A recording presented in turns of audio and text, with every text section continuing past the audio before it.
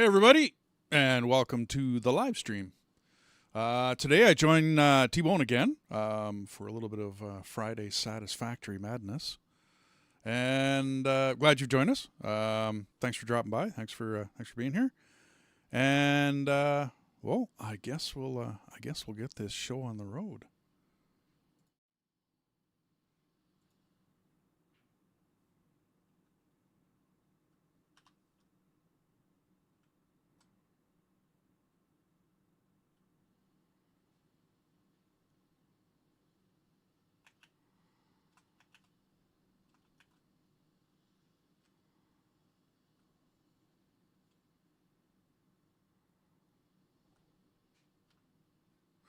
I'm just trying to find some place to drop off. I got a bunch of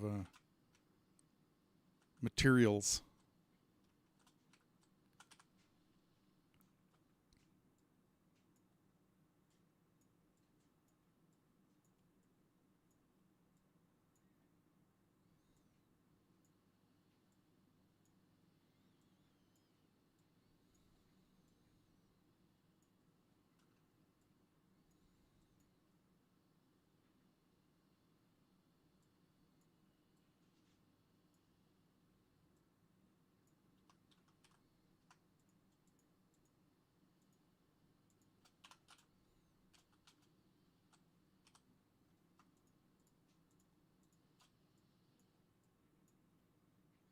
So I think the plan for today is to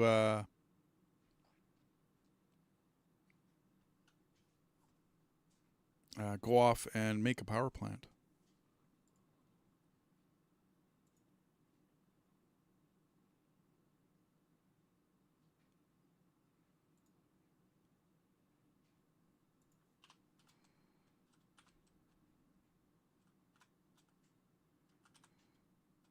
I got enough of those. Sorry, I'm just trying to grab materials here out of his mall.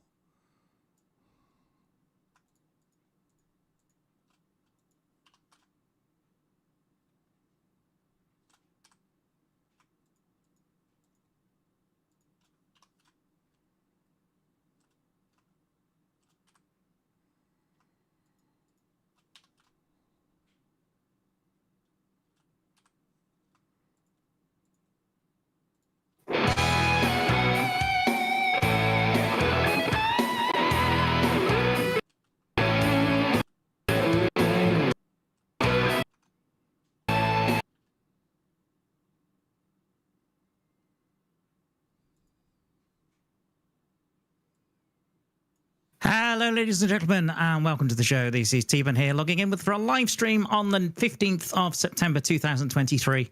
It's been a little bit sort of more cold and autumnal in the United Kingdom, and it's certainly getting to the point where, you know, I'm starting to think about shirts and jumpers and things like that.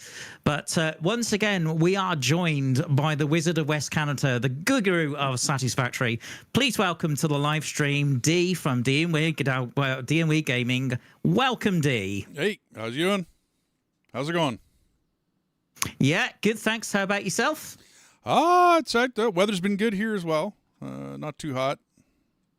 Yeah, because I know last time we spoke to each other, I think it was I think I was right in thinking that you were almost roasting in Canada, weren't you? Yeah, it was pretty good heat wave we were having.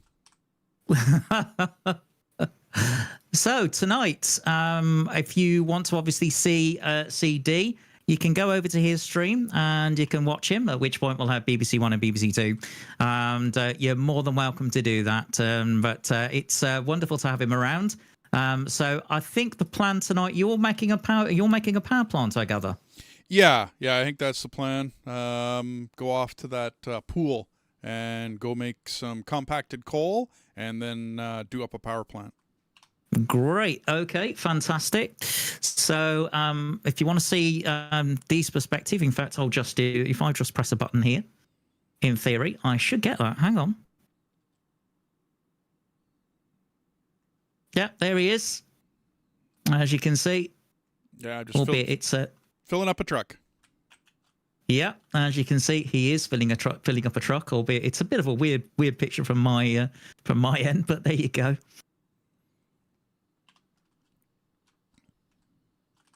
Right. So yeah, he's just filling up a truck at the moment. So you're in a at the moment. I've got you in a very tiny window in the top right hand corner. But if you want to see it properly without squinting at it, people do go to D stream. You'll be able to see it.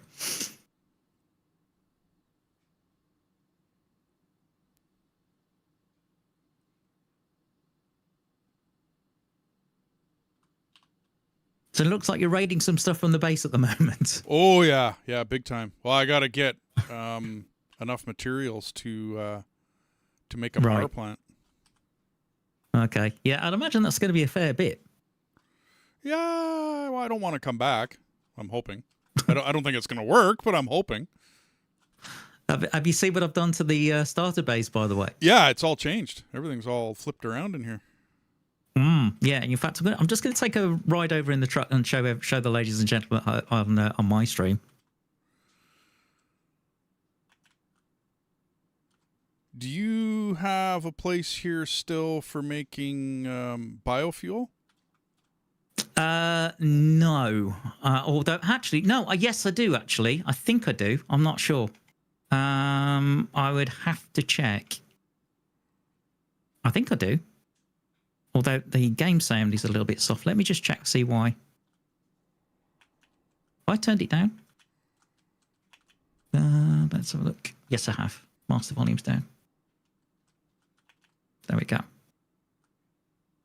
Okay, that's better.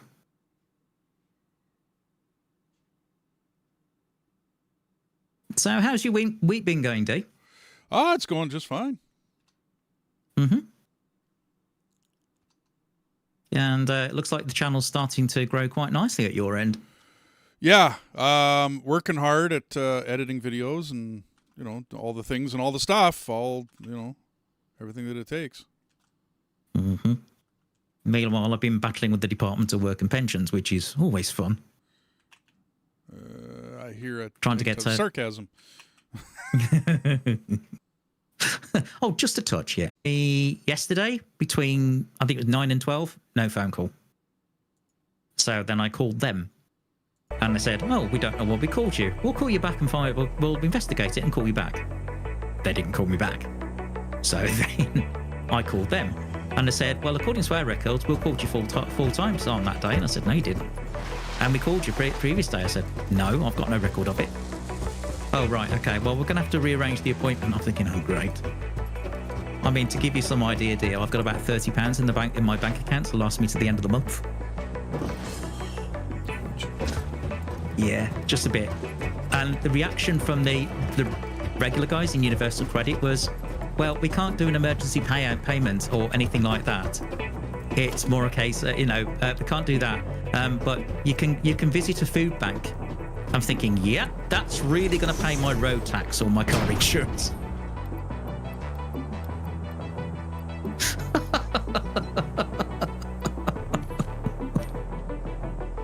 Genius. Yeah, they never seem to live in reality. It's kind of like politics. No, they don't. No, I think I've got to the point with politicians where I don't trust any of them.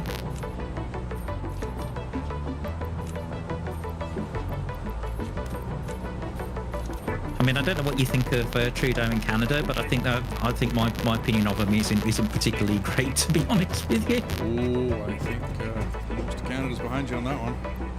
Mm-hmm. I couldn't believe it when he corrected somebody when they said mankind. He said no, humankind. I think, what? Why? What's wrong with it? Yeah, he actually changed our national anthem. Why? What was wrong with O Canada? I think it's all in all her son's command. It's part of the. I didn't pay attention to it. I rarely pay attention to him. Mm-hmm. So as you can see, this is the starter base. I've been working quite hard. So the starter base now makes pretty much everything. We've got reinforced time place coming in at 20 per minute. I've also got some rotors being made. I've got modular frames being made as well. It took a lot of upgrades when it comes to screws and slugs and everything else. I'm sorry to hear that Cooper, unfortunately, has not been sleeping too well, and he's gonna see where he can fix it. And but he said have a good stream. Well, in that case, yeah, that's a shame. In that case, well, I hope you manage to get some sleep, Cooper, and you can catch us on the replay. But you can also, if you have. I was just going to say, have a good one, Kuba. Yeah. But even if you look at the other side of the base, and you look at the belt lines coming in, I don't know if you've seen that, but I think you find that looks a little bit neater. It's almost like a main bus over here. Yeah, albeit it's obviously horizontal rather than vertical, with all the iron coming in. Wait till you see the main buses in Factorio. That's what they look like. Yeah, I can imagine. I can certainly imagine. I think I'm okay for materials. I did set up a chest by the podium there that you made. It just has a bunch of junk in it and nowhere to put it. So I just invented a chest for a storage bin. Put a bunch in there. Yeah. Fair enough. But I've spent multiple hours getting this done. So at least we've got materials being made. Which means there's more materials also at the starting base.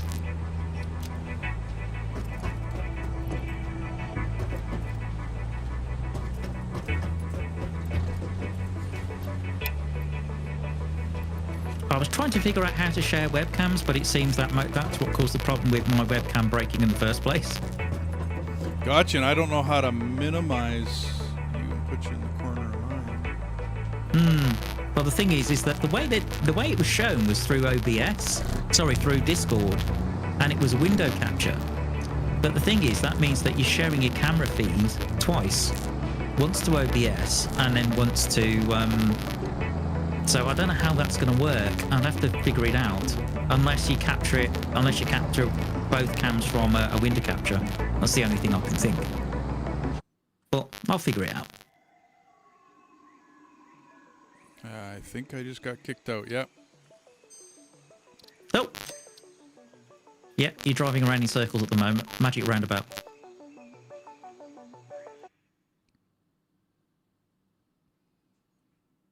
Hopefully you can get back in. Oh, yeah. In fact, for a minute, my truck just stopped. So that was weird.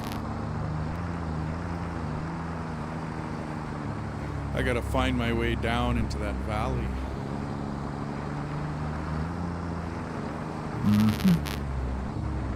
Are you talking the one with the for normal coal? Yeah. I know it's marked on the map. Oh, but I don't know whether Yeah, no, I know where it is. Just getting myself in there with a truck. Oh, good point. Because I know I modified I know I've done various bits of belt modification, but I don't know. Some of it I've can obviously put trucks into consideration of, but some of it I might not have done. What I'm thinking is I'm going to follow the crystal lines from your main base. Although you say... Well, I got an inkling that I know how to get in there from there. Yeah. Although you say the crystal lines, there was a show... I don't know whether you ever got... I don't know how much UK television you get in Canada. We get the BBC, not all of the channels, but like what you might call the one main BBC channel. Other than that, yeah, no, I mean, there's some English programming, of course. Like other syndicated channels will pick up the odd show, that might do well in, say, Canada. Right. Okay. Because you're saying crystals. There was a game show with sort of elements of adventure and that kind of stuff. It's called the Crystal Maze. I don't recognize it. Right, okay. But it had basically it had a team of 4 people, and they had to had sort of puzzle. It was a lot of different puzzles, and if you solved it, you get a crystal, which then gave you so much time in a crystal dome in order to collect tokens. And if you got a gold token, it would add to your total. If you got a silver token, it would take away from your total. But then it would mean that you could win prizes at the end of the game. That was the general idea. But it was, yeah, it was really good fun. They had these different zones like Aztec zones and futuristic and all that sort of stuff.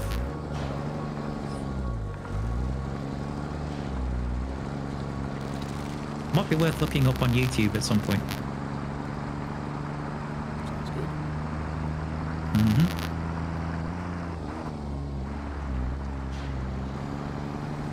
So I noticed you were streaming earlier on in the week. How did that go for you?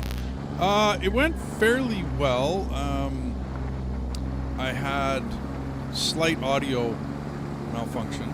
I had to drop a microphone off to a friend of mine because it didn't sound good on his end. So I gave him an old microphone of mine that was it works well. So we'll see how the next one goes. We figured we'd stream Sengoku Dynasty, which is another Survivor style game. It's fairly interesting, set in Japan. I just didn't want to add more work to my channel, which is why I figured I'd stream it. Yeah. I mean, recently I put a poll up on my channel on the community tab because when I did the Derail Valley Tuesday Derail Valley, I decided to edit out the countdown and the break in the middle. Okay. Just to compact it a little bit. But the problem with that is that YouTube then goes, well, you know that feature where we record the replay of your chat? Yeah, we can't do that because you've edited the video. So they took your chat out? Yeah, you can't get the chat replay.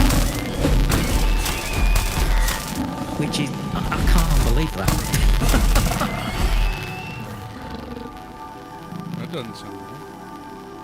Well, yeah, it's like, that's the way it seems to work. So I've put a poll up on my community tab, and I've said, okay, do you want the video unedited with the chat, or do you want it edited without the chat? I think it's probably going to come out as unedited with.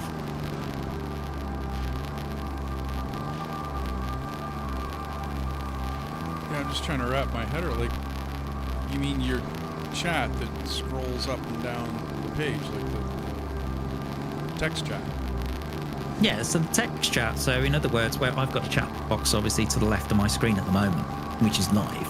But what it does is it basically have live chat replay. So it means when people watch the replay, they can see the chat in a separate window on YouTube. Fine.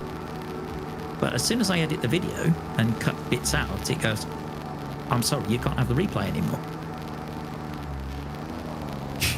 No, I don't get it either. Yeah, I'm trying to wrap my head around it. Doesn't make any sense. No, of course it doesn't make any sense. What I figured is I just put up a short timer at the beginning, and I'm not going to edit nothing out of this one. You know what I mean? It's they want to force the show. Well, I don't know what, like whatever. You know what I mean? It is what it is. It's skip ahead. You know, I'll put a chapter in there or whatever. Put a timestamp in there. And skip ahead. Yeah. Although Rod just said apparently we didn't say much, we mostly laughed at your mistakes. Thanks, Rod. Hi, Rod. He does have a point. Yeah. He does have a point. He does have a point, to be fair.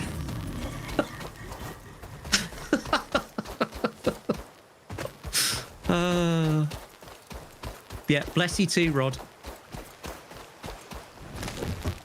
With your Lamborghini and all your millions of houses and everything else. Sorry, I couldn't resist. Well, his name is Rod Stewart. Yeah. In fact, there's another YouTuber called Colonel Failure, and every time, which I'm a subscriber of and a member of his channel, and every time he sees Rod, he actually says, right, so Rod's in the house with his toy trains, because apparently Rod Stewart has a train set.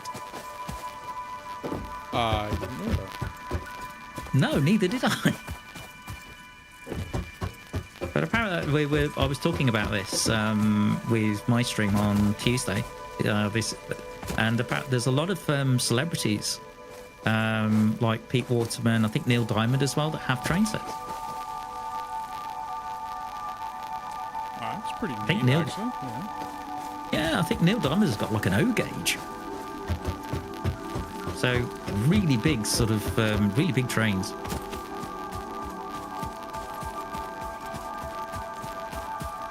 Although some of the biggest ones I've seen are actual working steam trains on like 7.25 inch gauge track that you can drive yourself.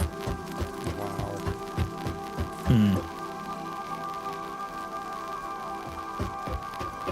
And they're fully engineered. You know, they're engineered properly. They're fully engineered. The detail on them is incredible.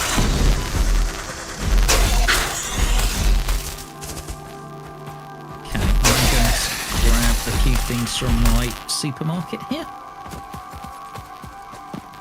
because one of the things I'm going to do is correct a mistake I made earlier. You don't make mistakes.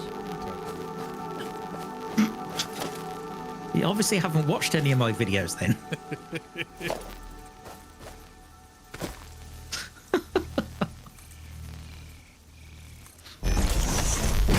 I don't make mistakes like not setting points correctly and crashing directly into some parked wagons, like those sort of mistakes.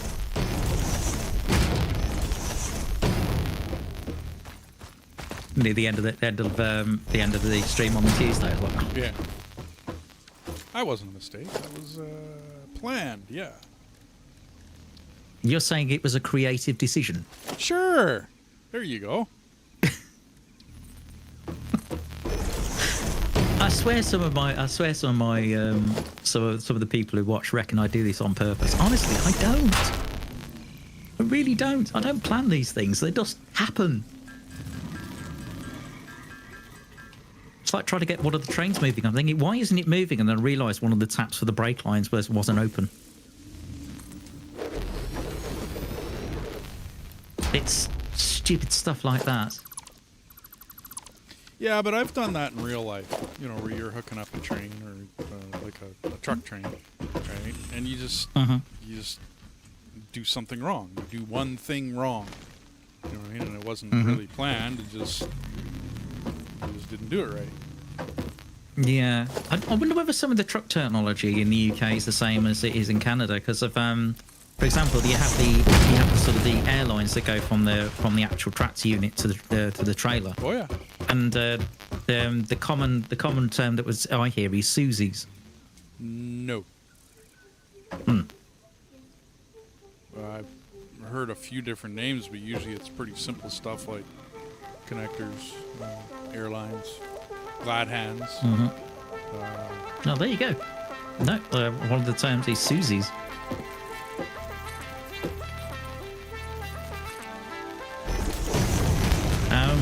I'm sure you're familiar with the fifth wheel, though. Oh yeah. Well, there's the fifth wheel plate on the tractor, and then the kingpin that fits into it from the trailer. Yeah. So one of the stories I heard many a year ago was somebody decided to play a joke on a new driver, and said, well, I've checked that truck, but there's a puncture on the fifth wheel. So the guy actually called out a tyre company to fix it. Only for the tyre company to come out, and the tyre company actually genuinely come out. Yep. So where's this puncture then? Where's this puncture in that fifth wheel? Yeah, no doubt. We used to play jokes, all sorts of different ones, but one of the biggest ones was go find that pallet of motorcycle doors. Oh, genius! And people would go do it. The other one was sailboat fuel. Yeah. Sailboat fuel. Did you ever say, well, go to the boss and to get a long wait? Go to the bus to get a long wait? Yeah. At which point the boss goes, wait here. And an hour later he says, okay, you're done. No. I'm trying to equate that into Canadian terms. That's not Canadian. A long wait, as in waiting outside, waiting for something. Yeah, it's no. I mean, I get it, but I'm trying to equate that to something in Canada. No. No, never happened. Wow. It was a common one in schools that happened.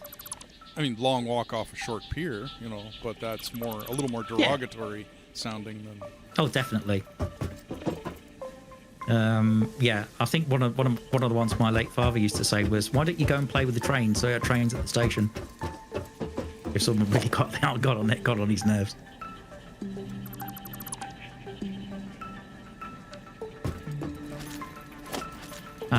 Although my father had all sorts of weird expressions, because one of the things that we had during the Second World War is we had people appointed, and they were called ARP wardens, so Air Raid Patrol.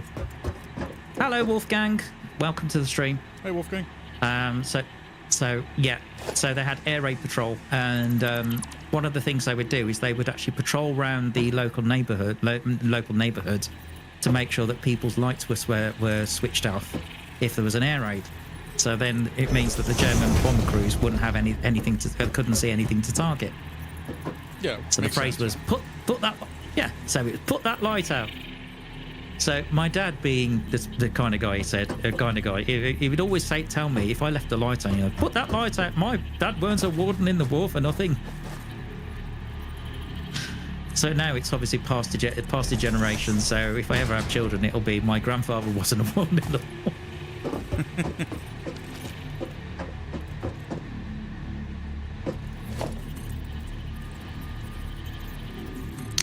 Oh, Wolfgang's got work tomorrow as a tram driver, I'm guessing. Oh, everyone's working. What's going on a Friday? Well, for a Saturday, what's going on?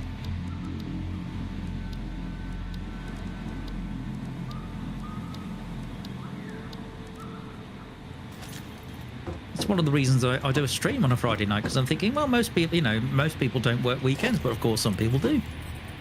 I mean, I used to for 10 years, and I must admit, I regret I didn't like it. Yeah, there was no days like truck driving. There was no weekends. Monday, nothing mattered. Days didn't matter. Hmm.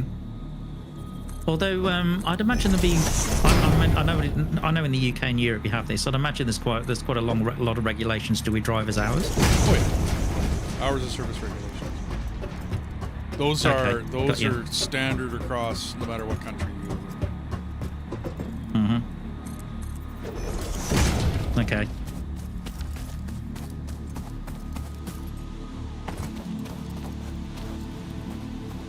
You didn't get walkways. What, from the awesome shop? Yeah. I didn't know whether I'd need them, considering it's a flat factory. Yeah, I'm just building. I redid your foundations in the basically the power plant section here. Oh, okay, cool. Well, so far you're doing sterling work, it has to be said. You've worked every other weekend for 22 years. Wow, Wolfgang. Yeah, I did it for 10 and I had one weekend off in 3. It was one of the things that started me I used to go to church regularly, and it was one of the things that sort of stopped me from doing it on a regular basis. For the simple reason that, well, with churches, they tend to have sort of like maybe a series where they'll do like the Gospel of John or Luke or a particular section of the Bible, and it's very difficult to have some sort of context. So as you go along, that was the issue I faced.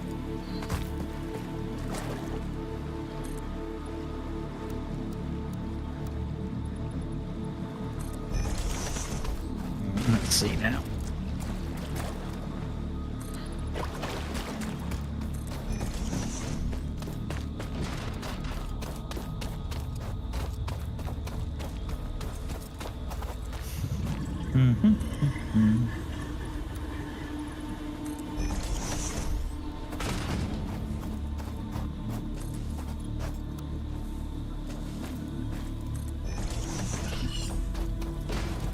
So at some point, D, what I will do is I'll give you, I'll actually give you a role on, because D's now on my own Discord, which was set up many years ago because he used to play Star Trek Fleet Command on mobile, and they asked me for a Discord server, which I did make, but it never really got built properly. But I made various roles in line with kind of Star Trek stroke naval sort of ranks. At some point, I will promote you to a particular naval rank. Oh, okay. It's more just for the fun of it. Oh, yeah, no. I was going to run my own Discord server, and I decided against it because it's a lot of work. Yeah, it can be. Certainly can be, you're right.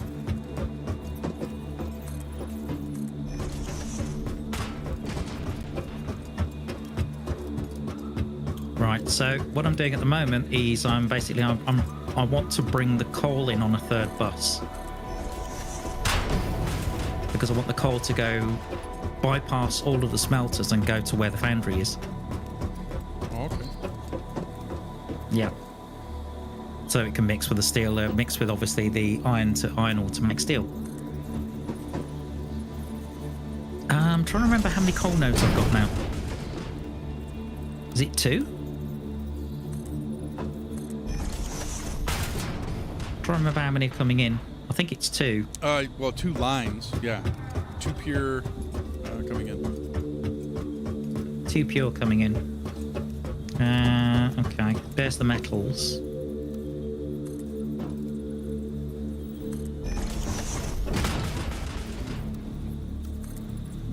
Okay, Wolfgang. So Wolfgang uses his Discord mainly just to post preliminary flight plans as he live streams Flight Simulator. I was looking at that on your channel.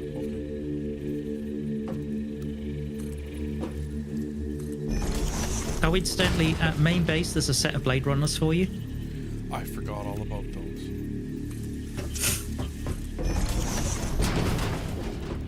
I don't know. I make these things.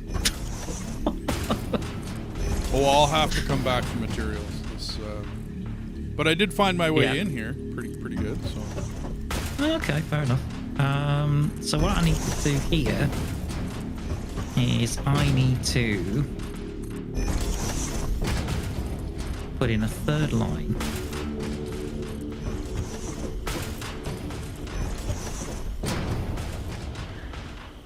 One, 2, 3, 4, 5, and 6.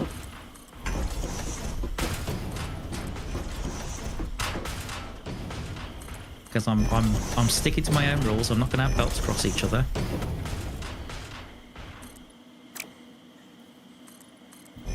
Right, so the top belt.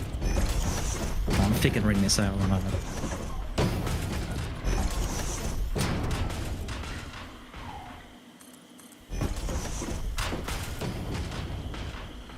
I sure enjoy that zoop function. Oh man, when they brought that in, I thought that's a brilliant change. Well done.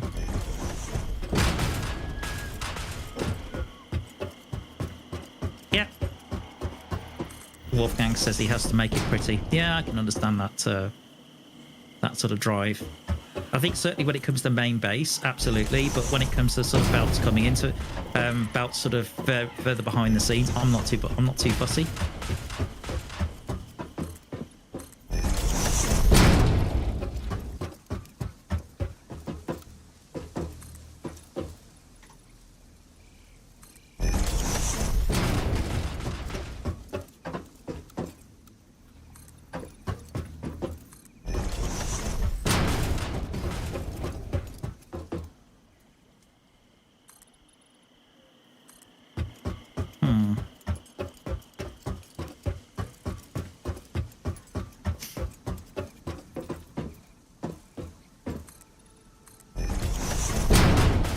See.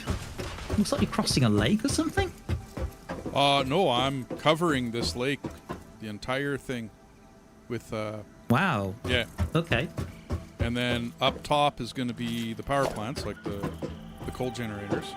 And then down below is going to be the pumping section, where everything pumps. Sounds interesting. Now, I'm still making that round building, just to show off round buildings.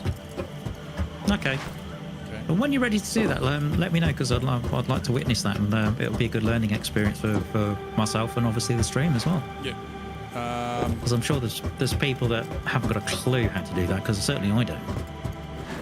Yeah, I'm gonna need stairways though. I hate to say it, because there's And no he's way. buying a stairway to heaven. Yeah, no doubt. But I can't go up a building. Do you know what I mean? Without stairways, foundations are not going to work for that. I wonder how many music shops actually have a sign that a guitar shop's actually a sign saying, "Hey, no stairway." All the guitar, because we're both guitar players. Or you're a trombone Well, player. you I'm are. a guitar player. So I've actually tested it over the years, and there are certain people that will stop you, like the second they hear, basically by the time you get to the third chord, you're done, right? And they're stopping. And then there's other people that sit back and listen to the way you play it. Because that's the problem, to me anyways, I think that's the problem with Stairway, is that everyone plays it a little differently. It's like they play it their own certain way. It doesn't sound good. I'd hate to agree with everybody that ever says no Stairway, but then it became popularized in Wayne's World and all the other TV shows, and Jack Black, and all the comedy and everything along the way. It is a collection of I think it's 5 very distinct chords played in a certain fashion. I don't know. I think they're great chords. I think it's Absolutely. I like to hear it played well, and I think the problem is, just like Smoke on the Water, nobody plays it well. Nobody plays it properly. Or very few. Yeah, I can understand that.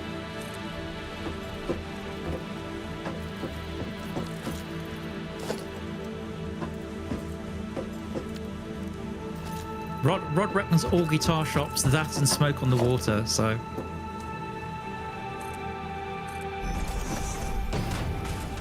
Although, speaking of music, guitar heavy music, I love things like Dream Theater, for example. Okay. But the guitar working. You listen to the line like John Petrucci playing. You think, blimey, incredibly technical and fantastic musicianship. But you think, there aren't that many guitarists in the world that could actually do that, in my opinion. Petrucci? No. Really? Nah. It's like, there's many others, but Flying in a Blue Dream is the guy's album. Joe Satriani is another one. The guitarmanship is, you don't get very many people that play that way. It amazes me how some guitar players don't make it anywhere, and then you see someone else get up on stage and they're just strumming and playing and singing, which some very simple chords, and yet they make it huge. Okay, nothing against the person that's making it. If you made it, you made it. You wrote a good song, okay. But the technical player who doesn't make it very far, or doesn't get into a band that's good or decent or all the rest of that, it just kind of it amazes me. It's like, okay, alrighty. I don't know why they didn't make it. Kind of confused. Are you sort of thinking about four particular boys from Liverpool by any chance? No, because you see, they had musicianship, so it makes sense why they made it. Like the Beatles, that made total sense. Those guys can play. Right? You look at chord structures within a lot of the Beatles music, and that's very well written stuff. Right. I'm kind of thinking of the more recent poppy type singers that are getting up there, and it makes me wonder how they make it when they repeat their music over and over. They got like 5 lyrics in their entire song. You know what I mean? It's just like there's no musicianship to that kind of music. I hate to hammer on someone like Kurt Cobain. The guy was he was a poet. Right? I mean, no different than Jim Morrison. He was a poet. But I'll never be a fan of Kurt Cobain's music. His lyrics, yes, like this, but it'll always confuse me as to, well, how did that guy make it? But garage band, Seattle, grunge, all the rest of that. And then there's Crosby, Stills, Nash and Young. It's a shame. Listen to different now, to the point where you start questioning: is there any craft? Well, Is it just overproduced, or is there any sort of melody or harmony? I was sitting in the living room, and a buddy of mine had one of those Yamaha Portasounds. I don't know what it's basically a keyboard, synthesizer, some very basic synthesizer settings, and then it had a drum pad on the front end of the keyboard. And we were, basically a lot of us were pretty drunk. And so there's no recording of this, so I don't know exactly how good or bad it sounded when it comes right down to it. But I was challenged because I said I made the same claim, there's nothing to the music these days, right? It's basically with a with a melody put on top of it. And it's basically they're relying on ostinatos, they're relying on some very basic music theory to do what they're doing. And because like you can do it, and I'm Dave was the buddy of mine. I said, Dave, pass me your Portasound. And within seconds, I mean, at the time I was going to the Royal Conservatory, so I was a little more musical at the time. But or a little more brushed up on it, whatever you want to call it. Well, anyway, so I made this little and then I, put and 3 of the people sitting in the living room, "Yo, you're awesome, man! You did." I'm like, you didn't get it. That was so simple to do. Now, to me, the artistry comes into the words. I mean, I'm not an Eminem fan. Okay, nothing against him, right? I'm just not a fan. But I do know that he has one hell of a lot of talent to be able to do his the freestyling that he does. Right? I mean, I could never do that. There's no way that I could ever freestyle rap my way out of anything. I mean, even if my life depended upon it, I really doubt I could do that. And yet, if you've ever seen Eminem do that, it's just amazing what that guy can do. Okay, so there's talent. But to put down a drum track that somebody else already made, to take an ostinato and slow it down or speed it up, meaning, you know what an ostinato is. That's going to be sort of like a sustained sort of bass on it's a sustained bass. Is it on a particular on a particular note, isn't it? Well, it's a sustained group of notes would be the very general, and it's usually done in orchestras, and it's usually done by the backup violinist or the violist, right? And it's very basic. It gets done all over and all the time. And Katy Perry was in a really big lawsuit because she supposedly stole an ostinato from, this person or that person or whatever. And it was a rapper that she supposedly stole it from. Okay, well, she didn't steal it. Okay, that ostinatos have been played for centuries, long before pop music ever decided they were going to try to, use it and whatnot. Well, anyway. So, big lawsuits and all the rest of that about a grouping of 4 notes. I mean, how do you copyright 4 notes? I'm a little confused. But I think there was one. What was it? Sam Smith. I think that was the most recent one. Because he released the song and it sounded a little bit like "Let's Get It On." Ed Sheeran. Ed Sheeran. That's it. And he won his case because basically it's because in essence there were so many songs based on that chord set. Yeah. And this is the thing, you know. Have you ever come across Axis of Awesome? No, don't recognize that one. Okay.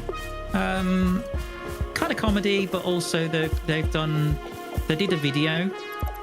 This is a while back, and basically they did a video of all these different pop songs that were based on the same 4 chords. Okay, yeah.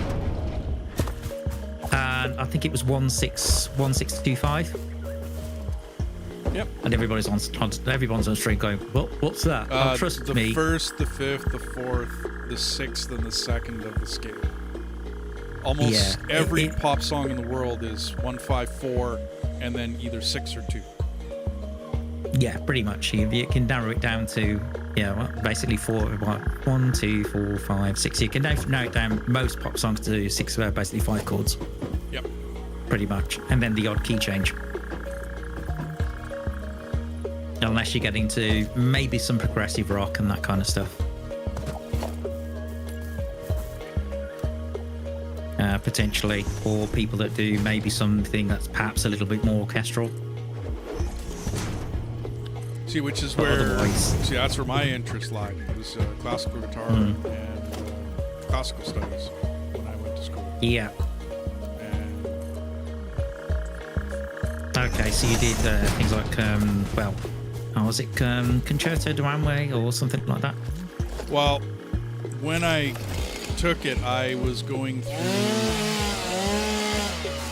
our Royal Conservatory here, and I was in structured courses, but because of my work schedule, I wasn't taking full-time school. I wasn't in like a bachelor program. What I was doing was I was just taking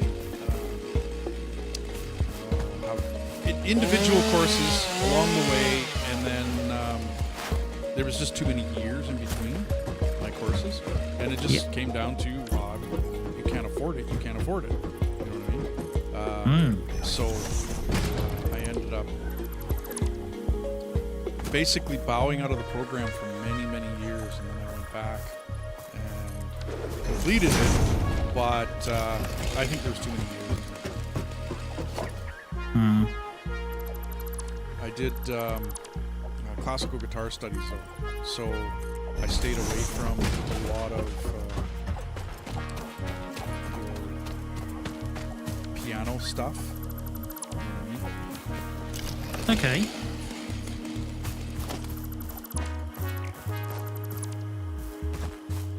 I was thinking about Rodrigo's guitar concerto. Rodrigo, sorry. Trying to remember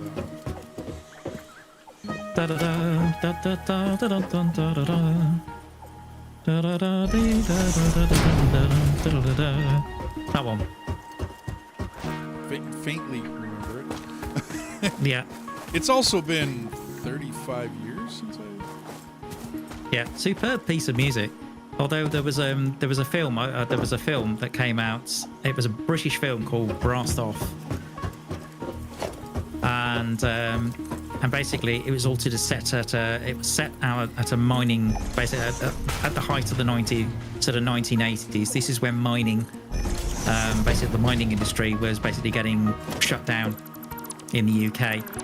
But they had a lot of the coal mines here had brass bands. And there's a whole scene to do with brass bands and competitions and everything else. And they had an arrangement of it for solo flugelhorn.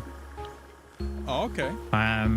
But that movement, because I think it's called at that moment, I think it's called something like Concerto d'Amore at that point. And typical Yorkshire, they said they went Concerto de Orange Juice. Concerto de Orange Juice? It's what they called it. Yeah. Beautiful piece of music,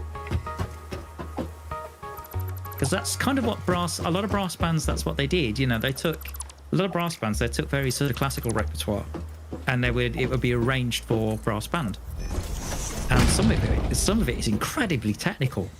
Very technical indeed. The musicianship at sort of high competition level is unbelievable. I mean, I played in brass bands for a little bit, but I prefer playing more amateur brass band than competition brass band. I'll be honest with you. I got you. Because, well, first of all, they have a bit like sport. They have leagues. They have leagues with brass bands and in various divisions and all that kind of stuff, depending on what part of the country you're from. And they have competition. They hold competitions every year, and every brass band has to play the same piece, same pieces in order, or same piece or pieces in order to be judged. Which I must admit, I'd had to be an adjudicator on a brass band competition. Can you imagine listening to the same piece 20 times? Yeah, no. Yeah, exactly. But I remember playing in a third section band, and so it was like Division 3. And there was one point, I think I was playing like second trombone, and there was a point where there was just a series of semi-quavers or 16th notes. So just very rapid, like da da da da da da da da da da da da. And I think there was something like I think there was a point where it had to be accented, like on the second semi-quaver, in that measure on the second beat or something. And he stopped the entire band and actually basically reprimanded me because he said right. He said second trombone, yeah, section B, yeah, bar 3, yeah, second beat, yeah, second semi-quaver. That should have an accent. I'm thinking, for goodness sake, dude, uncool. Well, first of all, that's an incredible ear. That out? Yeah. Of whatever was going on. I played stage band back in school. I played saxophone for quite a few years. And I've had good teachers and bad teachers. Mm-hmm. And the best one, I mean, he had an incredible ear. He was a trumpet player. Incredible ear. Hated my guns because I was a freestyle player. I really was bad at basically learning skills. I was just horrible. Okay. Whatever. My brain at that time was not wrapping itself around scales. And scales is everything in music. I hate to agree now. It's sort of rudiments, isn't it, really? Well, I mean, scales are scales. I mean, basically everything in music is built on scales. So if you're not practicing or doing your scales, you're not going to be a very good musician. I mean, I hate to agree with my music teacher on that one, but he was right. It is what it is. So, but yeah, he was giving me a really hard time. So I pulled what I can now call a Lisa Simpson, and he gave me a hard time. Told me to go to one of the sound rooms. Yeah. Yeah, get out of here and go sit by yourself. And I went in there and just way up on the sax. I was told later that the sound room wasn't all that soundproof.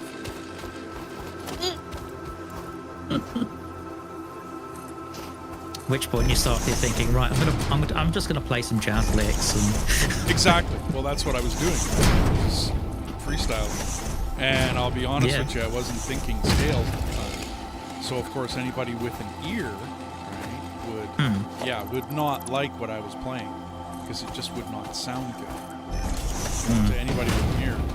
But if you were a jazz, whatever, like your jazz, you would have liked it. Because, it sounded pretty decent as far as jazz goes.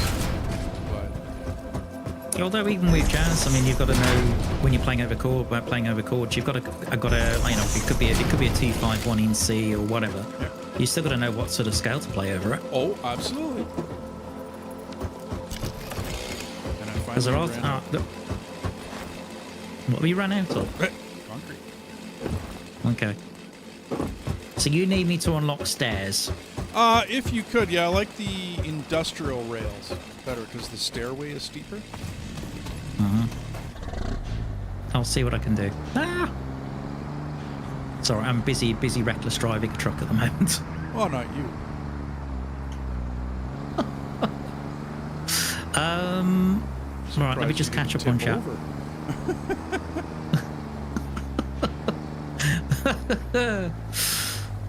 I thought that was an achievement. Well, sure. Yeah. Seriously, they should have ratings like Tony Hawk skating and that kind of stuff. Like an S tier sort of trick that you can do in a tractor.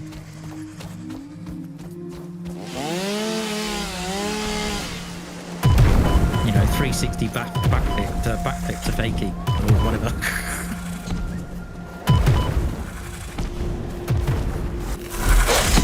Wolfgang says he loved Smoke on the Water, but he's apparently said I should listen to John Osborne of the Brother Osborne. I don't know. I'm not familiar, Wolfgang. I'll have to look him up. Yeah, no doubt. I was thinking Joan Osborne. It's No.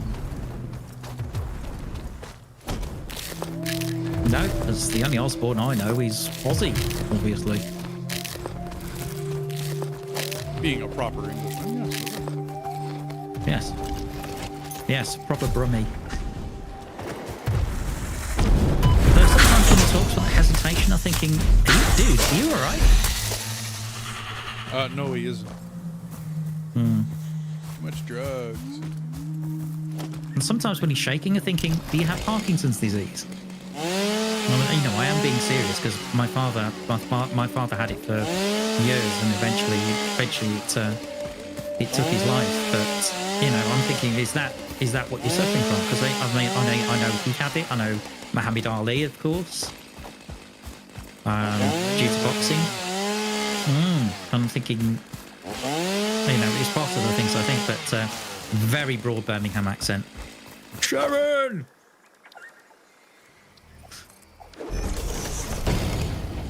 Can you make me a cup of tea? It's that sort of stuff. Yeah. I watched the Osbournes once, I think. Like the actual TV show. And just like the Gene Simmons one, whatever it was that he did. I forgot. Yeah. There's quite a lot of concrete at Maine. If that's closer to you. Yep, I think so. Because I did a lot of shopping trips. Ooh. Sorry, I've just seen a beam sort of rear up on its hind legs. It's a weird thing it does.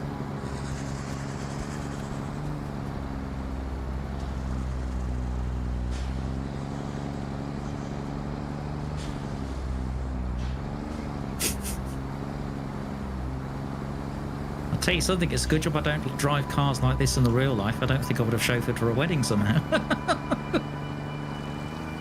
Yeah, I don't think they would have called you. No. No, You not would have really. been mentioned and everyone would have said, no, you can't call him. Although I do feel sorry for them though, because I mean, considering the flight was due to leave at 3:05 and it didn't actually take off till 8:10 at night, and they're flying 9 hours to I think it was Nashville, Okay. and then I got a 3-hour drive up into a cabin in the cabin in the woods in the middle of nowhere. I was thinking, that could be an interesting experience. I wonder whether either of them have driven on the ride.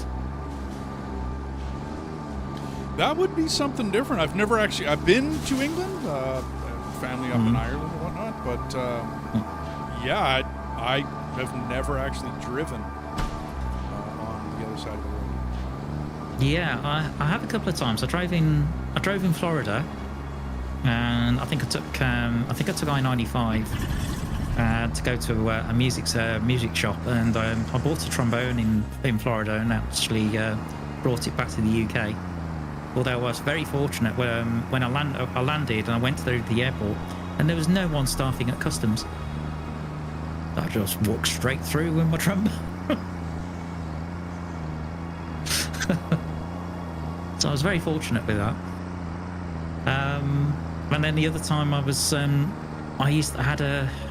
for a while I was dating a New Yorker. So I did some driving in New York, including sort of like Manhattan and that kind of stuff. That was tough going. I actually went to New York and, on the express purpose of driving New York. Okay. Like, I wanted to, bucket list, right? Ride the subway, like ride the New York subway.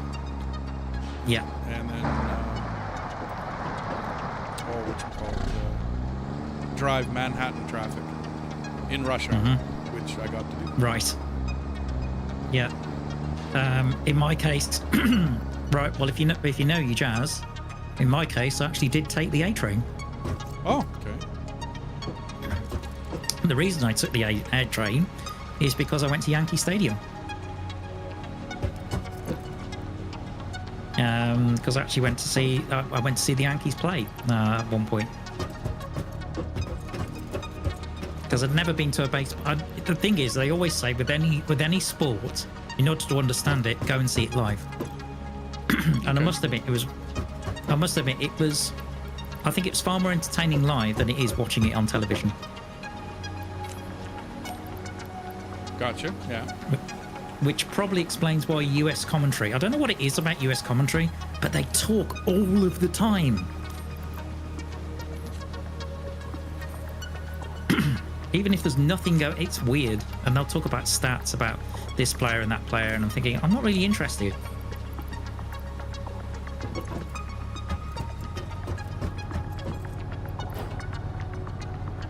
Maybe it's me.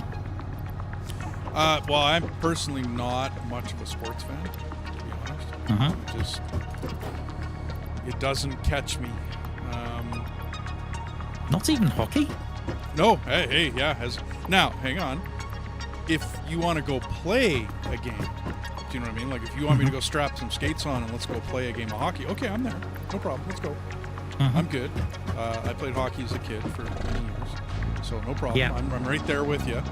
But to go watch a game, the best game of hockey I've ever seen was at a community league I used to live right beside in Northern Queensland. And it was just a collection of guys, nobody special, nobody that makes millions of dollars and whatnot. It was just a bunch of guys, but it was one of the most exciting. I mean, it's just exciting. It was honestly, it was great to watch that particular game of hockey. A bunch of guys got together, decided to play some hockey today, and da-da-da. Nobody filmed it. Nobody was playing, for the money or for the whatever else of it. It was just a game of hockey, which is refreshing to see. Yeah. Although for me, even though I'm an Englishman, I must admit, sometimes I'm completely confused by cricket. Yeah. Particularly when it comes to test cricket. Because with test cricket, basically the match lasts 5 days. And even then, you could get to the end of the 5 days and there's no winner. Wow. Yeah. You can end up with a draw.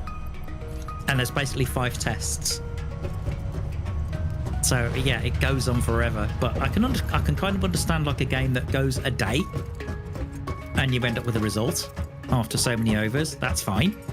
But a game that goes that long and you may not even have a winner. Oh, come on, guys. Yeah. Figure out some rules. So that... Oh, there's rules to it.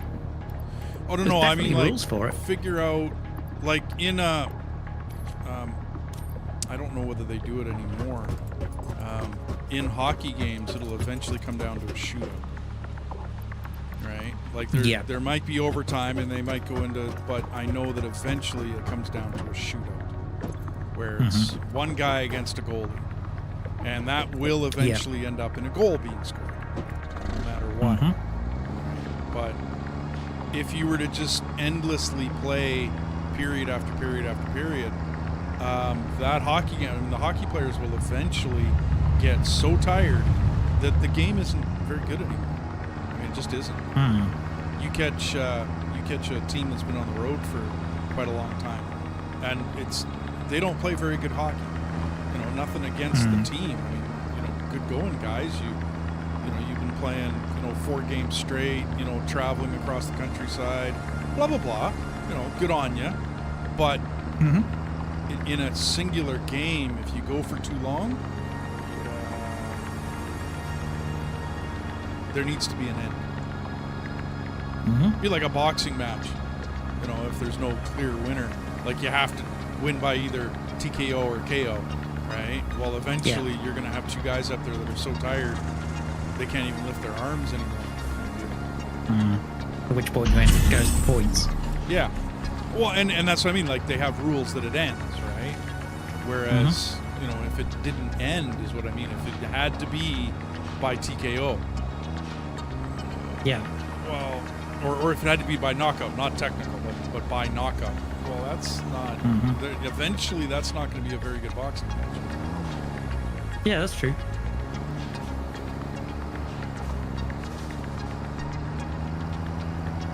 Mind you, with us, it's always because I think the national sport here has to be football, or what the Americans would call soccer. Yeah, you guys get a little nuts about just like we get nuts about our hockey. I tend to make for me, it's more of a passing interest. I'm probably more likely to follow the national team, particularly when we're doing reasonably well. Although we're famous for not doing very well when it comes to scoring penalties.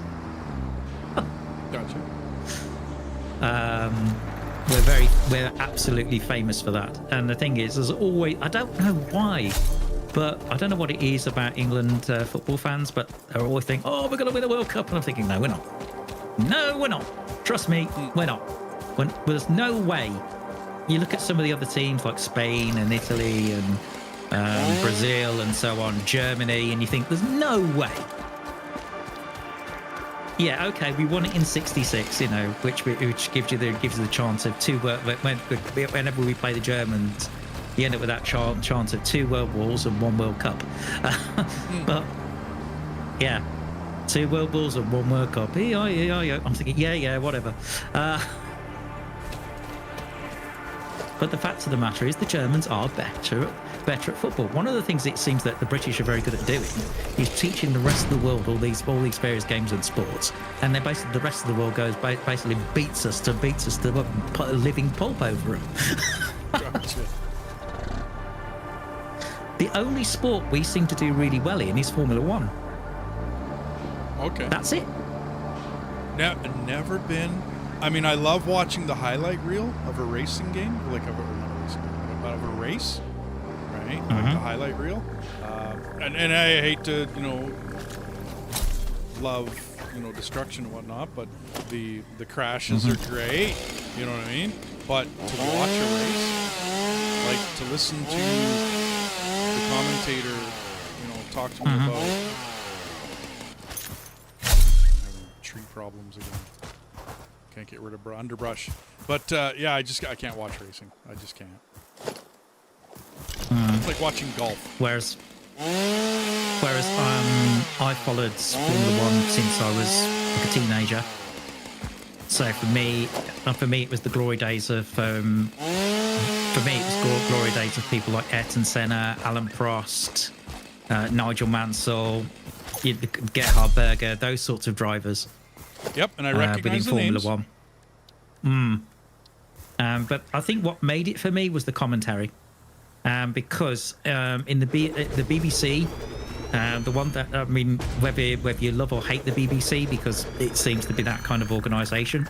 The thing about it is, when it comes to the commentators around that time, they picked some fantastic ones. So one of them was James Hunt, which was an F1 world champion.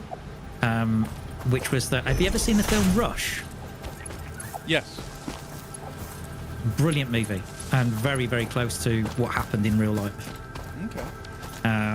Yeah, particularly Lauda, and how hard he fought to actually get back into the race.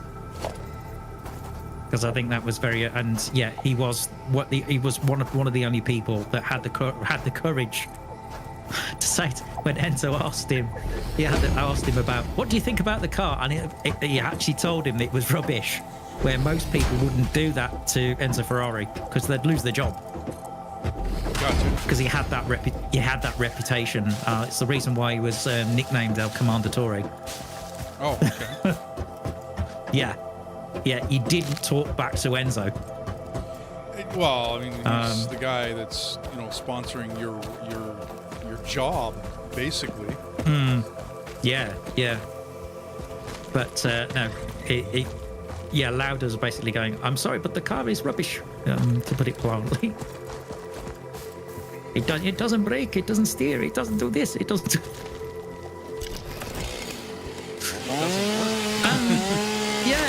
Yeah. It's a bit like the moment, because it's a film I need to watch, because I don't know, have you ever seen Office Space? Why, there's the TV show. No, not The Office. There was a film called Office Space. Yeah, okay. Yes, I have seen it. Mike Judge. Yep. Directed by Mike Judge. Because there's a point where the main protagonist, he goes to a therapy session only for the person who's giving him the therapy to basically die of a heart attack before he wakes up. So he ends up being sort of taken home by his girlfriend, and he's supposed to work that weekend.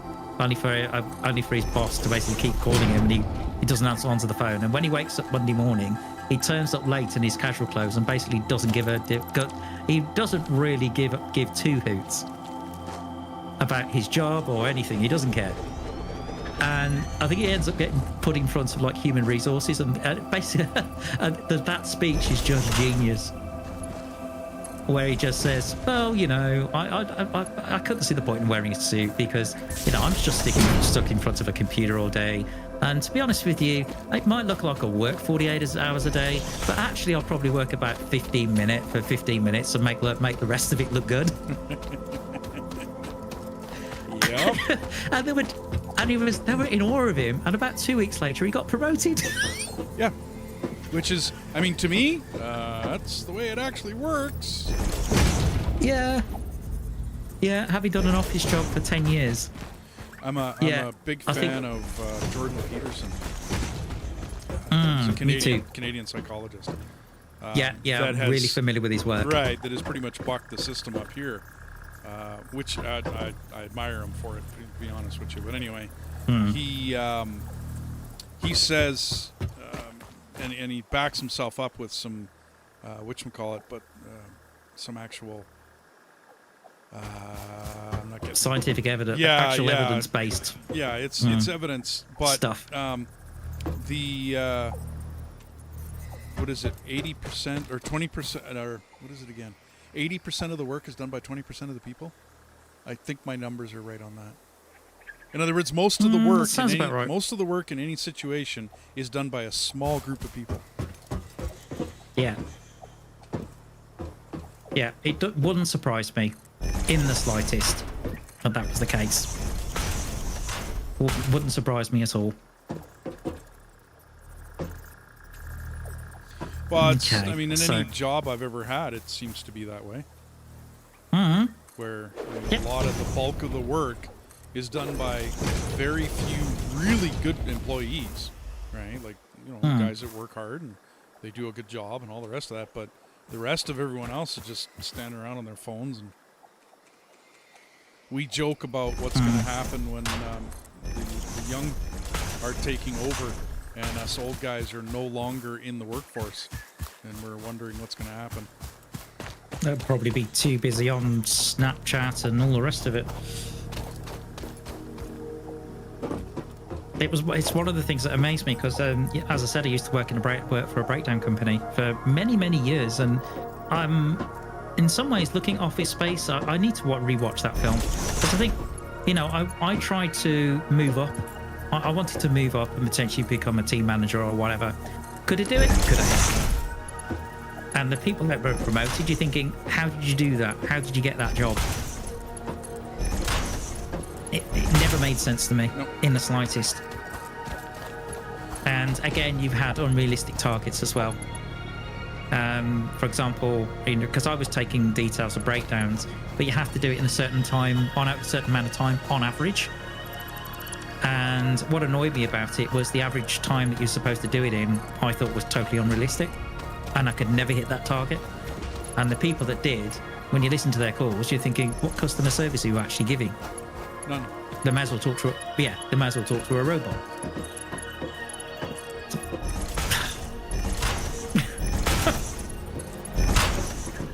I don't know. Is it me? Maybe it's just me. Well, it is what it is, right? I run into many situations where I'm looking at the person that got promoted, and it's like, how did that work? How did you get promoted? Yeah, too right. You do start wondering. So, in some ways, I don't know. I mean, yeah, it was a great place to work in many respects. It's probably one of the best employers I've had. But at the same time, sometimes I do think to myself, did they really value me as an employee, or was I more just an employee number to them? And, that does bother me a little bit. Oh, I learned long ago. I'm just a number.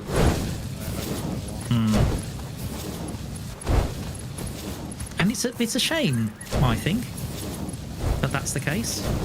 I've worked for some very, very good ma and pa's, like where it's privately owned. You know what I mean? Where it's... Yep. I've worked for some really good ma and pa's. I enjoy working for those a lot better because the appreciation is there. You know what I mean? You're not just a number. And then I've worked but the problem with ma and pa's is that you could, basically not have a job tomorrow. You know what I mean?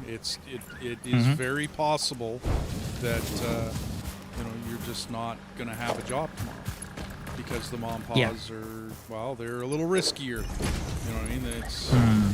And then I've worked for some that are, large companies, and I'm nothing but a number, but I know that tomorrow I'm going to have a job. Yeah. Because there was, mind you saying that there was a series in the 1960s.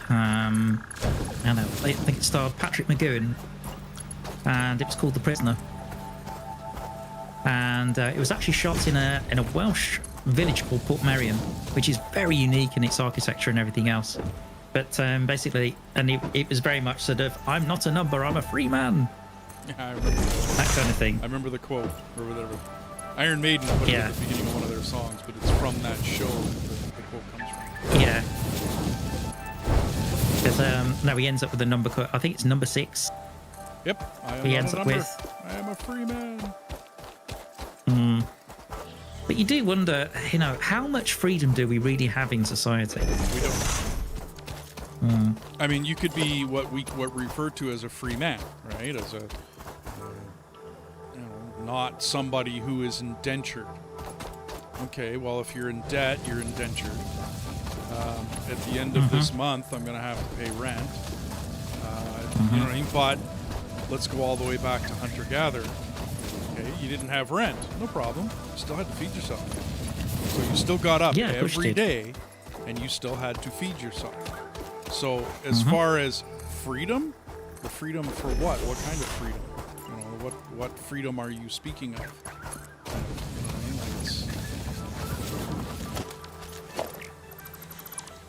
mean? Yeah, absolutely.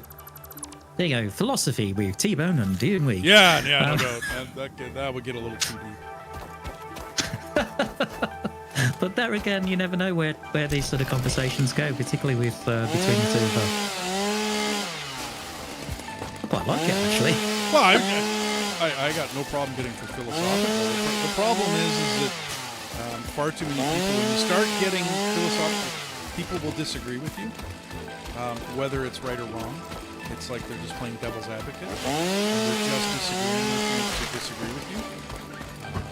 For many different reasons. It doesn't matter whether you're right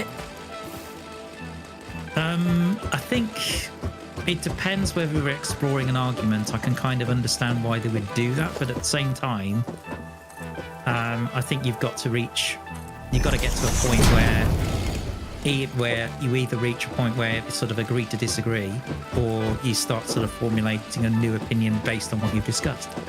Yeah. See, I'm with you on that one. Yeah, I love to formulate new ideas and come up with new stuff because I'm not the end-all be-all from. I got a lot to learn in this life yet, but it's when I have to put up with someone else's arguments and they don't hold water. And try to explain to them that okay, but your argument's not holding water, and they just don't.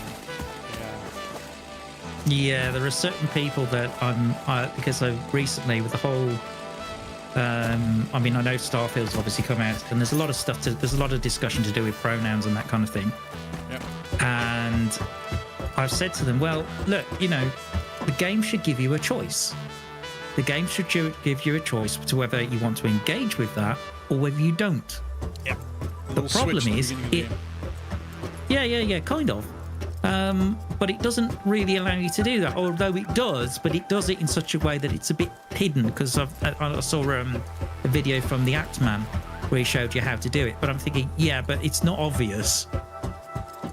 It's not like a great big massive toggle, and when somebody tried to modify it so they didn't have any pronouns in the game, the person on, I think it's, was it Nexus Mods, basically got banned for it. Yeah, I heard that. I think, why?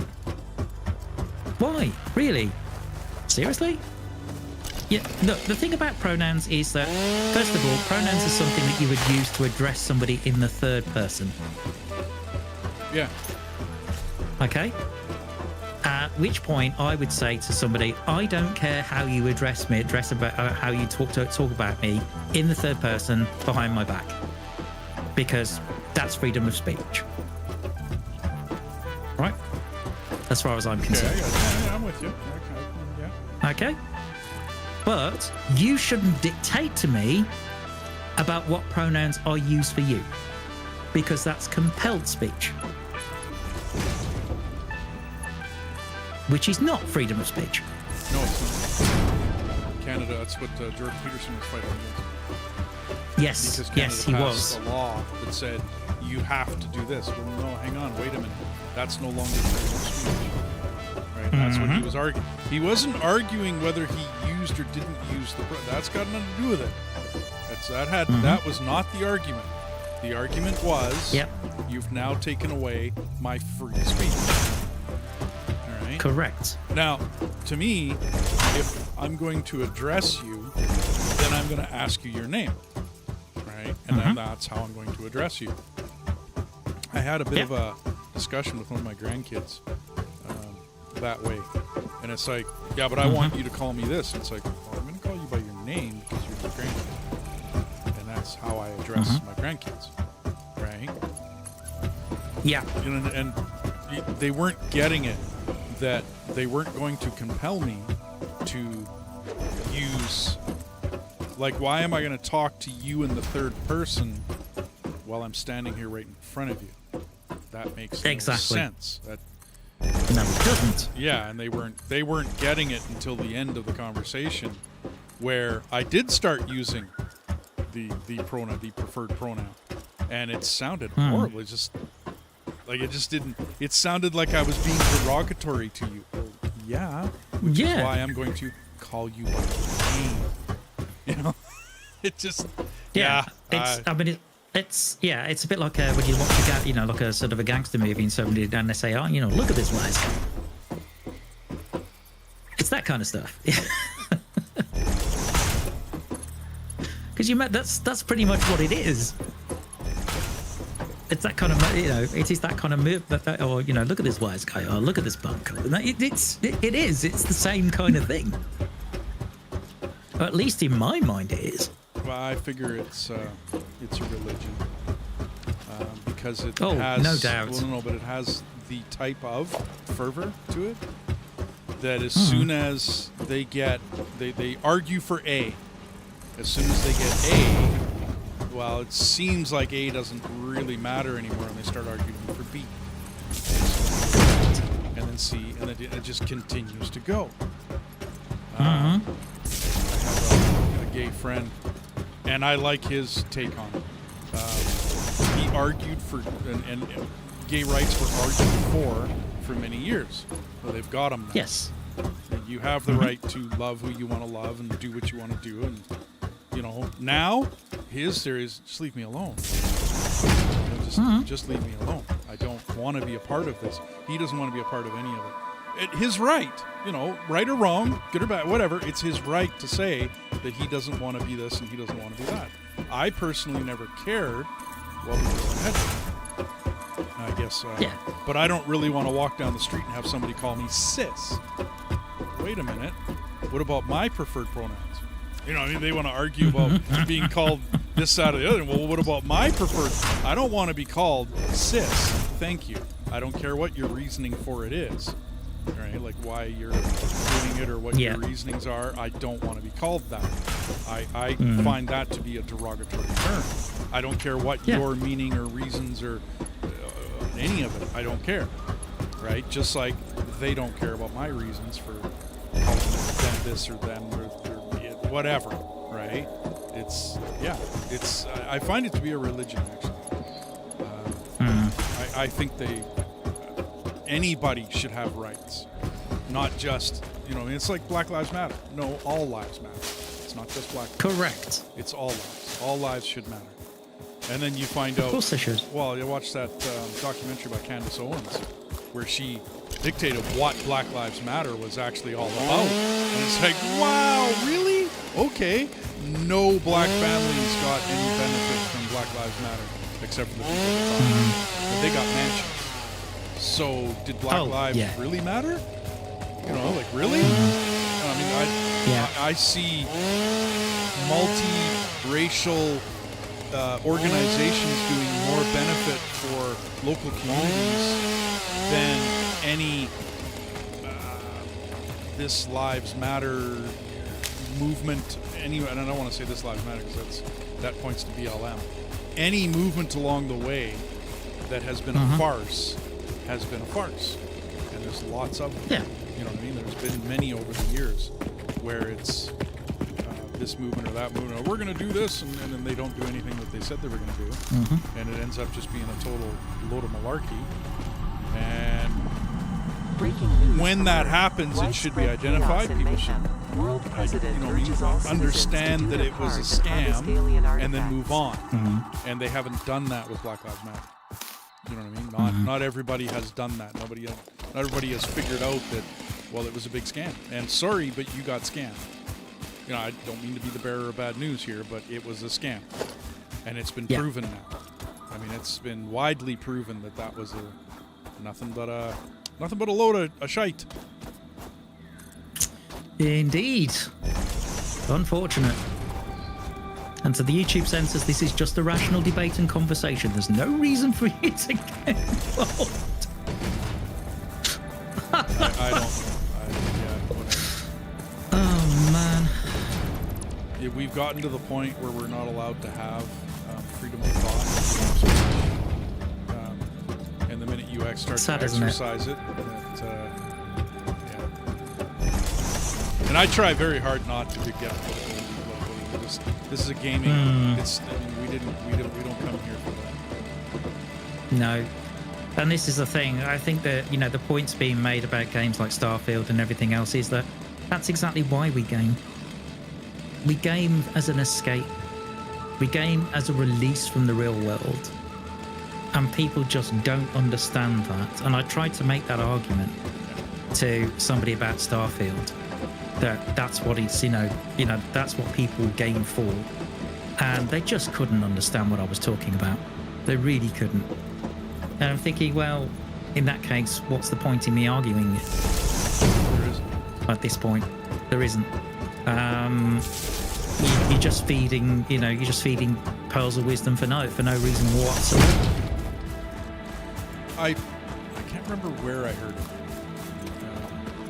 When would be about 20 years ago when the internet first started to really hit, like the Internet of all things, right?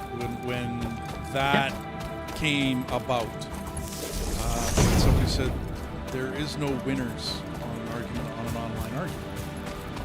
And at first I tried to argue and say, what do you mean? I can argue my point. It's like, yeah, but did you win?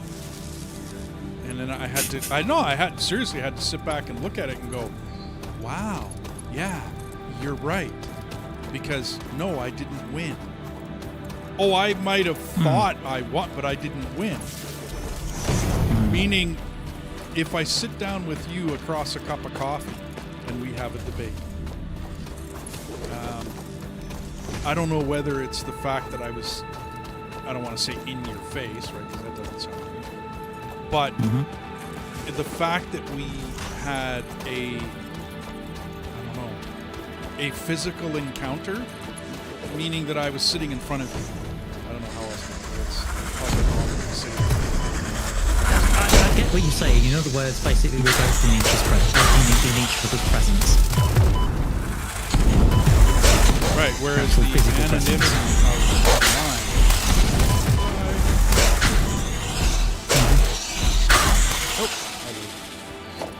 online. But whereas the anonymity of online, right, there is no, you got no skin in the game. Like there's no, I don't know how it's. I'm saying it the wrong way. I'm not coming up with the right. I'm not an eloquent person. Never have been. Nor do I care to be. But I think sometimes you lose the airs and graces and some of the pleasantries that come with actually talking to somebody in person. Yep. Well, it's to a certain degree. To a certain degree. And I mean, I had to agree with the guy. Right? I mean, I think it was over IRC. I do believe back when we used to use MIRC, Internet Relay Chat Networks and whatnot, to converse with each other, because there was no World Wide Web back then. That just didn't exist. So we had, limited means of communication when it came right down to it. But yeah, I had to agree, because you're not face to face, because somebody can leave arbitrary chats in places that don't really matter.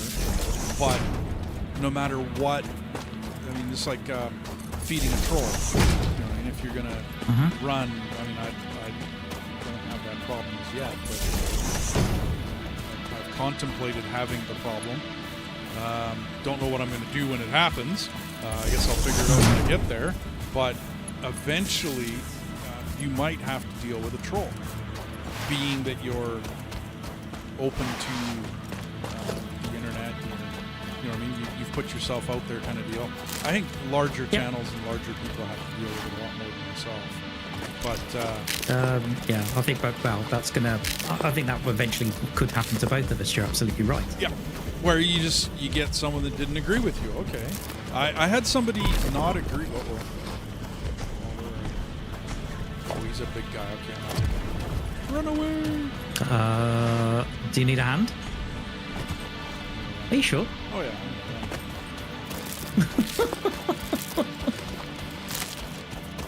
You got this sort of attitude of just, I'll do it by myself. It's fine. Well, I'm so used to playing the game by myself that it's, you know what I mean?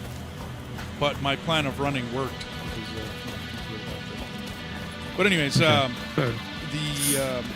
had a guy disagree with the way I do my balancing system. Okay, I use balancers a lot, especially in my newest playthrough. That was the plan, was to balance everything, to have it no matter what the input and the output were, so that I don't need to. All I have to think about is the big number. What's the total? The total is 1,000. Okay, I can use 998, right, and not have a problem. The belts will always be backed up.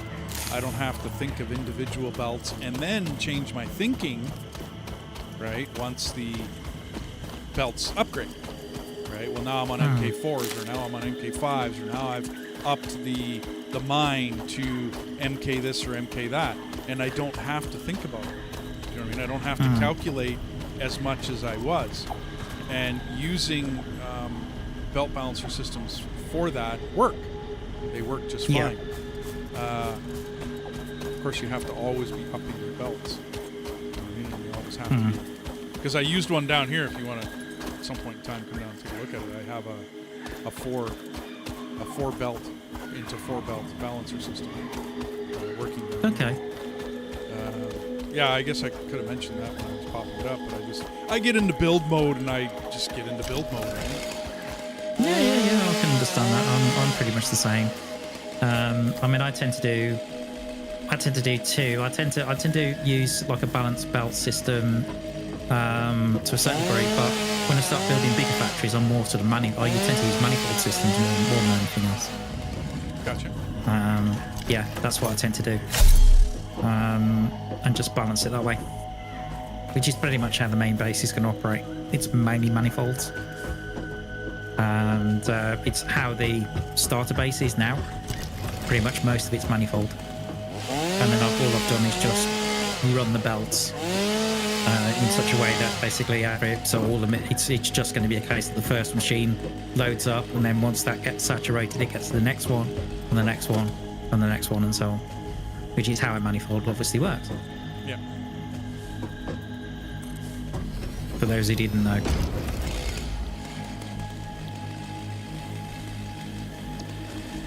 No, unlike last week, chat is very, very quiet. Yeah, there's not very many people watching it. Which is fun. Well, you never know. You never know. I mean, I had somebody come in, subscribe to me on Tuesday, and they're just watching the background, and that's absolutely fine. There's nothing wrong with that. You know, I do have viewers who do that. Yep. I'm cool. kind of that way myself, just because while I'm doing stuff around the house, I mean, I am watching or I'm listening to your stream, and if you do something interesting, I'll come back and watch or whatever. Lots of different stories, reasons, and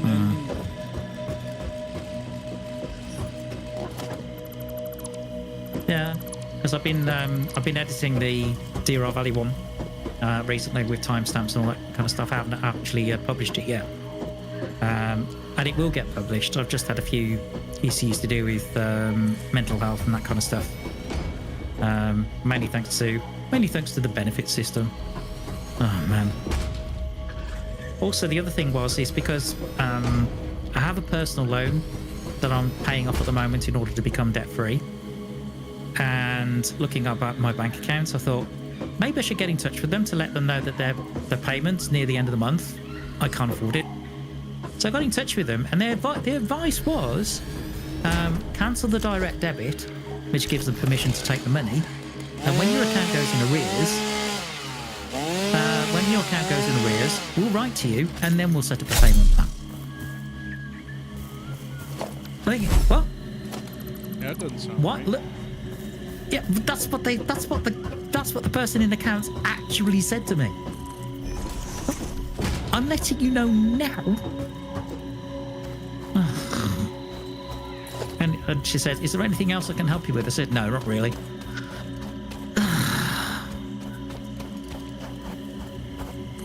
It does make you wonder. Why would you set it up that way?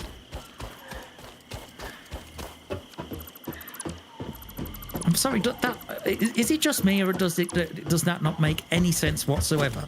Oh no, it doesn't make any sense. That's that whatchamacallit video you sent me about the battery in the Canadian Tire.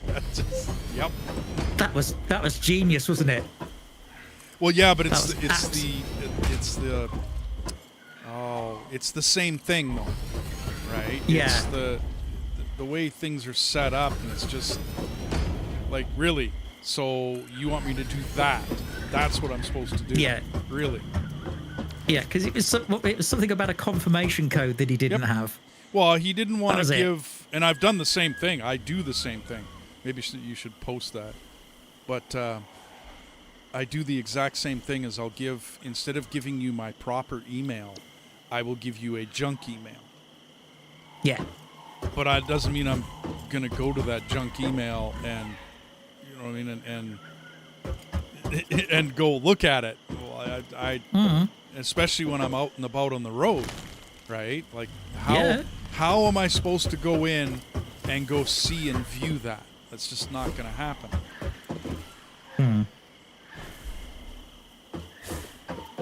But no, it's Klaus is a very interesting guy, because he also covers. He's got a channel that also covers World of Tanks. And it's the same kind of sense of humour that he applies to it as well. But the stories about his father are just hilarious as well. Gotcha. But yeah, I think I'm definitely lagged. Oh no. Yeah, my builder thing is sitting in front of me here. Hopefully not lagged for too long. We'll see when I get caught up with myself. I'll have some coffee in the meantime. Don't blame you.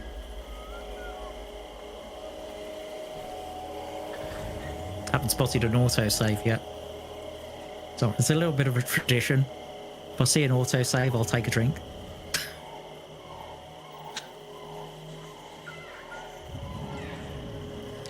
I might have to log. My my builder hand tool is sitting in front of me, and it's just kind of hanging. Okay, that doesn't sound good. There. Yeah, no doubt. Well, that's a shame.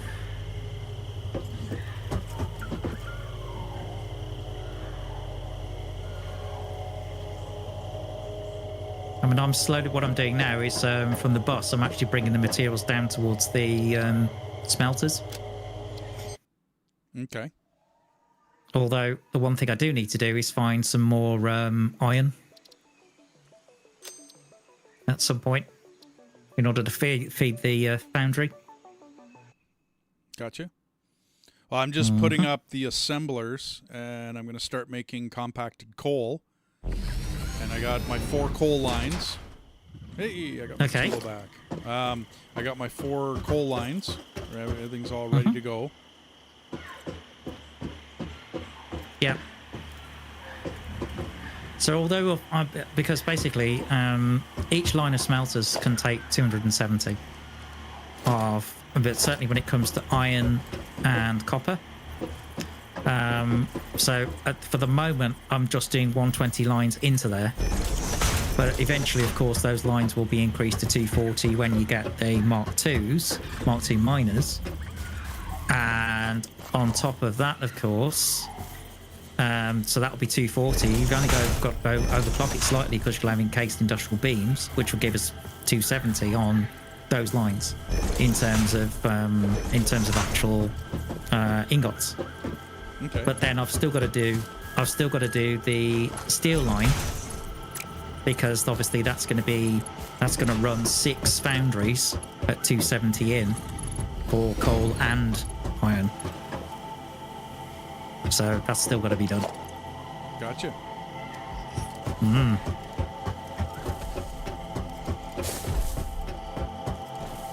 See, there is method to my madness. Oh, there's always method to madness. You may look at this, you may look at the factory and go, whoa, how does this work? But trust me, it works. I think Factorio is going to be interesting as you teach me. Yep. That's like I said, that's where like the whole main bus idea. Which is what I was searching for when I started playing this game. Right? Like, how can I redo that? And you can't. Not the way Factorio's done. It's a different game.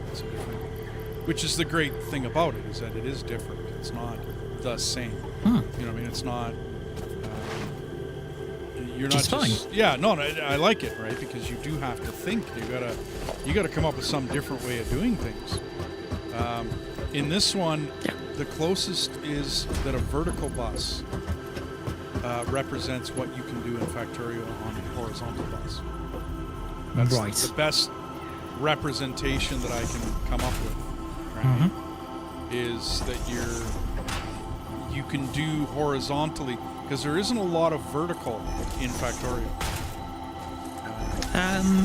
Makes sense considering it's top down though.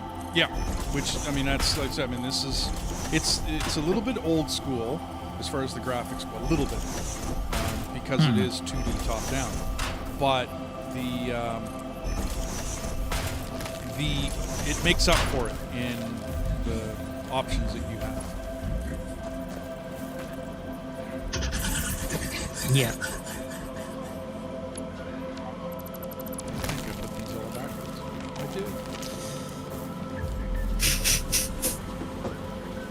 You know what I'm going to say to you, don't you? You had one job.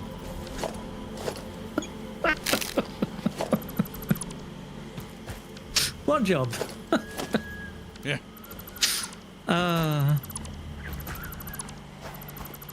Let me ask you. I mean, I know eventually we're going to end up with building quite a big factory.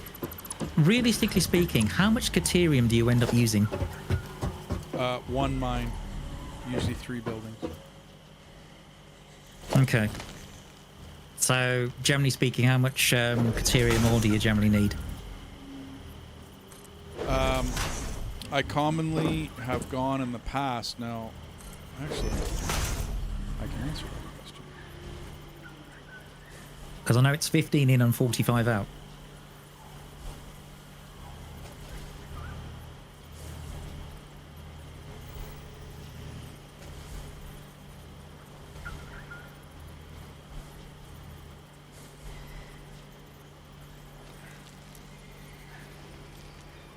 Okay. I just gotta find it.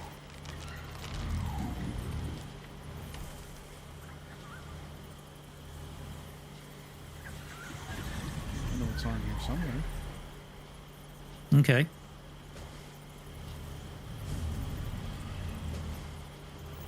So I need to think about bringing Caterium from the source that's just down the beach.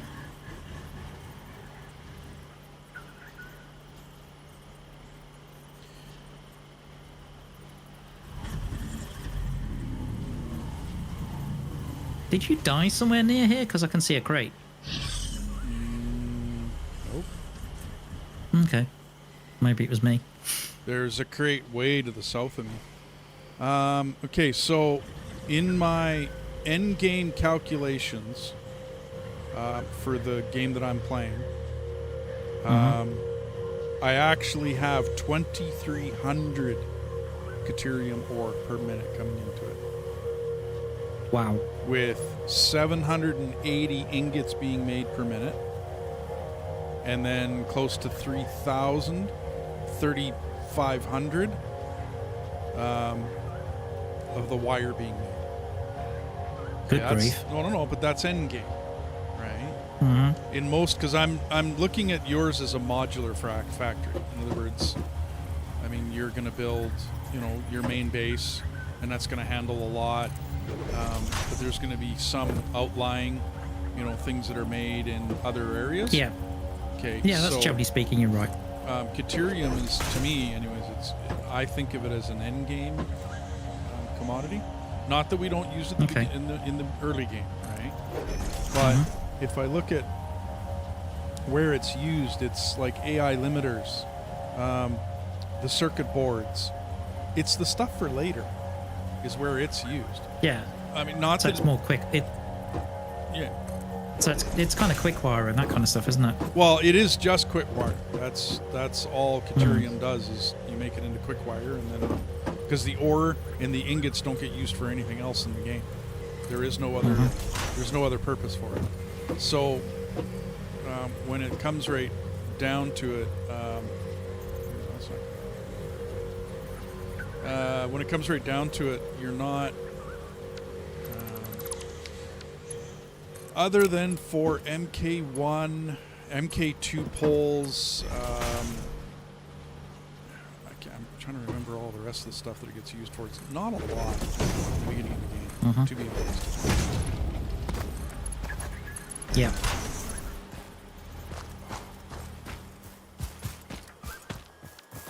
Okay.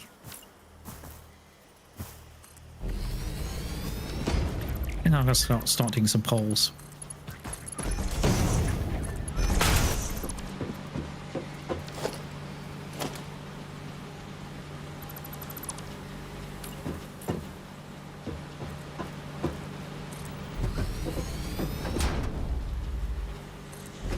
In essence, I think so main base at the moment, because obviously the smelters are in lines of 9, so it means your resources like iron and copper, each one can potentially produce 270 per line. So, and I think I've got 3 lines dedicated for iron and 3 lines for copper. So that means maximum of 810. Which, which should keep me going for a bit.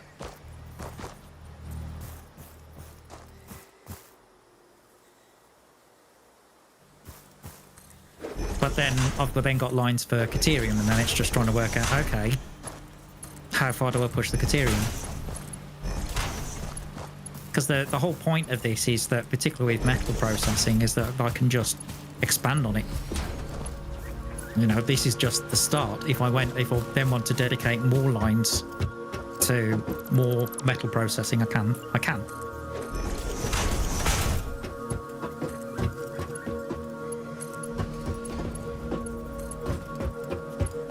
Yeah, keeping a factory as modular as possible is a good deal. Well, it's part of the reason why I've built it the way I have. I think I've just put a pole in the wrong place.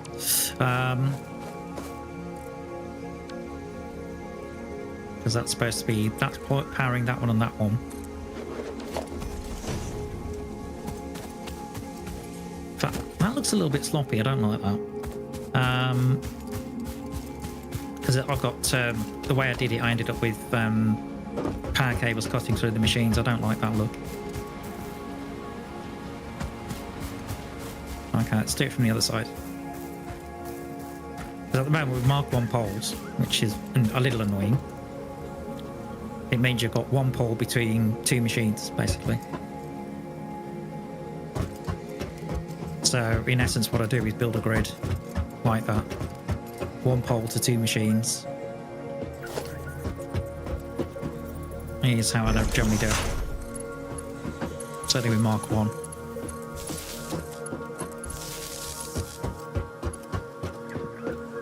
And just grid it that way.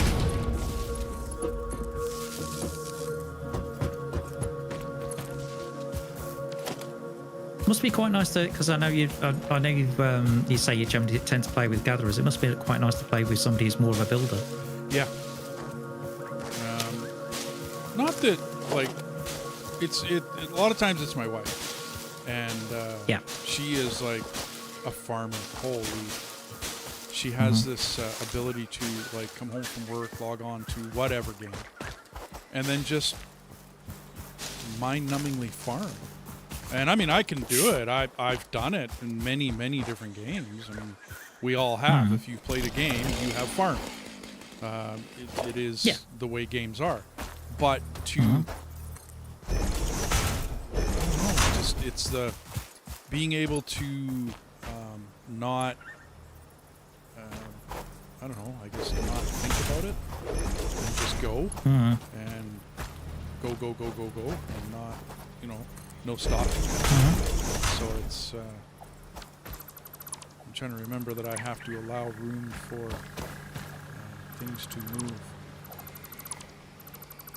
Okay. Yeah, no, I didn't put my lines high enough. Okay.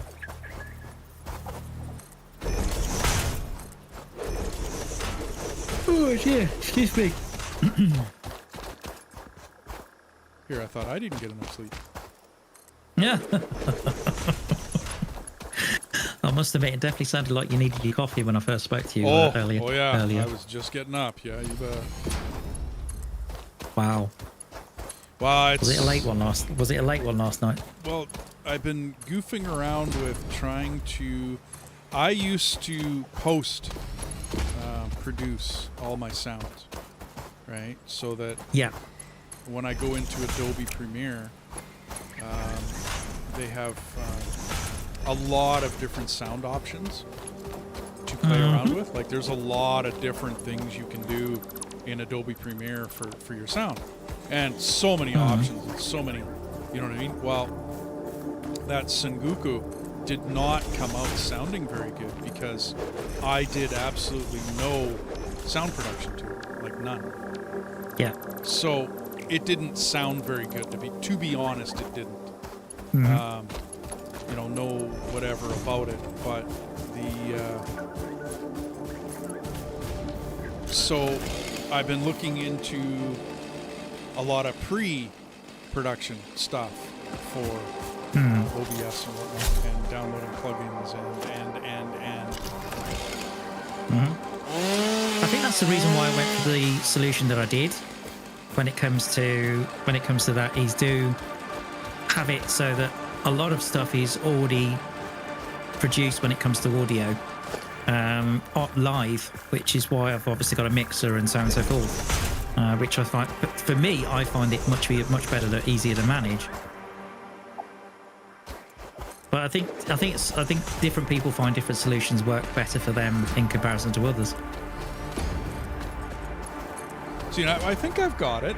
I had to redo OBS totally because, and a lot of this is, it's trial and error to a certain extent. A lot of this, but yeah, it's been a hard-fought fight to learn. Because I was never a sound engineer. I was never, anything that I ever did musically, I showed up and I played my instrument. And somebody else plugged me in, and somebody else, monitored the levels, and somebody else set everything. And I was never, I think most of my guitar playing has been busking on the street. That's where most of my guitar playing happened.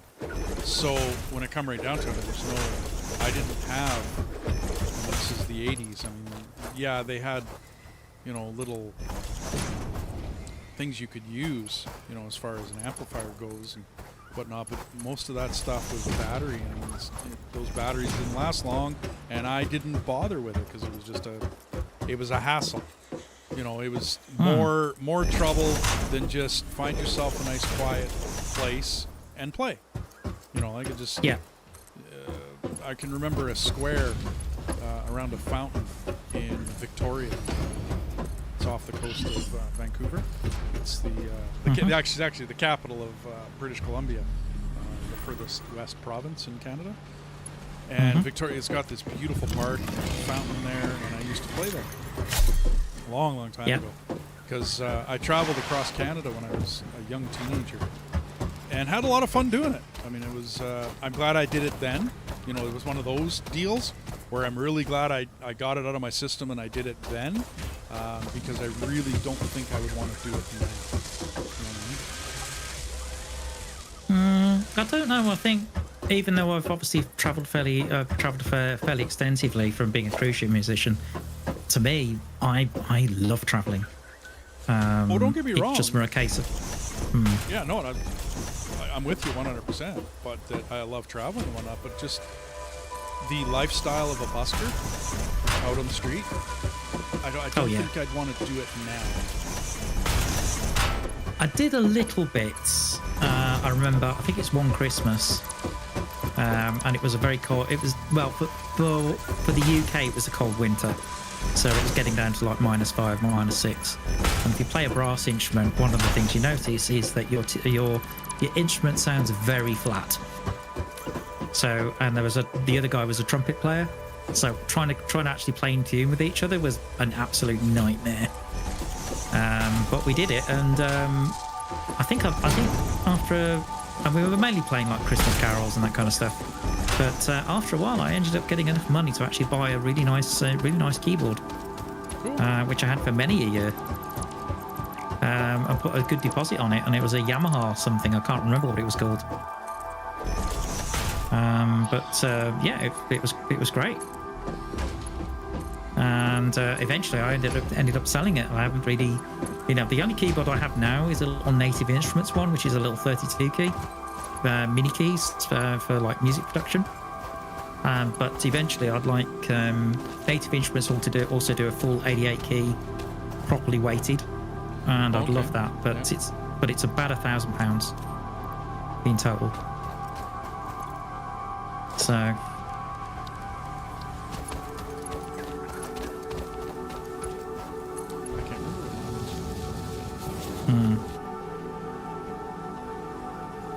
Although I know to replace my trombone would be a lot of money, because it's basically it's a pro stroke semi-pro horn. Oh, brass is expensive. Can be very expensive because I've got mine's made by Vincent Bark, which I think is based in Elkhart in Indiana. Oh, okay. And when I bought my instruments, Bark was really well rated as an instrument maker. Not so much now because a lot of people say they're very heavy to basically they're hard work to blow. But personally, I don't mind putting the work in because I think if you put the work in, you get the results out. You know, and it's I think with that sort of instrument, it sounds great. And I've ended up with a number of Barks in my Barks in the house because what I tend to find with brass instruments is that the smaller trombones are better for sort of more commercial and jazz, where the bigger trombones are better for like orchestral and that kind of stuff. So it depends what you're playing. I remember at one point because I ended up buying an orchestral trombone, which is quite a large bore. So the bore is basically the diameter of the actual tube, as it were. So the larger bores are generally used for, to get a bigger sound for orchestral stuff. And I remember at one point on cruise ships, I was alternating between two instruments depending on what I was playing. So if it was big sort of Les Miserables, the Les Miserables, I was on the orchestral horn. Okay. Wherever I was playing bits from Chicago, I was playing on the smaller commercial horn. Things like All That Jazz and that kind of thing. See, and I can't remember a time I didn't really go up on stage with two guitars. So same sort of reason. Okay. But what tonal differences? I'd call it timbre, but yes, tonal differences, absolutely. Because, it's one thing to have, say, a classical guitar to a steel string guitar to a 12-string guitar, right? Like yeah. Hang on, Timbo. So you were chopping trees while you were playing guitar? I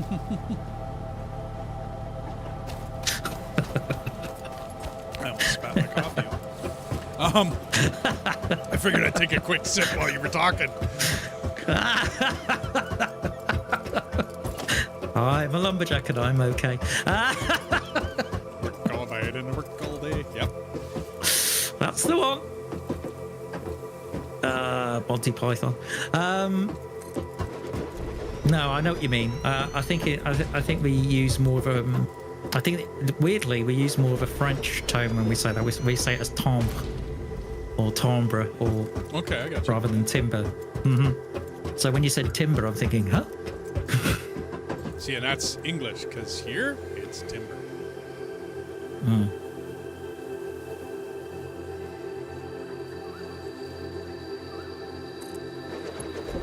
Curious, isn't it? How there's little differences and nuances in language, and how it's used. It's the same in the UK. The differences in dialect and accent when you drive, even about 30 miles away in this country, is unbelievable. It really is. It's very noticeable. You can find that here. We're more spread out.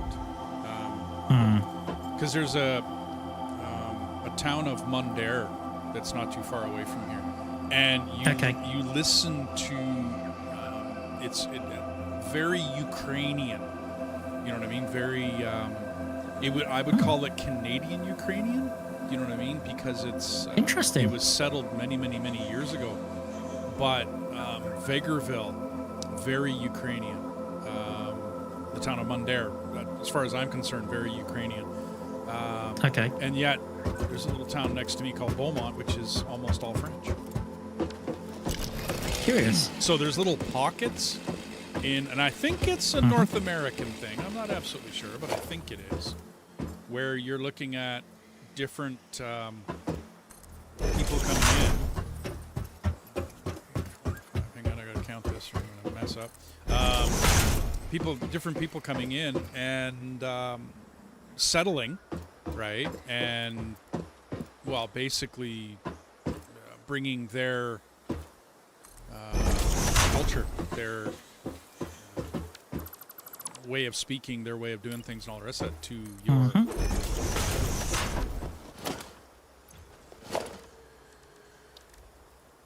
Yeah. Are you anywhere near stackable water poles, pipeline poles? Stackable poles. No, well, you got hold on. stackable conveyor poles, but stackable water. Is that? I'm trying to think. That's a milestone in the. I think it's. That's a milestone within the hub, isn't it? Yes. I believe it's tier 4. Not. Yeah, because at the moment I'm doing basically I've got it as the one I've got is advanced steel production, but I need 200 steel pipes in order to do that, and of course I haven't got my steel set up yet. Gotcha. Okay. Are you heading that way, or what are you? At the moment what I'm doing is I'm powering up my smelters at the moment, so I can actually smelt some stuff. Okay. And start getting things moving at least in the main base. But I do need to think about finding some more iron in order to get the steel going as well. So I'm starting the sort of getting the primary production, getting the ores done more than anything. That's where I am certainly with this base anyway.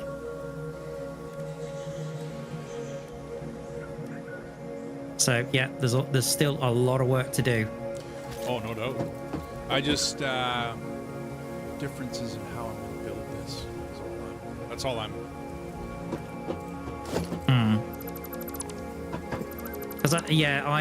Because when I did the power plants earlier in the build, it was one of the things I found frustrating as well, is that you couldn't stack the pipes vertically. That comes later. I'm thinking, why? Really? Okay, fine. All right, I'll just have to put them horizontally then for the time being.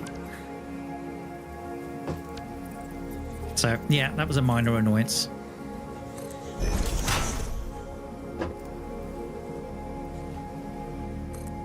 Okay, let's see now. You need to go there. So yeah, at the moment I'm putting power lines in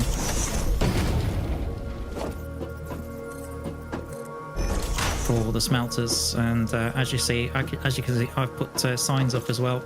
I don't know if you can read those when you pass, because I know there was an issue to do with that.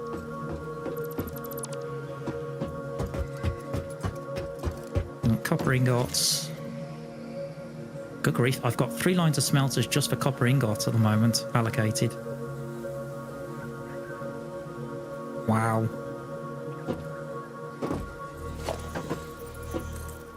Okay. Are you trying to say I need more? I think last count, I was looking at 18 lines of 270 copper coming into my factory. 18. Wow. Yeah, I only had 6 set up at the time that I was looking. I'm gonna have fun restructuring this main base by the sounds of it. It's well, I mean, it depends on how you want to build. Like I said, a modular style factory is a little different because of the ability to bring something in from down there, over there. However, you know what I mean? Mm-hmm. Whereas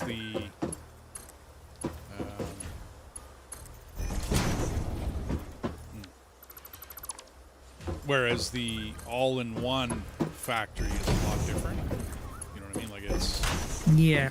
I think most of it is kind of all-in-one, but at the same time, I'm well aware there's going to be spots which lend themselves to building, certain resources. I think it was what was it? Heavy modular frames. You said there was a particular place. Well, there is a place on the map where I like to build heavy modular frames.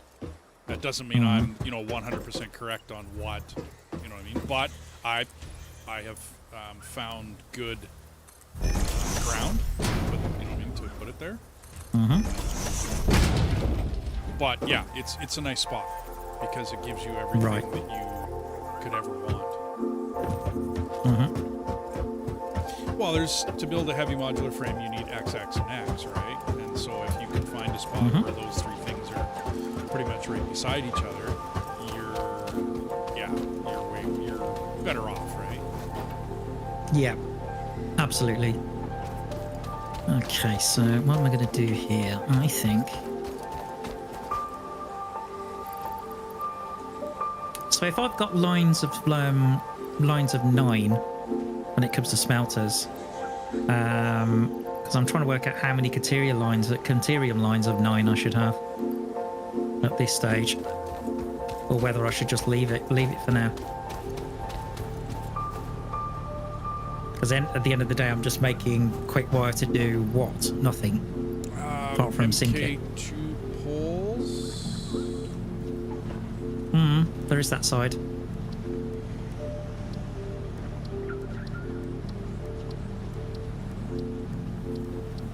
Apart from sinking it, of course. Yeah, but you weren't going to build a sink factory, right? No, I'm only going to sink overflow.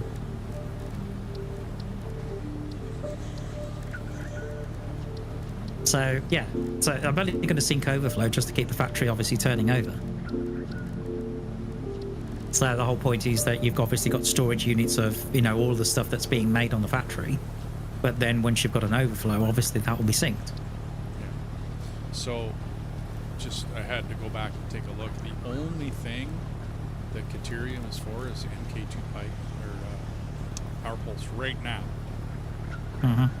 That's the only, and I mean any MK2, whether it be a wall mount or a regular pole or whatever, all that stuff is.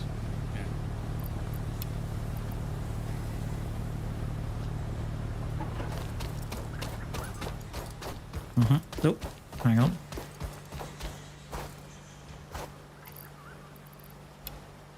So I think when you start to get to this stage, there's a lot. I mean, there's a lot of repetition in what you're doing.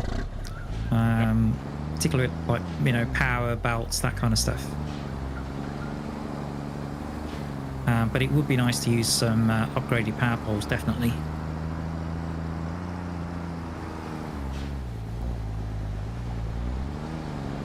At some point, because it generally looks a little bit cleaner.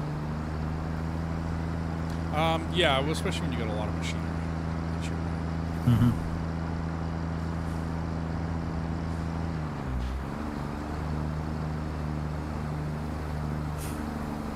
It's a shame the power poles don't have like a little lamp on top. Yeah, I was a little, I don't want to say disappointed, but the street lights, because you couldn't use them as power poles. I was hoping you'd be able to, but they don't hold the connections. No, they don't. Yeah. So, I mean, I was hoping. You can, I have done it where I've done blueprints with power poles and street lights where you bury a MK1 or an MK2 inside a power pole, and it looks really good. And then you can use it for power, but aiming at it and it gets a little difficult. It's a bit of a hassle. And so I end up not using it as much as I thought I was going to, until you get to MK3 power poles, in which case then the MK3 power pole is tall enough that it sticks above the street light and still looks good, right? Because it still looks like it's one inclusive unit kind of deal. So until I get to MK3s, I rarely use that little trick. What are you saying about that? All I can think is Randy Crawford. Yes, I play the street life. Oh, because there's no way. See, now I don't. Great record. Yeah, but I don't. I was saying before, there was a guy that I met that knew everybody's name. I for some reason I recognize the music. I mean, sometimes I can even play it just because I played it before, or I learned the song at some point in time. Whatever, da-da-da. But to know it by a name? Nope. Yeah, exactly. Wrong guy. Wrong guy to do that.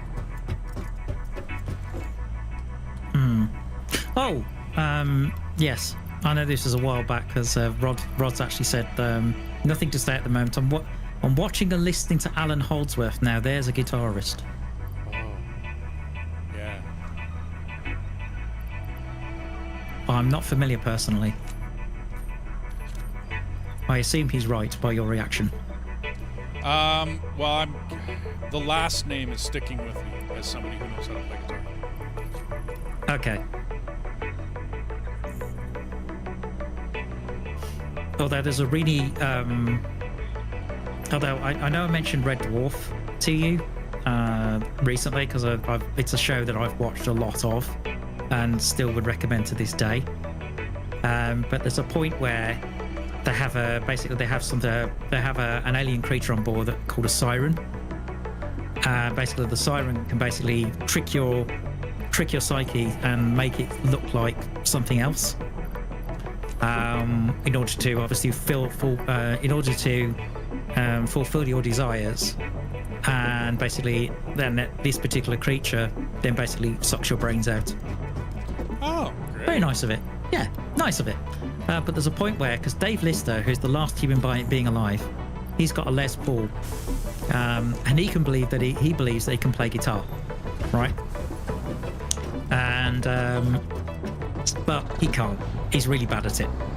To the point where some of the crew have said, I think it's Rimmer, who's a hologram, and he's actually said to him before now, Lister, if you pick that guitar up, I'm going to take the E string off it and garrote you with it, or I'm going to flush it out of the nearest airlock. You know, that kind of stuff. Yep. And anyway, there's one point where this siren's basically they're trying to capture this siren because it's got on board the ship. And there's one point where basically it makes itself look like Dave Lister, and they're both sitting in chairs. You know, well, one of them's the alien, and they've got the guns out, and they don't know which one to shoot. And they're going, "Oh, come on, man, he's the siren. No, he's the siren. Oh, he's got that classic program. Yeah, but." And then it goes on about playing the guitar. So he says, "Yeah, but I'm a diva man. But I'm a diva man and everything else." And you know, I think the real Lister says, "What, inside?"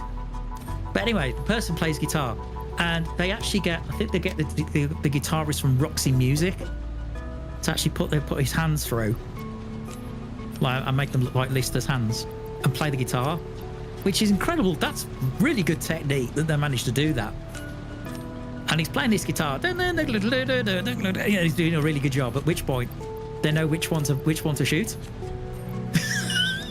Gotcha. Okay. At which point, because the thing is that the real Lister is delusional. He thinks he's a brilliant guitarist when he isn't, and that's what the siren picked up on. Yeah. What? You mean I can't play? And it's really terrible. At which point, I think one of the characters said, a little bit of survival advice for you: never play your guitar in front of somebody who's got a loaded gun. Because he's that awful. I got you. Oh, genius. That's right, I'm stealing some more iron ore at this point. And I'm doing it the quick way by what I'm doing is I'm dismantling belt in order to get about 35 iron ore and then putting it back. I've run out of room for leaves. Oh my word! Well, I've got storage for leaves over at the main base. Run out of room for leaves. I have filled the main storage bin. Of leaves? Yes. Oh my goodness! Well, I'm clearing forests out there, so I added one on top. Okay, that's fine. Yeah, I'm clearing whole forests out of my way to get this. Wow. In that case, probably what I need to do is set some semi-automate biofuel to get rid of it. Yeah, and then turn that into a fuel for something. Well, the thing is they've actually made biofuel something that's useful later on in the game. Yeah. Now, which is quite nice because generally speaking, you make biofuel, you get to coal, and on the whole, the only thing you then use it for is like trucks and that kind of stuff. Yeah. Jazz guitarist. Oh man. Jazz guitarist, Yeah. Alan chainsaws and things like that. Holdsworth is a jazz guitarist. I don't know. I wouldn't be able to tell you any of his songs. You know, like this album, that album. But I do know. Yeah, he's good. Yeah.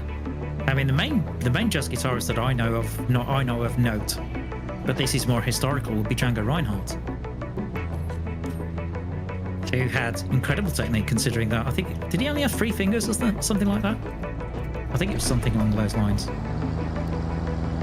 But again, amazing guitarist. It was a different era though. It's more like Stefan Grappelli and that kind of era.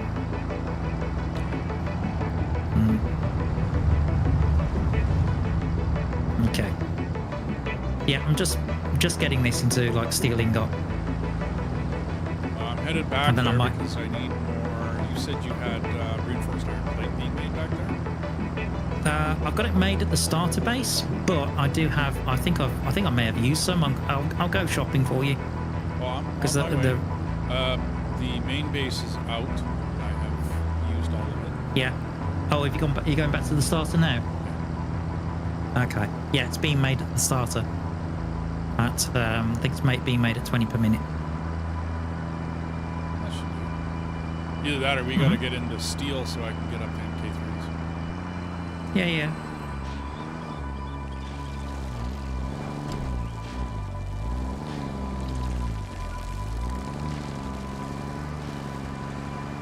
Yeah, I'm kind of. I suppose what you could say is, I'm sort of semi-automating stuff in order to try and get the objective for advanced steel production I got you. at the moment.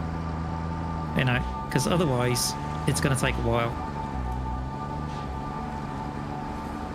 It's a little annoying, I know, but Well, any good factory takes days, weeks. oh yeah,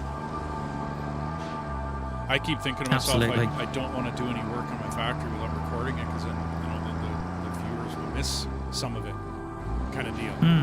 And then you end up doing a bit of work, and it's like, well, on one side you don't feel as if you've done anything, and Yeah. just really you haven't achieved anything, but you've done hours and hours of work. yeah. This is the thing, and particularly when you're progressing towards objectives as well. Yeah.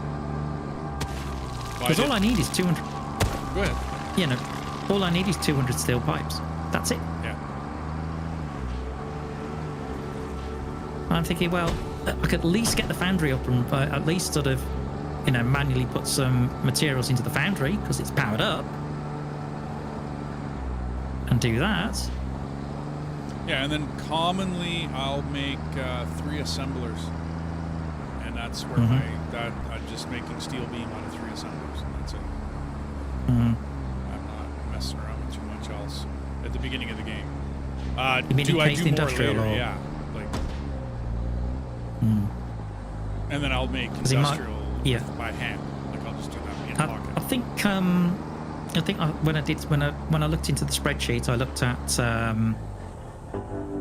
what was it? I looked specifically at a build that also includes motors and all the stuff, all that kind of stuff.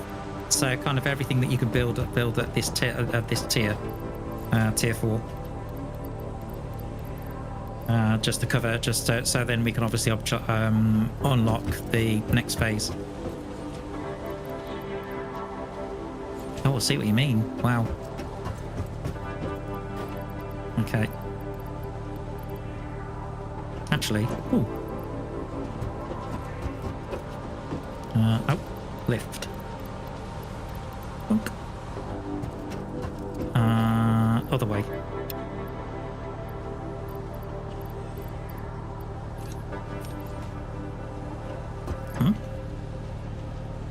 No, I want it to lift from. Oh, it wouldn't do that because of the way it's configured. Hang on.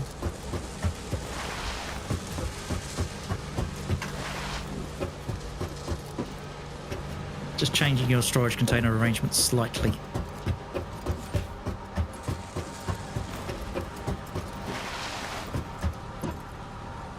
only so because what I'm going to do is basically lift it.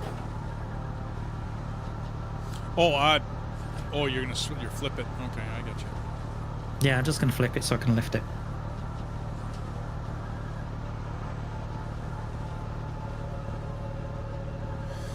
But weirdly, what is going on with this lift? That's it.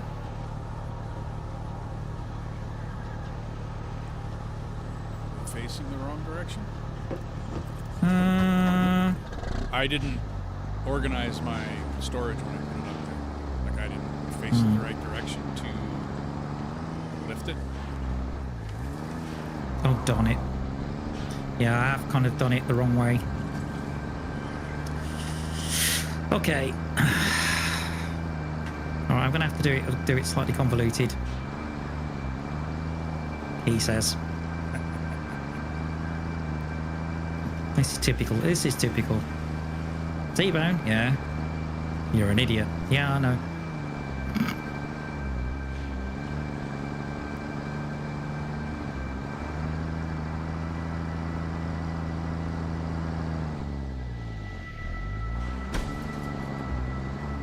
Instead, what I'm having to do is kind of belt it round the back and then lift it.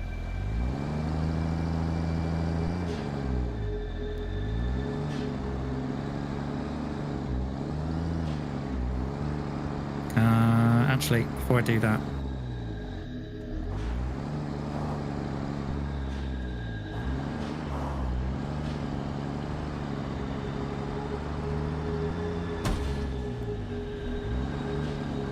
that's it.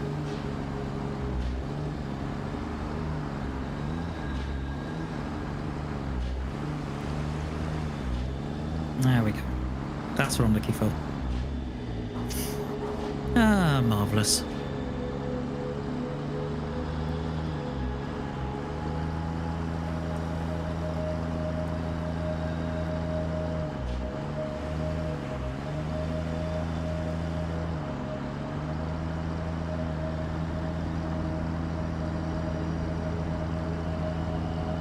I don't know, it's one of these things with this game. I mean, I know I'm well overdue. I would normally take a break at this point, but I've just got into a rhythm. Yeah, it's commonly why I don't take a break, and I probably should. Well, you get into something, you got this idea in your head, and you want to get it done, and then it's the next thing, and then the next thing. We refer it to as just one more thing. Yes. Where it's, I'm going to go to bed. Okay, 4 hours later, just one more thing. Yeah, sounds about right. So we refer to it as a just one more thing game. What kind of game is that? Oh, it's a builder and a just one more thing. Okay. Yeah, better watch out for that one. Yep.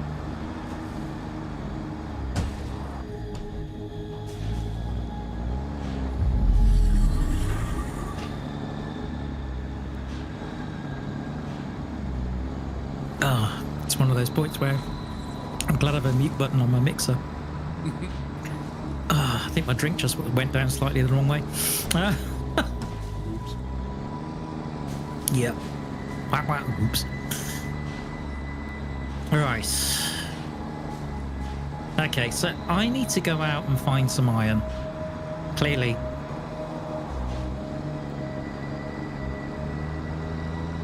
Alright, let's see now. As well as make some portable miners. Just in case I find some. Looks like the job's looks like my job's been a bit reversed today. Alright, okay, here we go. So you need more iron? Yep.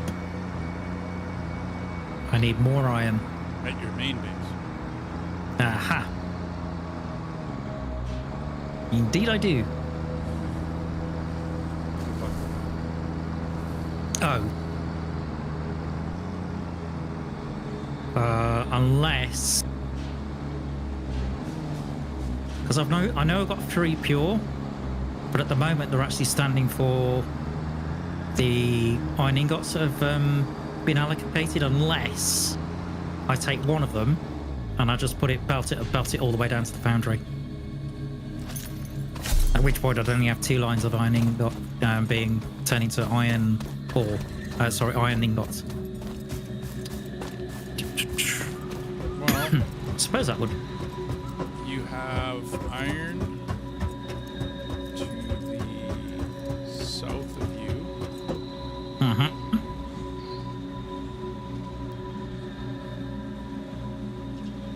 Down by that crate. It's along the southern edge of the map. Right. Let's have a look. And that would be my crate out there, by the way.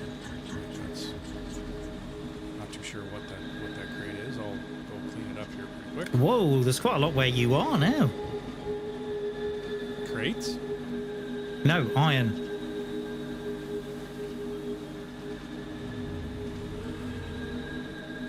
I've just pinged it, and yeah, there's quite a bit on the map where you are. Curiously.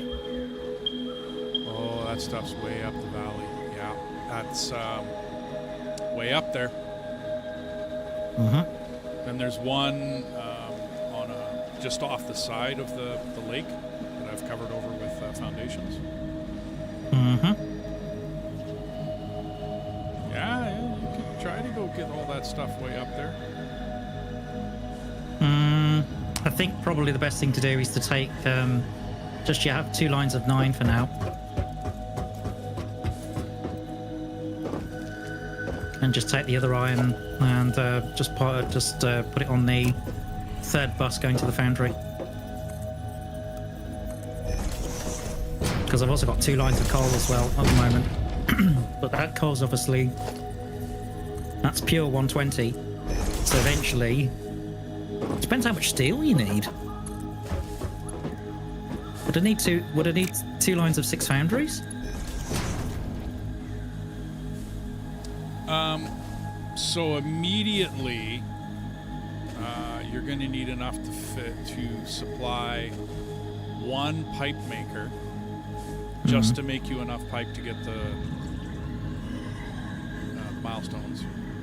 And I would say 2 to 3 assemblers making you steel beam, because everything in the whole base has to be converted to MK3 conveyor belts, which is a huge undertaking. There's a lot of belts, right? So beyond that, there is, to me anyways, there's right away, like, I mean, in the immediate, you know what I mean? You don't need a lot of other stuff right now. Yeah.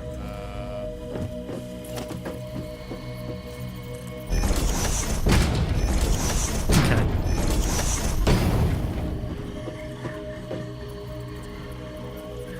I suppose I'm thinking kind of sort of in the future.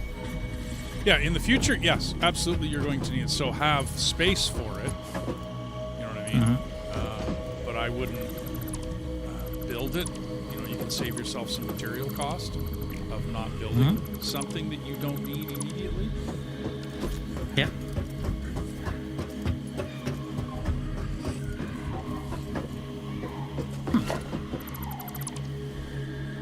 Okay. Mind you, that's going to be 1, 2, 3.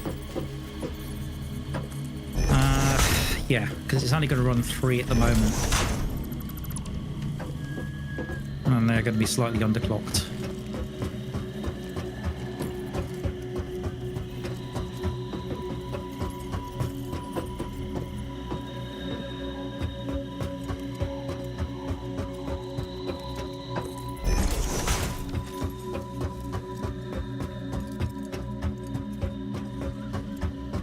Okay, let's put a stack there.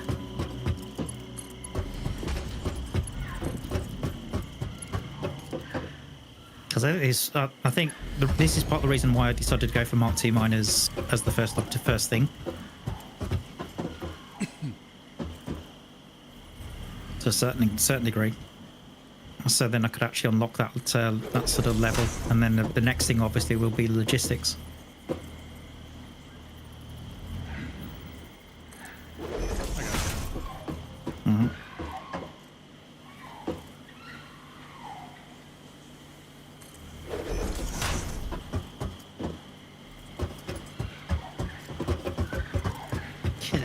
casino. God, if I'm like this in Satisfactory, what am I going to be like in Factorio? Good grief.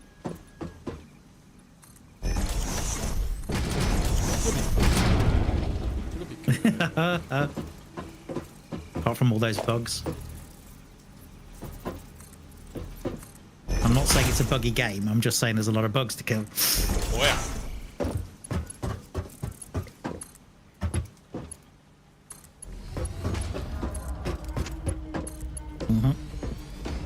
Oh, looks like I'm getting.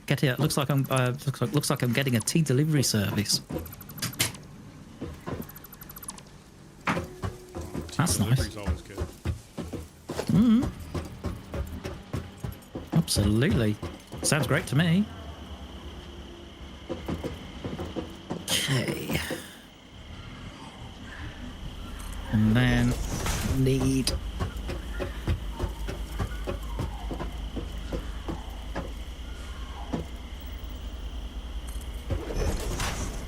Here. Okay. And then.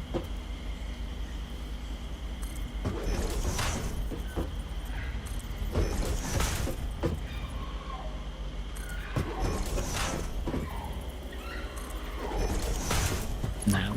There we are. Perfect.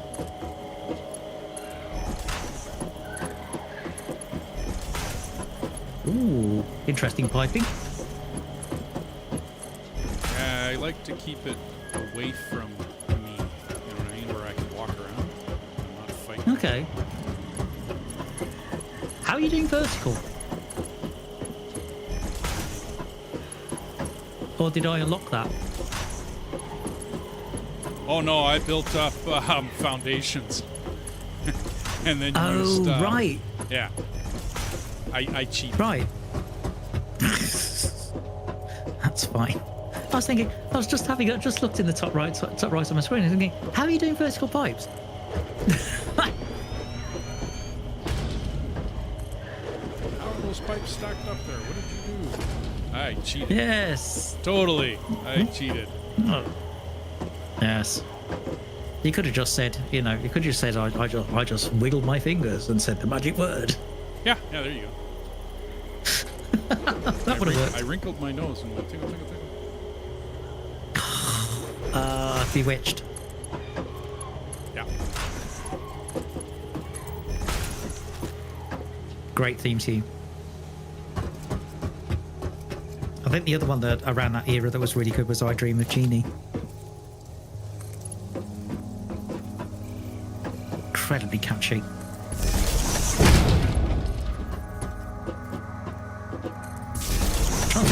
I'm trying to think, is it a mambo or a salsa? I'm not sure.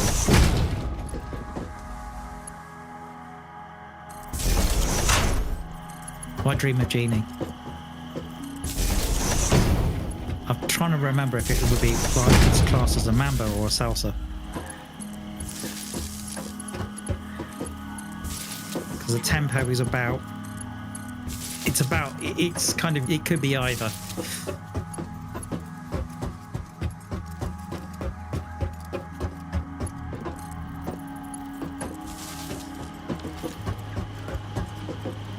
Okay.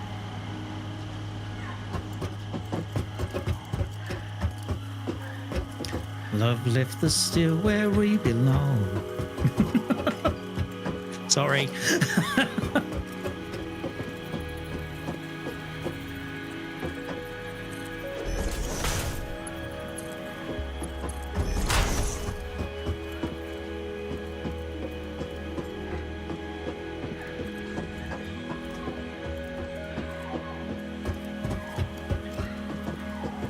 Trying to think, was that Flashdance? I think it was. Was it Flashdance from was it from Flashdance? I don't think so. Or was it from An Officer and a Gentleman? I can't remember. Sounds more like Officer and a Gentleman. Ah, there you go. Oliver Stone movie. Again, another one I need to watch.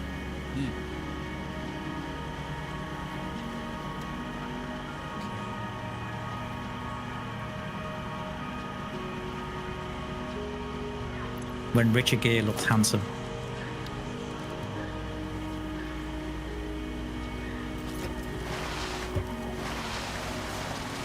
I haven't seen him in anything lately. No, I can't say I have either.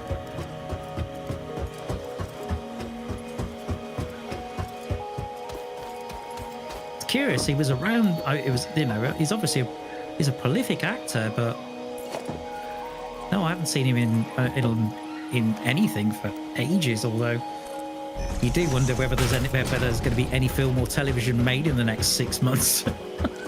Yeah. With the way things going, with all of these strikes that are going on at the moment.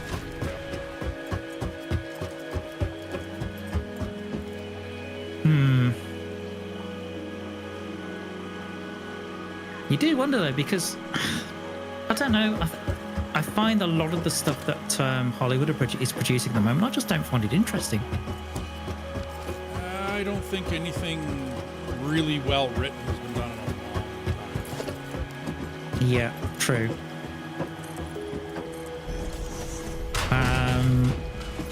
I know there was a film that everyone was going on about. I think, what was it? Escape to Freedom, I think it was called.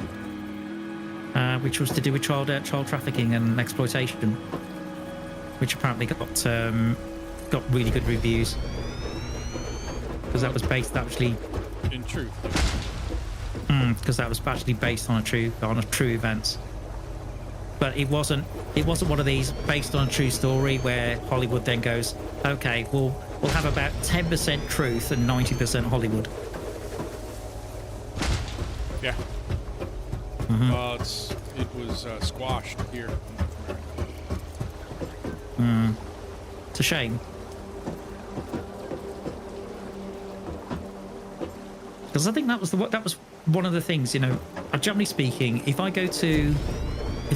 see a film, I either just want to be entertained, or I want to watch a good story, or I'd like to watch something that's going to challenge my views on a subject, potentially. Something that's thought-provoking. I like documentaries to make me think. I like movies to entertain me. I don't. Okay. So if it's a movie that's causing me to think, I commonly look at that as a documentary style, I guess, of movie. Yeah. Mm-hmm.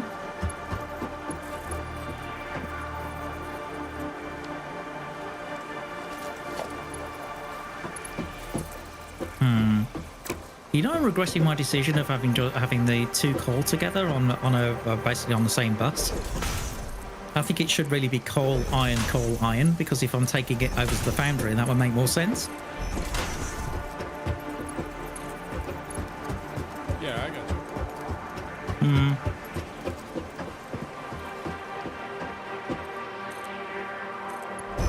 But meanwhile, ladies and gentlemen, I would love to carry on, but you know, nature calls. Well, So I am going to take. I got you. I'm going to keep going. Yeah. So if you want to if you want to watch the MV stream, by all means do go ahead. But I'm going to take a very short break, and I should be back very, very soon.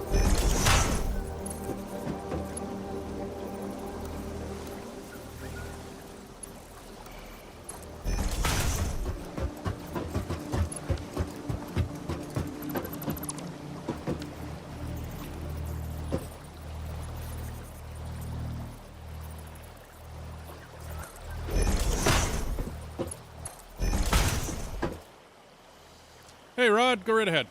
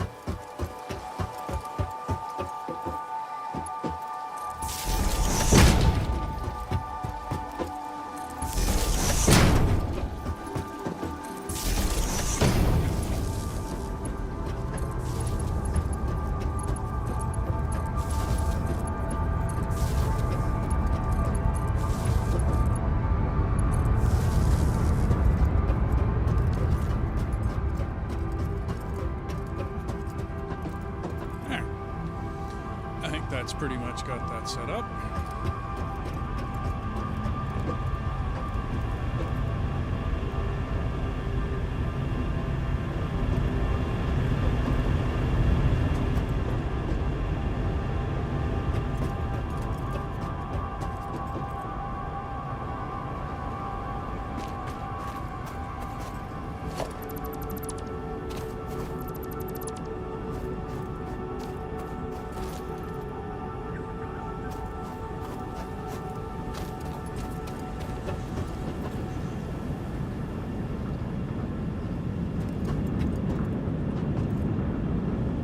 I'm just going to wait for the storages to fill up. I find water in this game always works better when things are primed, things are filled.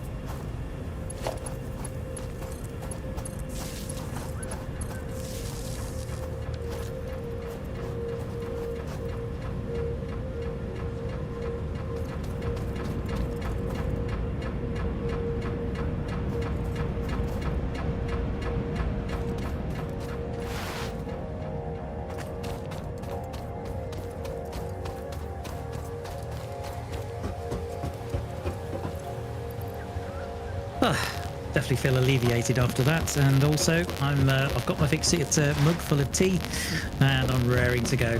In the meantime, I'm just noticing that D looks like he's been very busy, very busy with the power plant. So in fact, I need to. I think I'm going to come across to you, D, and take a look. Okay. Yeah, I got compacted coal is running nicely. Okay. I got the first line of power plants in. I'm just priming them with water right now before I hook up the coal and get them going. Right, I see. I found that you need to prime them.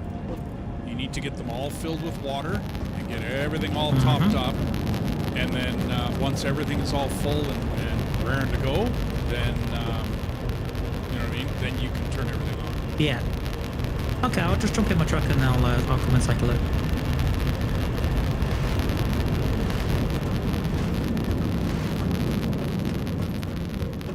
It certainly looks very impressive. Certainly from what the bits I've seen, but it'd be nice to see it with my own eyes properly.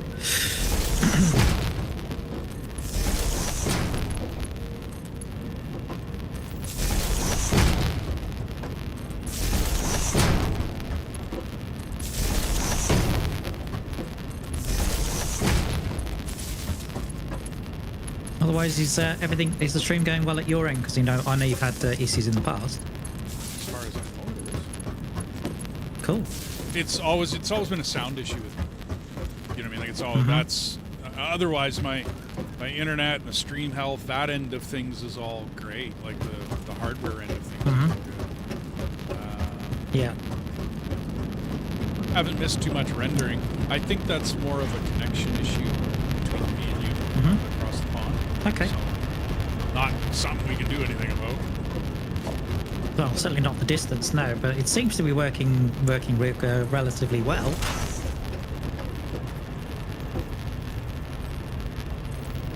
Certainly on the whole. Yeah, missed what? Out of like 500,000 frames, I've missed 30, so I don't think that's a big deal. Not really. Well, it's allowing me to use the AV1 codec as well, so I'm able to use. Well, it's in theory, it's supposed to use less info, less rendering, less. I don't know everything about it. I haven't studied all of it. Okay, that's a big lake I've just come across. And hogs. Nice.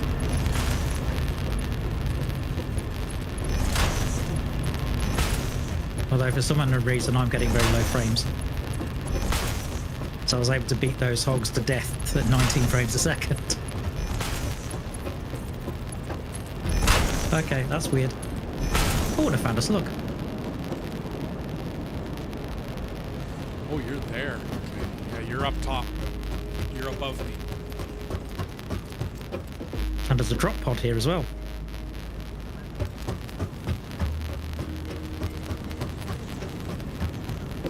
Hey.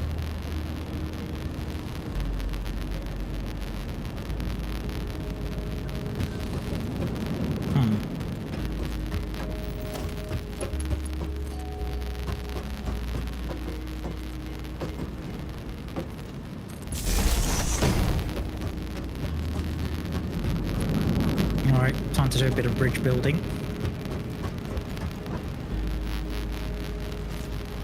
Not sure how deep this lake is.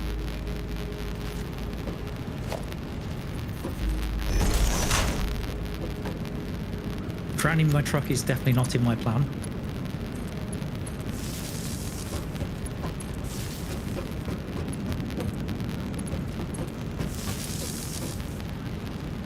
How are the frames at your end, okay?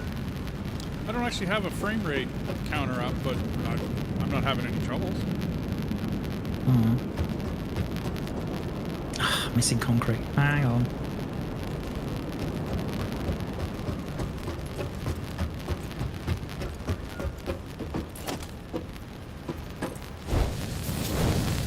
Yeah, 20 on my end. That's a bit weird. That's happened before.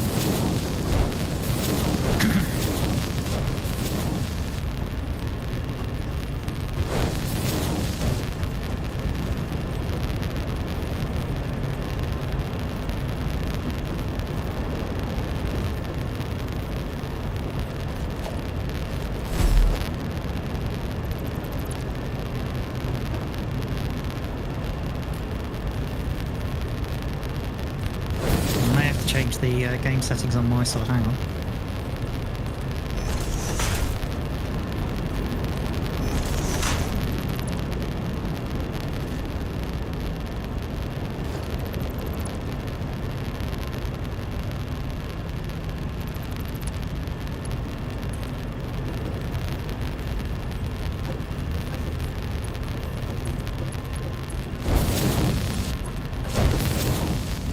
See if that helps. A little.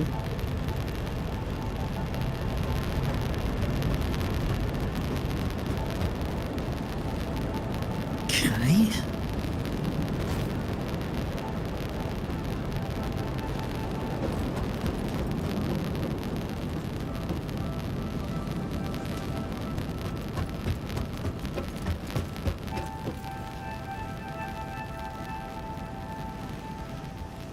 Okay, that's weird. Just changed it from ultra to high and I'm still getting 20 frames a second. I should be getting more now. Ha! Alright.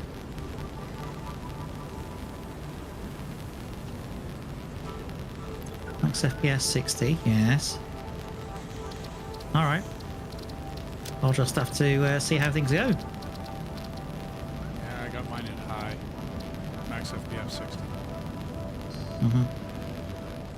I find the graphics are decent even at high, and it allows easier recording, easier streaming.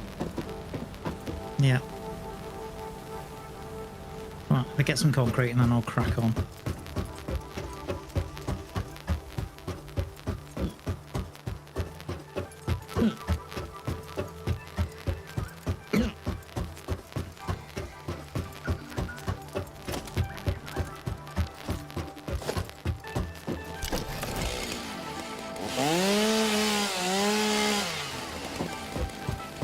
I've just driven right past it.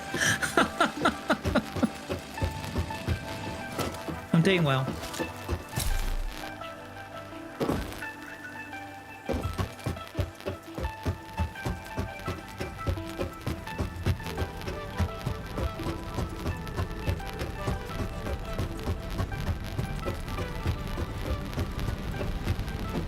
It's curious, it almost feels like everyone's either out or asleep or working.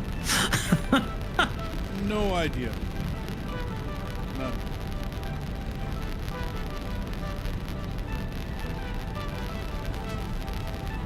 Not a lot of chat happening on my side of things. Like Kuba and Wolfgang drop by and say hi. But, yeah, it's all good. So, thanks to everybody that has dropped by and watched and all the rest of that fun stuff. And I know some people just don't chat. It's all good.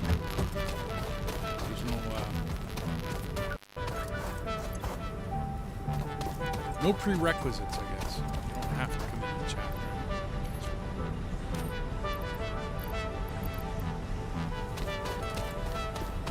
Okay, there's the bridge.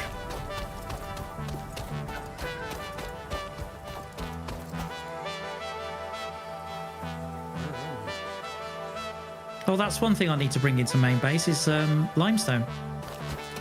There's some here. Haven't done that yet. You're up on top of that water.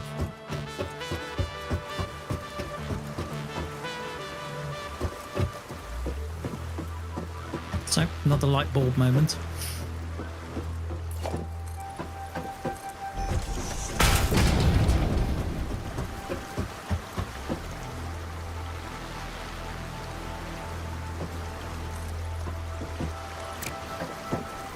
Of course I'm missing iron plate.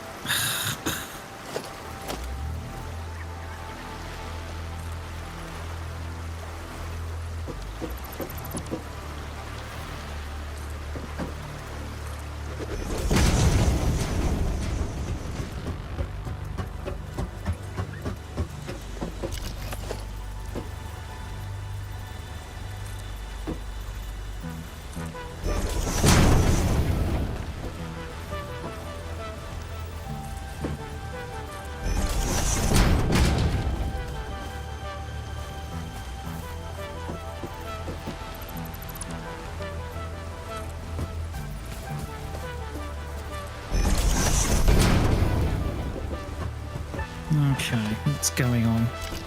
Okay, I know where you are. Right, I'm going to try and fix this technical issue, D. I'll be with you in a minute. Okay. You want to try rebooting?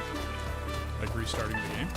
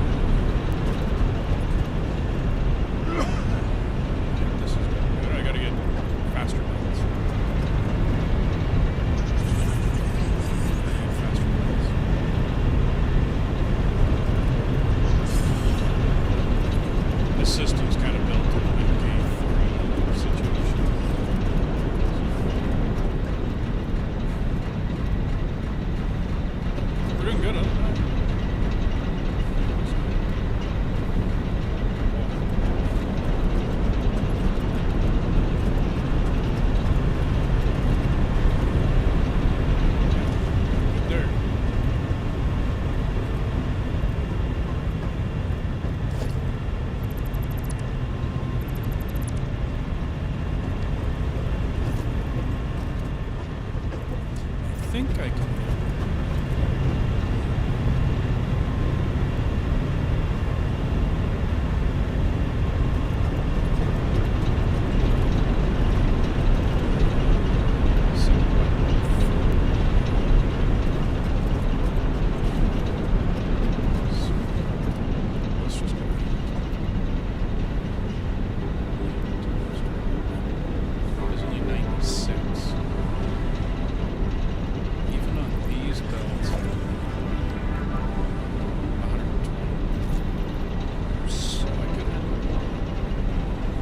MK3's going to be on that.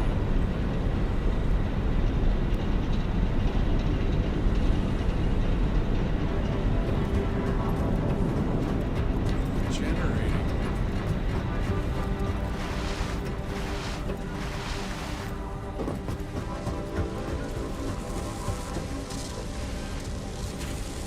If I could. 60 minutes.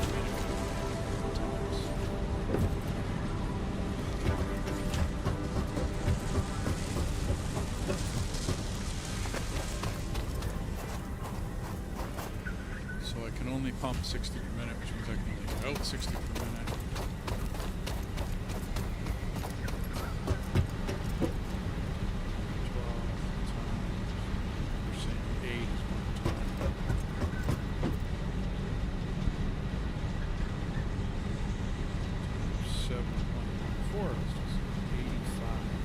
So I am eventually still running like absolute rubbish.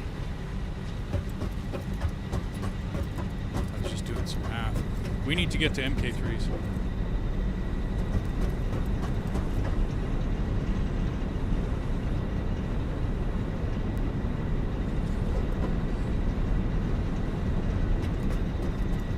Did you want to try to restart your system? I'm sorry? Do you want to try to restart your system? Could do that. It means that, yeah, that's probably, but if I restart my system, of course, we'll lose the live stream. No, I just mean restart. Oh, yeah. Okay, right. I can restart the game. Yeah, you can try that. Yeah, so I can try restarting the game, see if that will work. Okay, let me just put myself in my chat window. Hang on. But of course, because I'm hosting, you're going to get kicked out. Yeah, I'm going to leave. So, big deal. Okay, so yeah, this is a little bit of a hitch, but let's see if we can get it working. Yeah, I went to my... Because at the moment, the frame rate is just, it's too low. Yeah, no. Far too low. I get it. I totally get it, dude. So I'm going to... Yeah. Otherwise, I'd be tempted to just basically leave it running as it's obviously okay on your side. Yeah, well, the only issue I'm running into is there's parts of the forest where I cut down, and that forest is back. But I can't cut it Weird. down. But yeah, but I can't cut it down again. It's like the trees aren't really there. They don't exist. Uh-huh. That's strange. And yet when you first start it, it's fine. I think this is more of a multiplayer issue than anything else. It's certainly not like a computer issue or a connection issue as such. They've been very straightforward about the fact that multiplayer is going to be buggy. Multiplayer and experimental is going to be even buggier. Oh, yeah. So definitely. I get it. It's no different than me running my server for my game. Uh-huh. Yeah, fair enough. Well, let's give it a try. Yep. Well, that's why I'm not all excited. That's better. Yeah, there's no sense getting all, you know what I mean, whatever about it. I understand. Well, this is the difference to me between, I hate to put Starfield down, but between this and Starfield, these guys have fully come out and said, this is experimental. This is early access. This is, we're working on it. This is a work in progress. Whereas the other kind of said, this is a finished game. And if you want to play early, like I said, that one buddy of mine, $135 to play that game. I know, incredible, isn't it? But the thing is that, and this is something that I'm going to put in my editorial because, I mean, they're using the same game engine they've been using for ever since Bethesda started making games, and yet it's heavily tweaked and heavily modified, but it's still the same engine. Yeah. And yet, when it comes to Satisfactory, they've actually moved the entire game. Yes. From Unreal Engine 4 to 5. Right. Which is no small achievement. Oh. And generally speaking, it works pretty well. Yep. There are some people that are having trouble with it. Yep. I had one commenter actually comment on one of my Satisfactories. He's like, how are you playing this game? Because he can't get past the whole patchy, popcorny, glitchy effect. And I'm like, wow, I tried to give him the best, advice I could, which probably didn't work for him. Are you back in? Yeah, I'm back in. It seems to be running fine on my end now.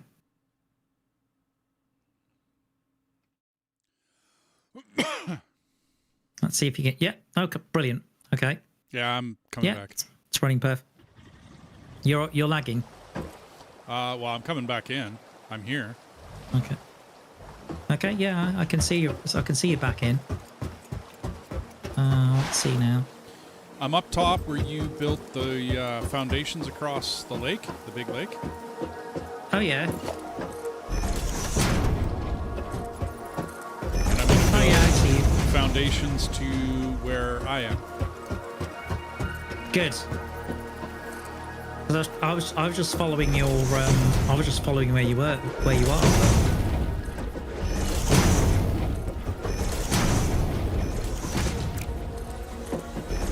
Let's go back in game now. There we go.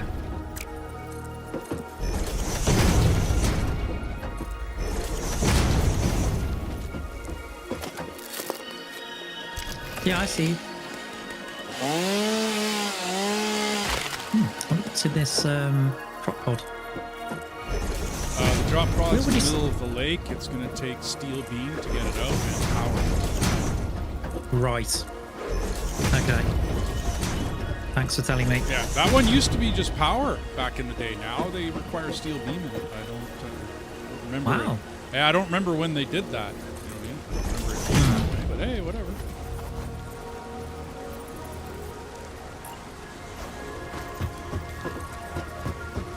Okay, so we're over here.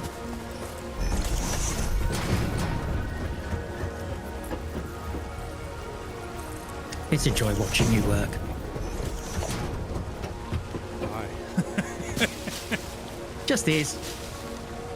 Yeah, Rod's even saying that's better. Yeah, it was getting a little bit choppy. Okay, watch it. Oh, watch here we it. are. Yeah, this only has one going down. Okay. Okay, you got 2 lanes. Excellent. Got all the way. Yep, all the way 2 lanes.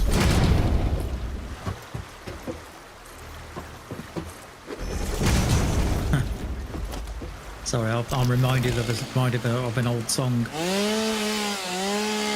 which is there was an old song, and it's a really old song. They used to sing it on the QE2, And it's like an old dance number. And it was when somebody loved you, it's no good unless they love you all the way. Oh, I remember it. Okay, I recognize it. Yeah. We have a highway between Edmonton and Calgary called the QE2. What, Queen Elizabeth? Yep. It's highway number 2, okay, but we called it the QE2. Nice. Yeah, I was fortunate enough to work on the QE2 when she was in service. Okay, this is interesting. Okay, so we've got 2 lines. I can see 2 lines of water. Yep. Let's see, 1, 2, 3, 4, 5. Okay, so we're in banks of 5 here. Right. Oh no, bank. Okay. It should be a bank of 6. Actually. Yeah. Okay.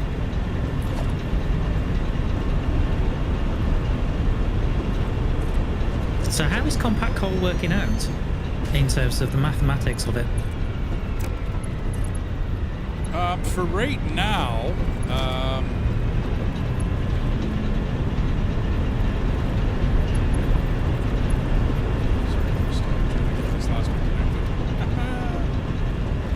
Yeah.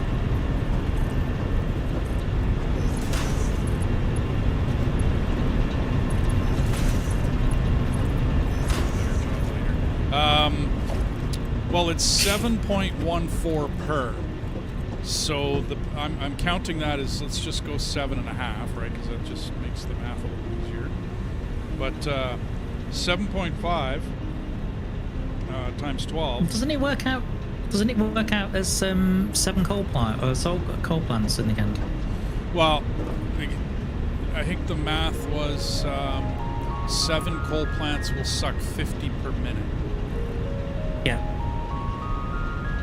And it's practically 50 per minute. You know, Right. It's like 49.99 recurring. Right. But in order for this to run, I need to be able to ship 90 coal up here per minute for it to handle 12. But if you come down to where the compacted coal is being made, right, I've got, because I didn't have enough reinforced iron plate, I have an MK1 coming down from the top and an MK1 leading coal into this, which means it's going to lag behind.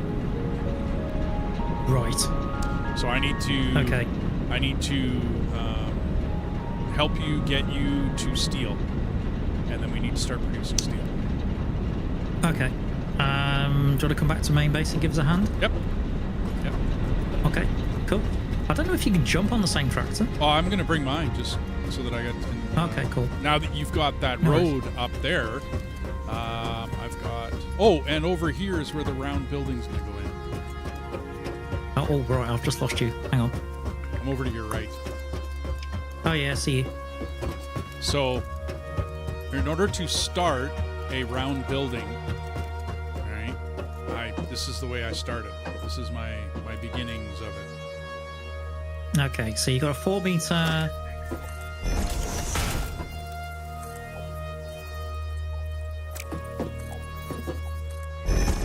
Okay, so let's have a look. So you've got right. So you've got a tall foundation, 4 meter, and then you've got looks like 1 meters basically spread out north, south, east, 5 west, each. as it were. Right. Now you don't need 5 by 5. You don't need the 5 each, but then you come up so that you can look down on the situation. Right? You push your control key, and you just adjust with your mouse wheel. Right, and then you go out 5. Oh, right. So then you can get fine sort of granular control. Right. Now, for a 10 by 10, you go 1 space. For a 5 by 5, you go 2 spaces. Like you do mouse wheel 2 spaces. If you hold and keep the control key down, you can just come back. You don't have to mouse wheel anymore. It will automatically. The devs set it up. Right. It's all right. I think I best get out of the way. Right. You just keep coming back to your center. Now, I put the 4 grids down so that I have a place to stop when I get there. Okay, so it looks like it's sort of fanning out, almost like a staircase. Okay, now, once you get to the other point, like I didn't have my push to talk button down because I couldn't, right? Because it was so when you're up top and you mouse wheel the first time, right, to get your first one to go in, you just keep your control key down and you don't have to mouse anymore. But then you have to come by and you have to put it on vertical and you have to build down. Oh, I see. Okay. Oops.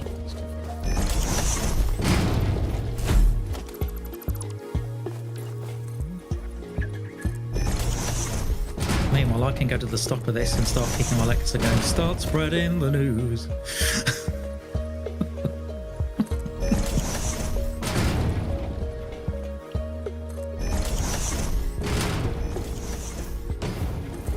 Cool. Nice. And that's how you build a circle. Cool. Excellent. And that's the circle. Now, there's another way to do it. And I might as well show you that system, just because I'm building this, so I might as well show you that one. This one requires a lot of build it and then go back and unbuild it, right, to get it, because you're... Yeah. My push to talk button is kind of in a bad place for talking and building at the same time. I didn't realise you set yourself as a push to talk rather than a voice activate. Yeah, well, I'm kind of used to push to talk. Oh, okay. Where I'm used to the opposite.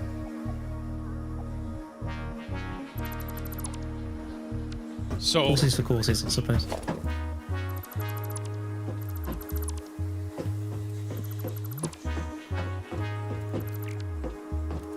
right, and this is what you're left with, right?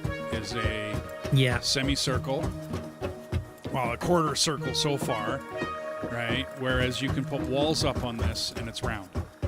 I incorporated a little bit of the landmass here because I didn't want to build up because it's just where I built the factory. I figured I'd be at the same level as the That's cool. as the power plant, right? So the other way is you get off of your structure.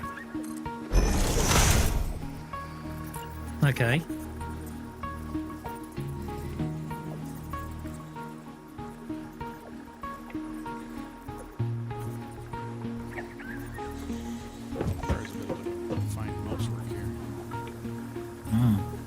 Certainly looks like it.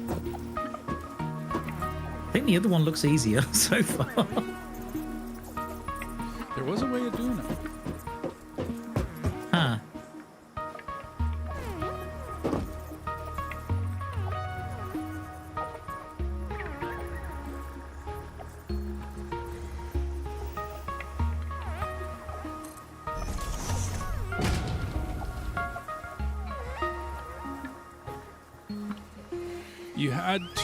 You had to aim into one of the quadrants, and it was, I guess, you know what, they might have changed it. They might have changed it back. Okay. They did some changes as to how this works, like how it used to be that it was only the center that things rotated on, and that was it. There was no other choices. Now there's the center and 4 quadrants. I remember they made a change, and at one point in time it was just the 4 quadrants, and that really messed people up as far as trying to build round buildings was. But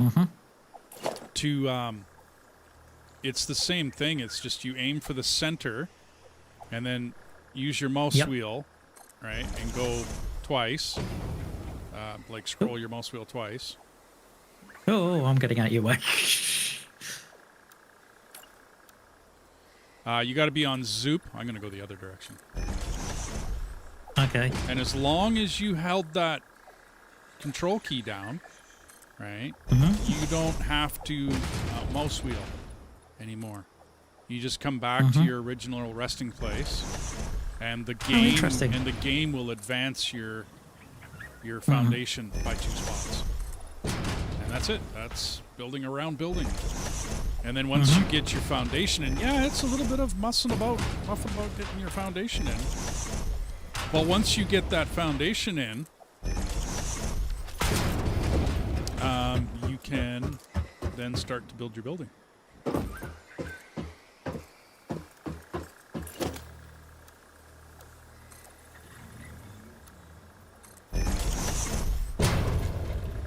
Of course, you got to push the right buttons. Yeah, that always helps.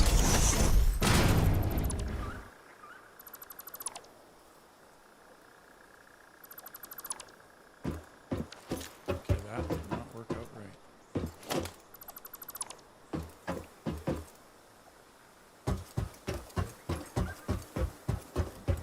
Oh yeah, I goofed up on that last one.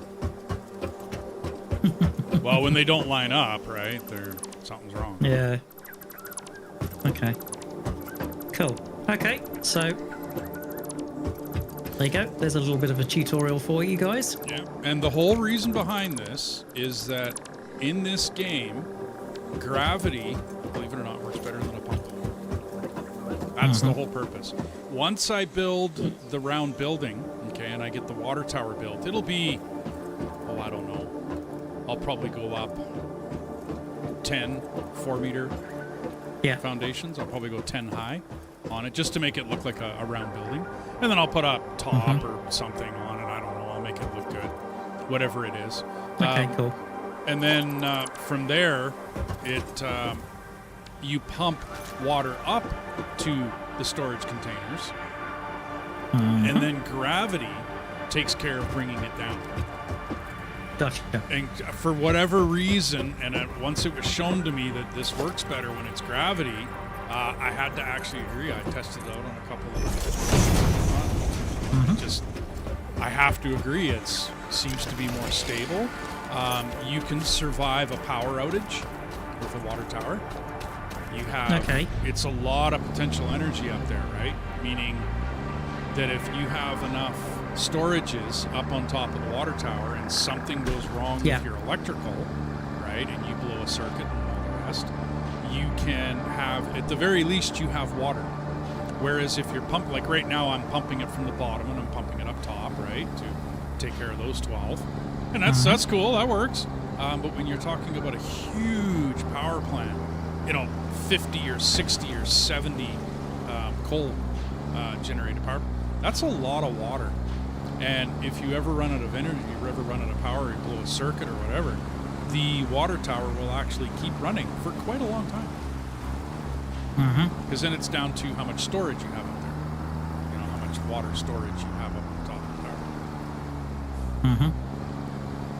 Of course, your coal is going to run out, but if you build storages before it goes into your then into your power plant, then you can actually totally run out of power, blow a circuit completely, and the storage will empty, the belts will keep running, the water will keep running, and you will continue to have power all the way through a power shortage. Okay. That's cool. Yeah, that's the general use of it personally. Like that's where my thinking comes in, that I want it to run. Like I don't want to have to. And then they gave us that other circuit, that switch, right, that allows you to separate your circuits and have basically blowable fuses. Okay, well, this was a workaround to get away from blowable fuses, basically. Okay, got you. Yeah, this was my workaround. This was my, okay. And then the guy that showed it to me, that was his purpose behind it as well. He was like, no, because this way you don't need this and this and that. And when he said it to me, I'm like, wow, never thought of that. You know what I mean? Like, just never. It didn't dawn on me that could be what I could do and how I could do it. Okay, so what are we up to? Right, so the one thing I need to do is the last iron ore here, I need to move. So you can see there's another bus for coal here on the right. Yeah. So I need to move that so it's on this bus, but I need to do it so it's coal, iron, coal, iron. So are you going to use both of these irons to do that? Well, at the moment, I'm just going to use the one. I'm just going to use this because at the moment I've got 3 irons. At the moment I've got 2 of them turning towards smelters to make ingots. And then I'm going to get the third one to go basically onwards towards the foundry. Okay, well, you can run on an MK3 belt, right? Bringing in 270. You can, and these iron are max 240s on a MK3, right? Because I do believe that's what they are up the line. I don't recall. And I never belt balanced any of your systems, and I probably should have. Right. Okay. So yeah, it is max 240 at the moment, but we could always overclock a Mark II slightly to get the 270. Because obviously, when you get to Mark IIIs, you'll get the 270 limit. Yeah. So then it means you'll actually get 270 and got out. Well, at 240, we'll just go by that, right? Because you can run 5.3, but 5. So you can have 5 foundries running off of 1 coal, 1 iron. Which is commonly the way I do it is I'll run 5. Well, because technically 270, if you got it managed to overclock, you could run 6. Absolutely, yeah. If you did manage to, because that's what I'm planning to do. Okay. Is basically go on a slug hunt. Yep. Well, unlock Mark II, get the Mark MK3s, go on a slug hunt, and then basically get 270 coal, 270 iron, 6 foundries, job done. Gotcha. Well, then we could raise one of the coal belts because you want it iron, coal, right? Yeah, so we need to raise this. So what I need to do is, I'm going to get rid of this one. Because that's going to be an iron belt.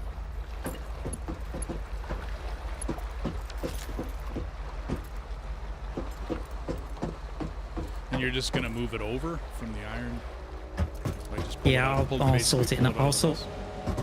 I'll pull it out of the bus, and then what I'll do is I'll bring it onto this third bus here. Because one of the things because when we built the massive bus, I thought actually when you look at it, I think actually aesthetically, I think once it gets to about 5 high, I think that's about a maximum really. Yeah, until you get well, you can go higher. I mean, you can go to the sky's the limit on that. Oh yeah, you can go way higher, yeah. But yeah, good luck getting up there and aiming for it's pretty hard. Exactly, that's the thing. So aesthetically, I'm thinking, okay, I'm going to make it that the buses at the moment are no more than 5 high. You're going to go all the way back with that? Yeah. Okay. Yeah, I'm going to go all the way back. I'm going to do behind the scenes stuff.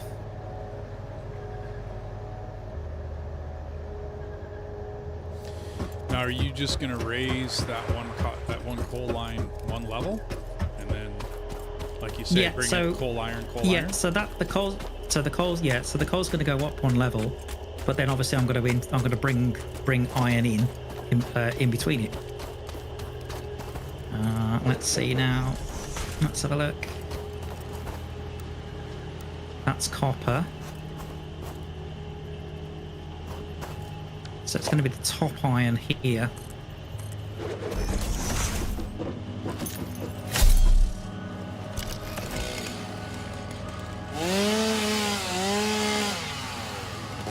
So this top iron here.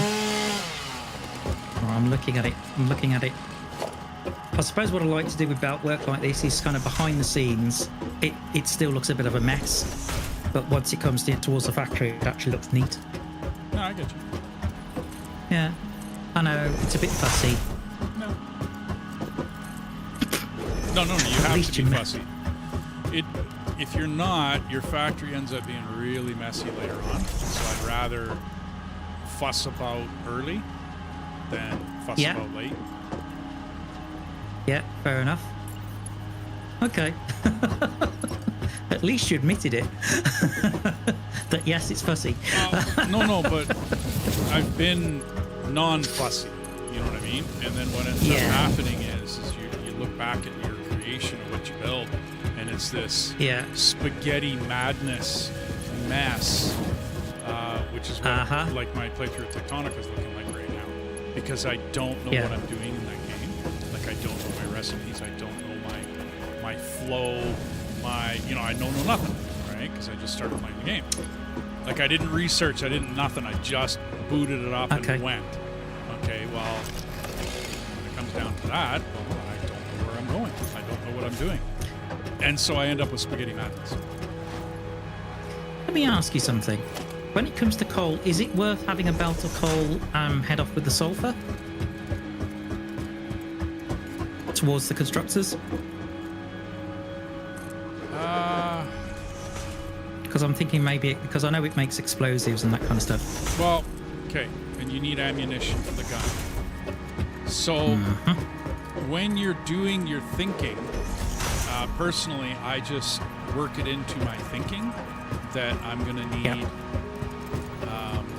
X amount, because once all your nobelisks are made and once your ammo bin is full, you really only create enough to fill the mall bin back up again. Like, you're not constantly producing stuff as far as ammunition and well, any of your fireworks go, right? Like your nobles or your...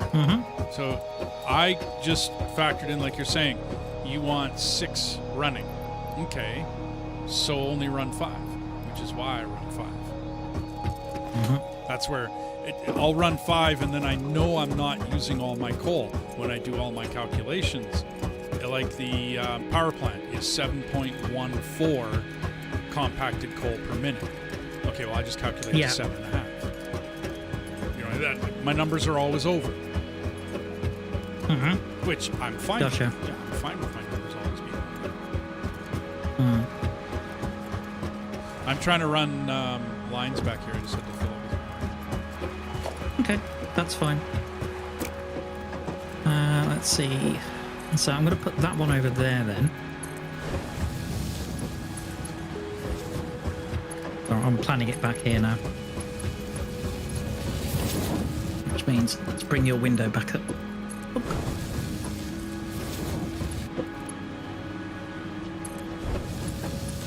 It's absolutely tiny, I'm not kidding you. Your webcam makes you look like an ant.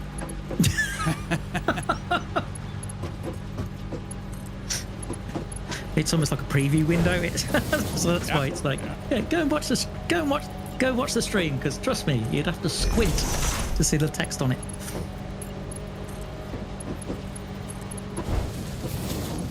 Right. Okay. I think with webcam feed, it might be a case of actually bringing it into OBS in a different way. Well, if we did it that way, if we just did that, let's see now. So, okay, so the top, right. So I've taken the top coal now. That's gone. That's the other problem with, obviously the belt's going to be loaded with material that you don't want, instead of the material that you do want.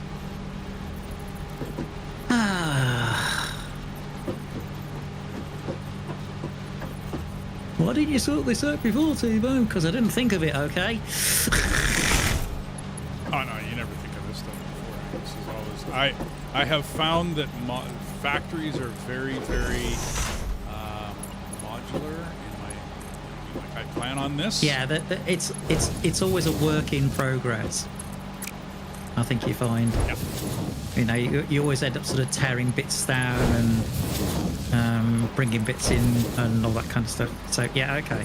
So right, so we now have. So I'm going to end up with sulfur and coal coming in on one bus.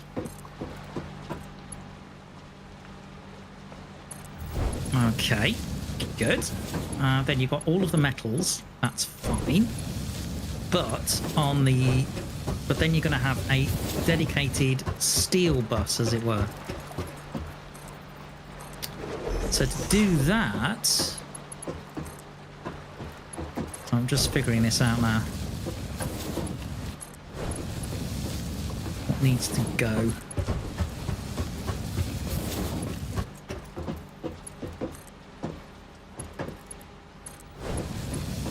Okay, so there's the first coal I just deleted.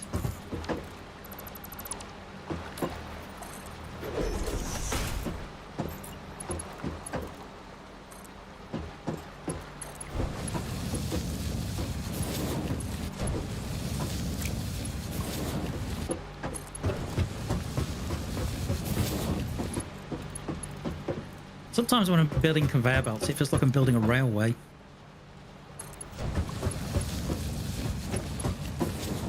Yeah, I actually had a lot of fun building railroads online.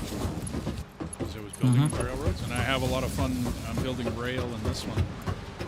Like I was saying, you can build your foundations for your rail in the Blueprint Maker, but you can't actually.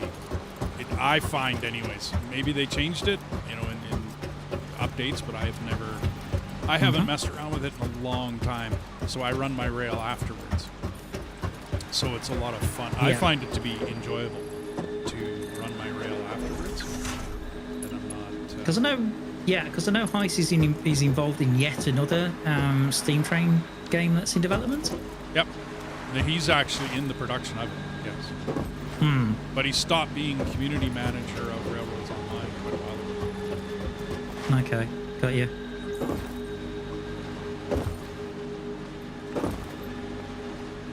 And I ran out of reinforced iron plate. Yeah, sounds like a familiar story. Right, now then. Because in essence, what's happening up here? It's like a massive junction. Yeah. Various various stuff where I'm bringing things in, and I should have done it a little differently, but I just kind of slapped it together. No, it's okay. No, it's fine. It's fine. I didn't mind the way you did it in the first place. It's just because I'm now rethinking the way that I'm doing things. I had to rejoin. I got stuck. Oops.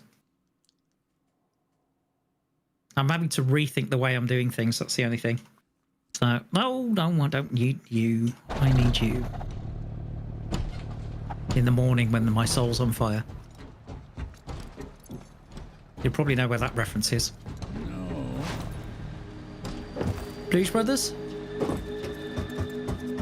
Okay, yeah. Everybody needs somebody to love? I'm not recalling the reference. Yeah.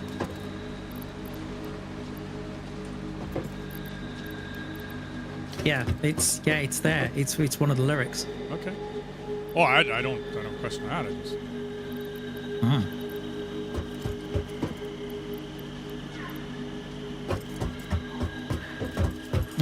It's in the first sort of I need you bit. I'm missing iron plate. Darn it. Right. Okay. Time to do my James Bond. Get my parachute out.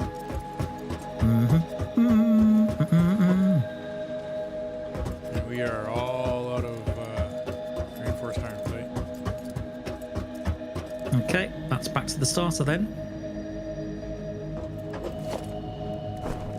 I mean, we can use iron plate for now, or to at least to get it going, I suppose. What's in here? Ooh. Yeah, I had to Quite a bit destroy of stuff. Yeah, but I had to destroy my truck.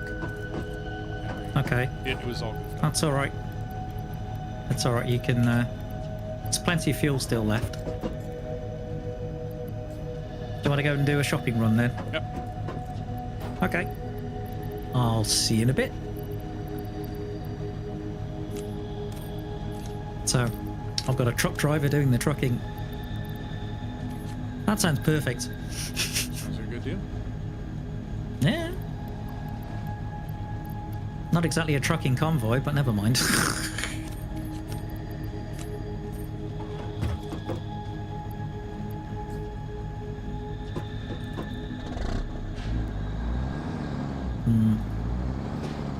I think your truck is sitting here and it's half buried in the foundations. Well, to be fair, that's where I originally parked one, wasn't it? Yeah, no, this wasn't that one because this is like. Right. Yeah, it's all moved up. No, I rescued that one, but. Oh, okay. I did rescue that one eventually, but there was part of me that did definitely want to leave it.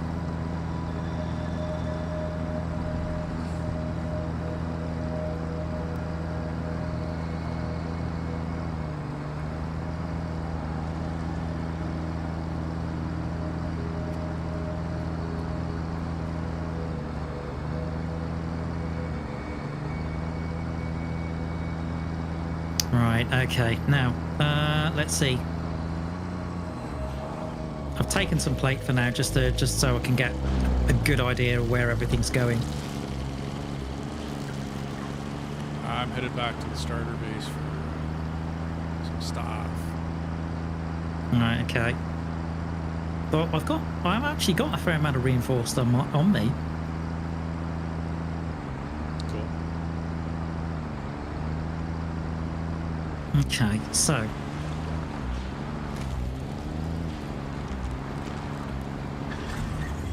Okay, so we need coal.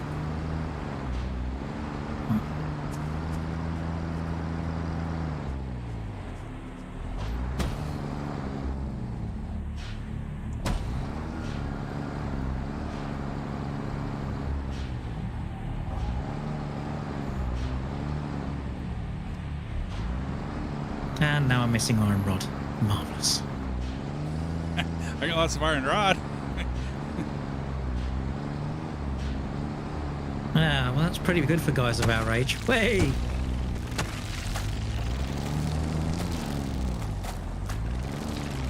Nothing wrong with having a bit of iron rod.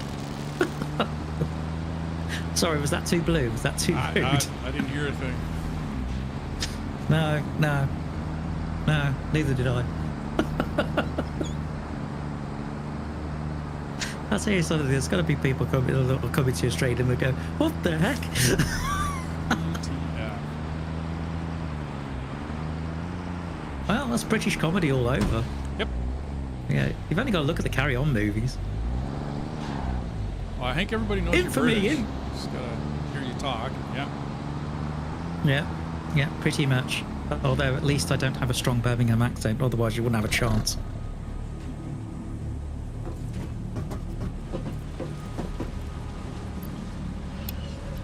So what happened? I did watch some stream that we did last. Any comp? I'd say you were a little patchy. Sorry? You were a little patchy. You kind of popped in and out there. Something about comedy? Oh. No, yeah, well, no, I was just saying from the last live stream we did, I was just wondering whether you had any comments from anybody.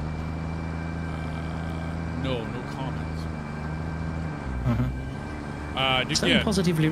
probably all in told, I think I got almost 100 views. Okay, yeah, I got about 140 on mine, so... See, we're better together.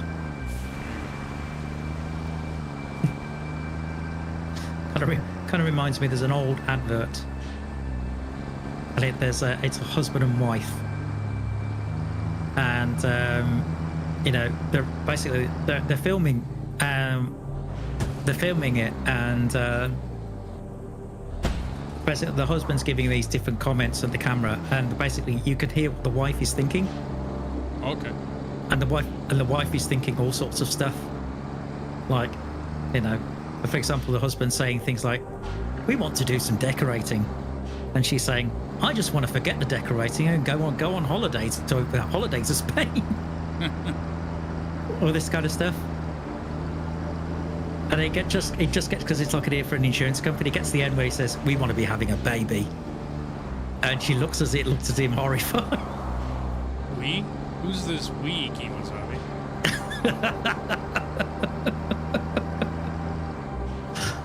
I'd love to find it.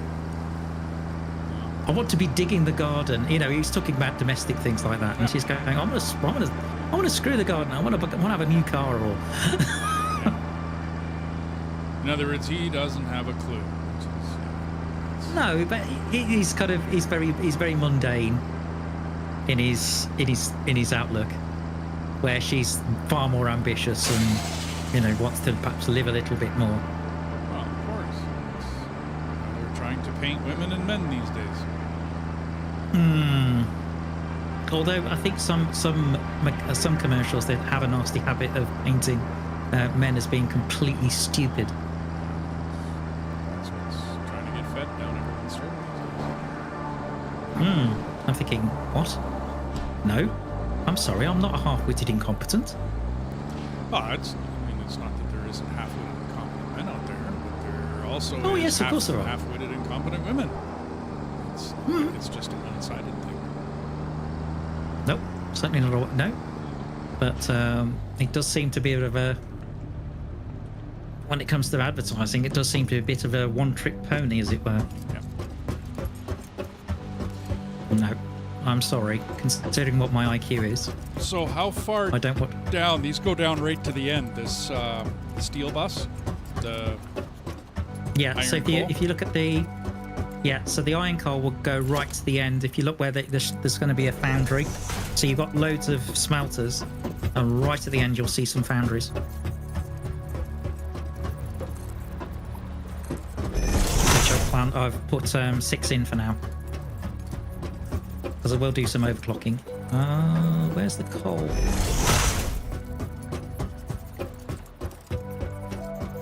My coal, my kingdom for a coal.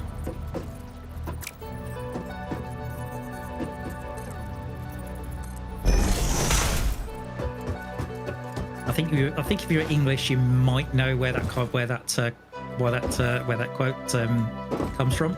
kingdom Or- for something. Yeah, I think it's King Richard, and it was the Battle of Bosworth Field. And there's one point where he actually says, a horse, a kingdom for my horse. Yeah, it makes sense. Back in those days, he would want to be mobile and move, and the king's got to be on a horse. Leadership's got to be in the back. Yeah. Although I think Certainly if you play games... he was good for sticking his nose out front, wasn't he? Ah, Richard the Lionheart. I can't remember which Richard it was now. Because we've had several Richards. We've had, several Richards. I'd be hard pressed to tell you all of our prime ministers we've had. I mean, other than the ones I've been alive for. So I wouldn't know British monarchy if I tried. Well, I'd be the same with Canadian prime ministers. I would be better knowing about obviously British prime ministers, and weirdly American presidents more than anything. And The ones I've been alive for, and the ones that have made, some decent changes in their whatchamacallit, like whether I liked them or not, right? And I mean, who could ever forget Margaret Thatcher? Right? Like, there's lots of that kind of thing around the. But the set up the bottom two first, by the way. The bottom, okay. The Well, bottom two are the already steel's... hooked into the steel. Put it that way, into the. Yeah. front. So the steel. Yeah. So I've got. Yeah. That's because so I've got a bus now with steel coming. Okay. Cool. I'm just going to get the coal now on top. I'm just going to get some coal sprinklings for you. Well, coal's running. The bottom belt is running just fine. Oh, well, it's about to run steel. The bottom belt? Yeah. Eventually, it'll change from coal to steel. Okay. Well, it's doable. Yeah. So it's I'm it's changing running. it. I've changed it. Okay, I see the iron coming in now. Yeah. Because I'm just looking at the way the belts are and the way they're running. I'm trying to figure out how to get the coal across now. So I've got coal here.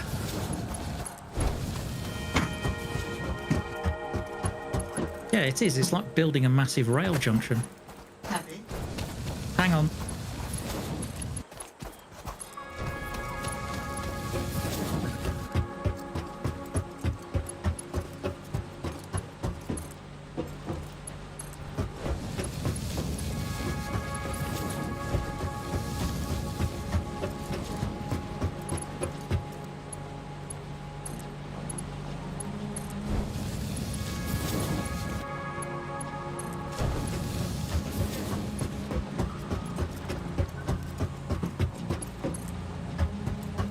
Slight interruption there. It looks like one of my mother's friends is going home, and I was wondering whether I could run her home. I said, I'm kind of in the middle of something right now. So she's going to get a taxi instead. Bless her. Now then, where was I? Oh yeah.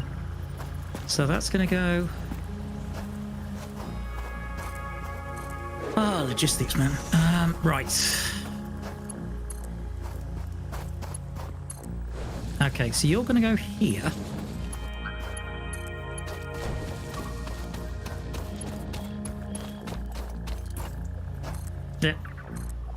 This belt system, I mean, if you saw it, it is like it is like different tracks coming into a massive station. And trying to make it that the belts don't cross each other.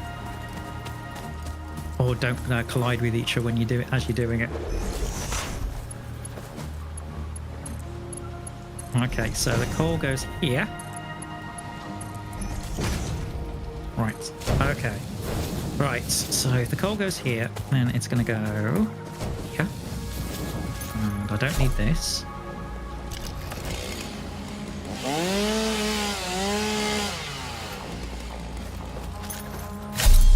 Okay.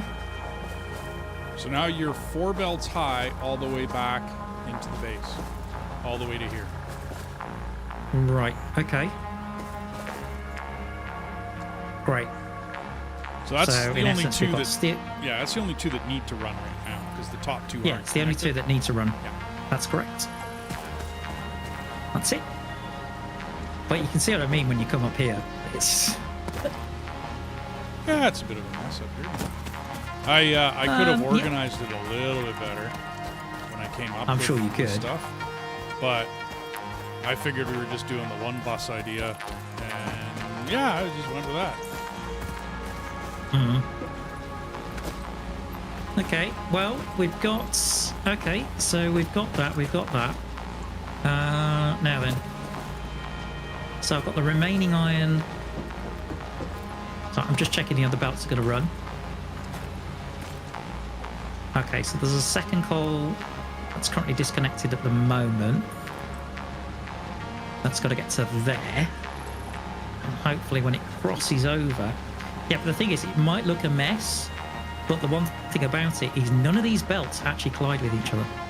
Yeah, I'm one for not wanting to clip on myself. They don't clip. And I see what you mean. I mean, you're going to want the If you full up top right here, right?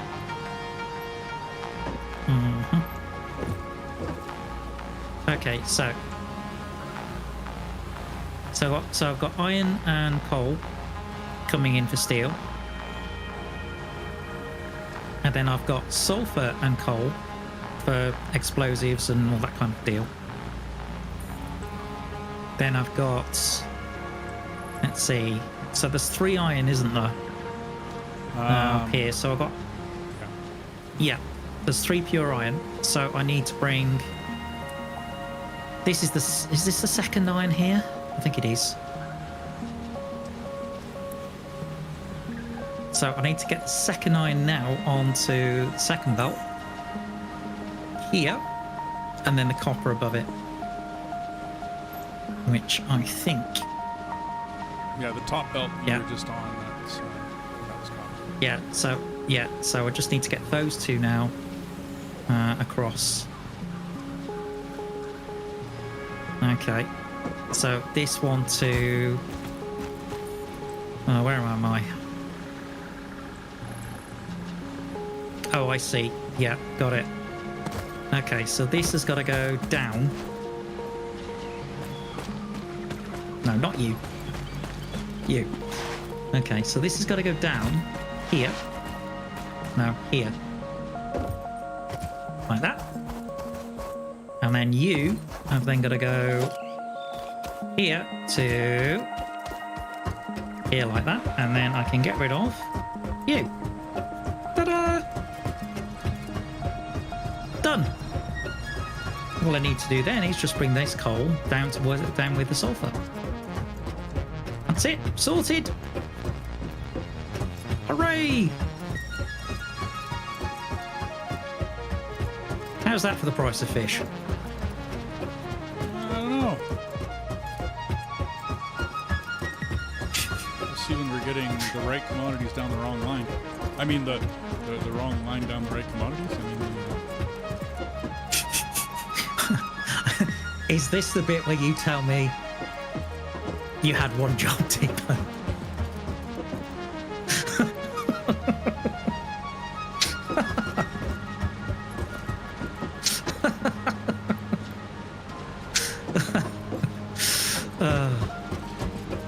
I think that's going to end up as a running joke. Yep, you had one job. Uh-huh. Let's see how this works. I got to clear out this coal line because you got iron coming down. Well, what's this? Oh, that's the copper, isn't it? Yeah. Okay, so the copper goes here, doesn't it? Yeah. Onto that middle line. That's it.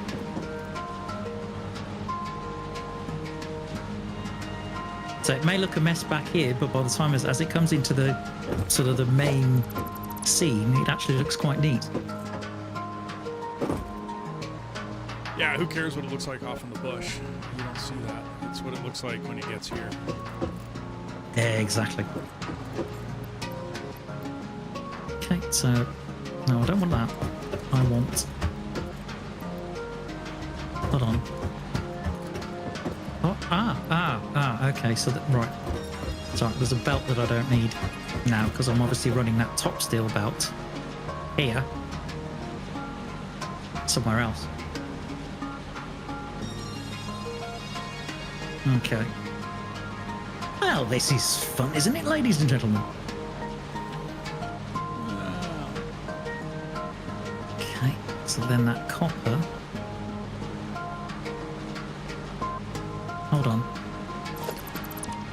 So I should now have steel, I should have iron, copper on that bus. That's right. That's what should happen.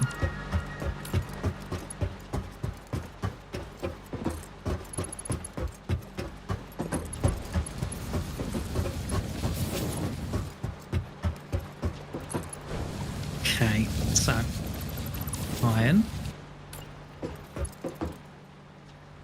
iron, yeah, and then copper. That's right. Oh no, I've got iron. Ah, that's probably because of what was originally on the belt. Okay. All right. Thanks, Rod. Good to see you. Have a good night. Yeah, have a good night, Rod.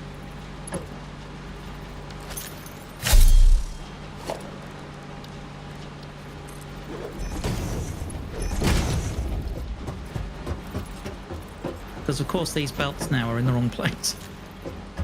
Because I got the wrong stuff on. Oh no! Darn it!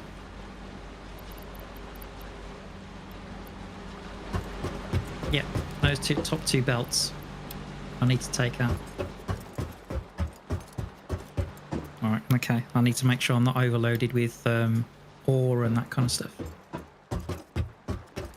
Otherwise I'm going to end up leaving plastic containers all over the place.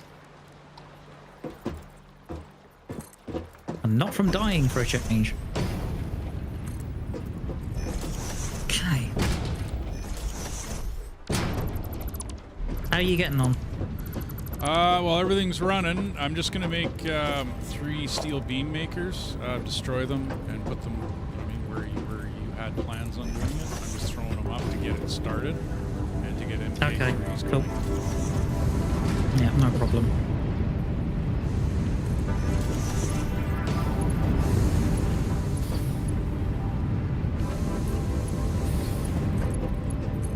I think the thing is that when you're streaming, I think it tends to be the case that you tend to do things rough for the stream, and then tidy it up in your tidy it up offline to a certain degree. Yeah.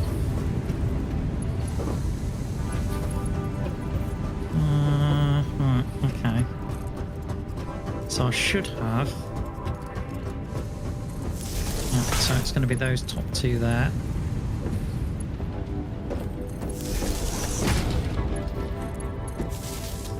Yep.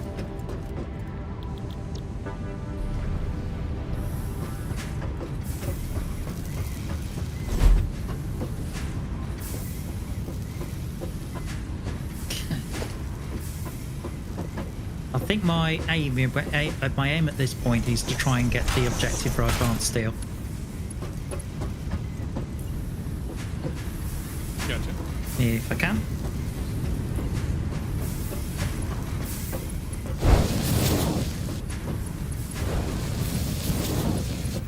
Okay, so it's going to be iron, copper.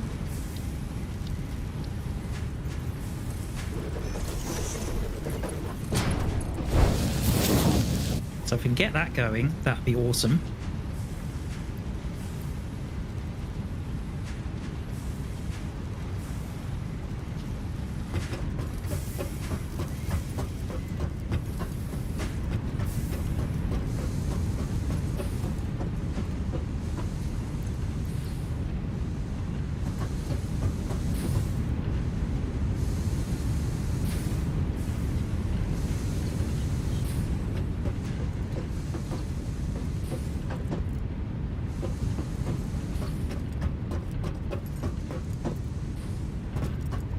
Are you going to have stuff running down the top two lines of the steel bus? Right. Like, is that an So the bus... Just wondering if that's an anytime soon idea, or... Right. Because how do the buses go now? Well, you got So iron next- on the bottom and then coal. Yeah. And you can run the top two however you wish, to be honest. If you set up the next 6, it doesn't really matter how you set that up. But I was going to get a pipe maker going and just steal commodities from the first bottom two. Right? But if you're going to get the top two running, then I'll run the others. Right. But generally speaking, as I said, it's going to be manifold. So when it comes to the constructors, at the moment, obviously we're making 120. Eventually, obviously, that will increase to 270. So you're going to end up with, but it's something where I've got to refer to spreadsheets. But certainly you can get the smelters running. That's not a problem on a manifold system. And then taking the products across towards the constructors. That's no problem.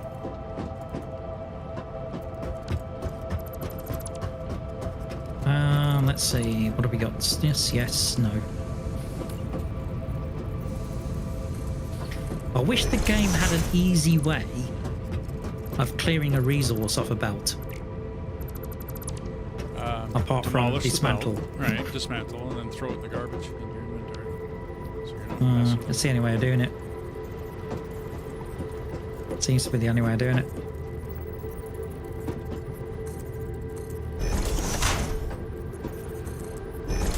Okay, now then.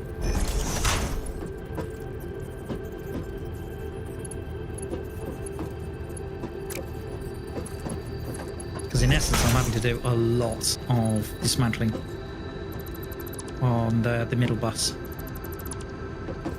in order to get it right. Because basically the belts that are coming in. Okay, that's coming in nicely. Yeah, that.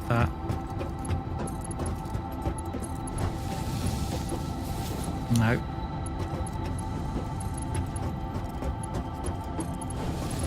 Yeah, I don't mind in terms of, I don't mind throwing something up at least just to get the steel going, just to get the steel pipes going, because that's the main thing we need right now.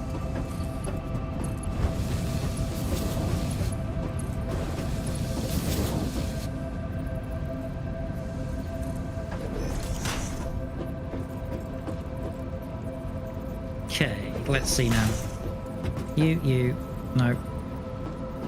And no. And then if I come here.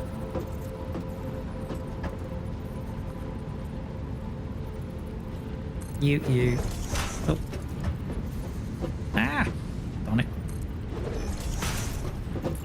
third and fourth.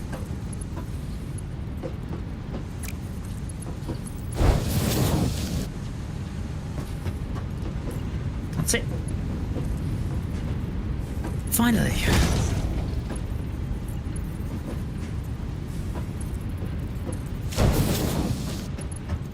Definitely got to the stage in the game where there's a lot of belt work and that kind of stuff to do.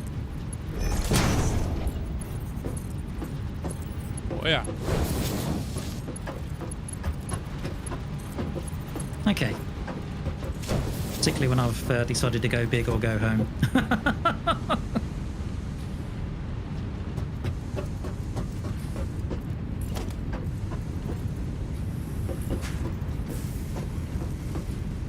So I'm going to end up with 2 iron lines producing, well, eventually, it'll be 240 initially until I do a slug hunt, and it'll be up to 270.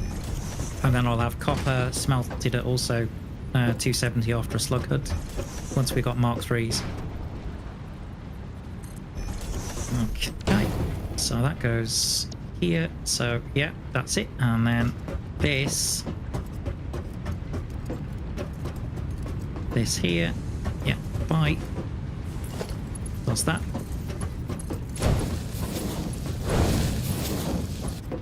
Means I don't need that. I don't need that.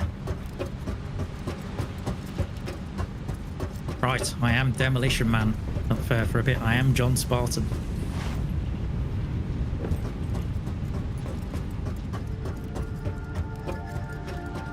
I think it's curious though how Demolition Man seems to have predicted quite a few things correctly. Yeah, except for maybe the 3 seashells, but you know. Yeah, I mean, nobody knows how those work. I know there's a lot of theories. Okay, that's weird. I saw I don't know, YouTube or what it was, but the running joke about the 3 seashells on the set. Because nobody really knew what the 3 seashells like. It was just a joke. That's all it was meant to be, which is fine. That's great, you know, good joke. But yeah. Did you also know that there was a version that was actually where the restaurant was actually dubbed in certain versions of the film, because in certain versions of the film it was Taco Bell, in other versions it was Pizza Hut. Because they didn't think that an international audience would know what Taco Bell was. Okay, I can see that, I guess. But I've seen both versions, and I have to say, I still prefer the one with Taco Bell, sorry. Because it sounds more natural than having it dubbed.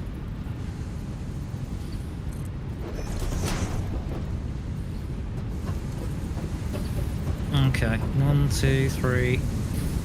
Okay, that's going to be 1. There's 2. Okay, hang on. I'm getting lost here. 1, 2. Ah, that's why.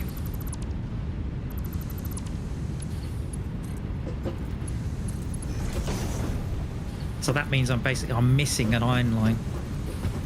Potentially, if I was going to do a third smelt of iron by doing that. But okay, yeah, I can live with that.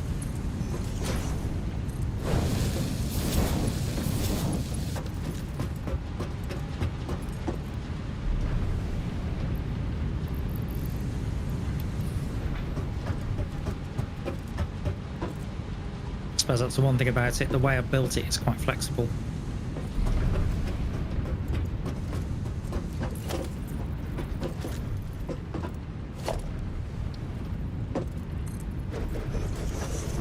I've seen bits and pieces though actually moving in the main factory to be in comparison to what it was before.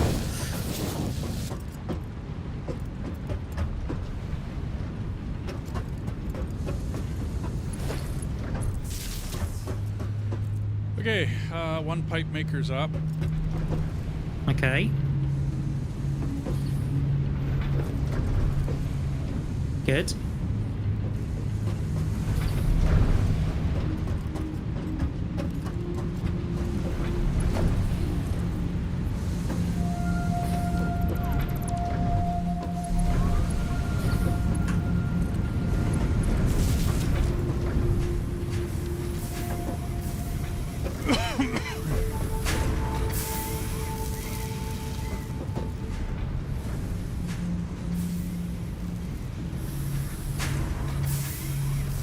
give it about 10 minutes and we'll have enough to get advanced steel production. Oh, fantastic. So, countdown then. Meanwhile, we got 200 steel beams already made. Nice. So it's just concrete. I know I'm making concrete back at the starter, but I'm not making concrete at the main because we still need to bring in limestone. Yeah, there should be lots of that. Oh yeah, definitely.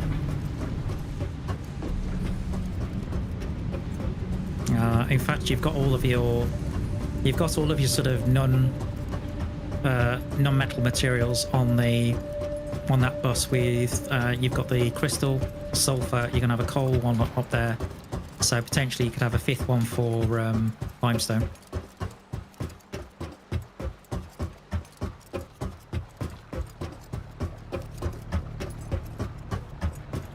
Okay, let's see now.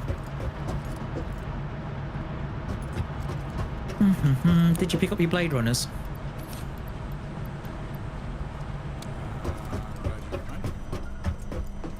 Because they're in the box.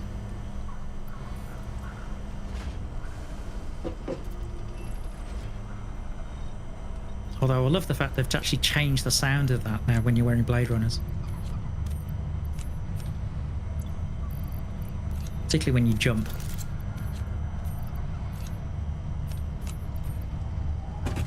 Okay, coal. Okay, let's start with this one.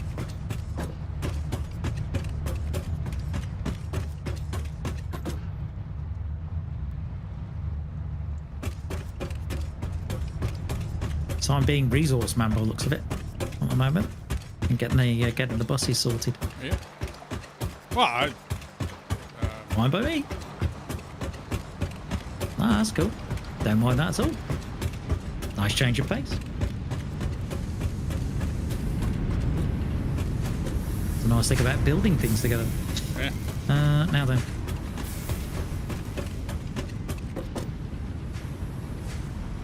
Because at some point, yes, I do need to. I definitely need to refer to spreadsheet, Yeah. as it were.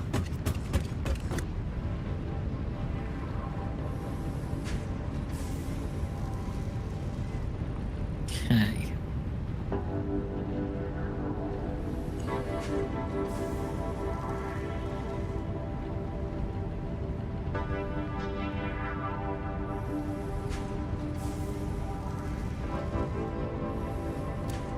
I'm pretty much just waiting for pipe.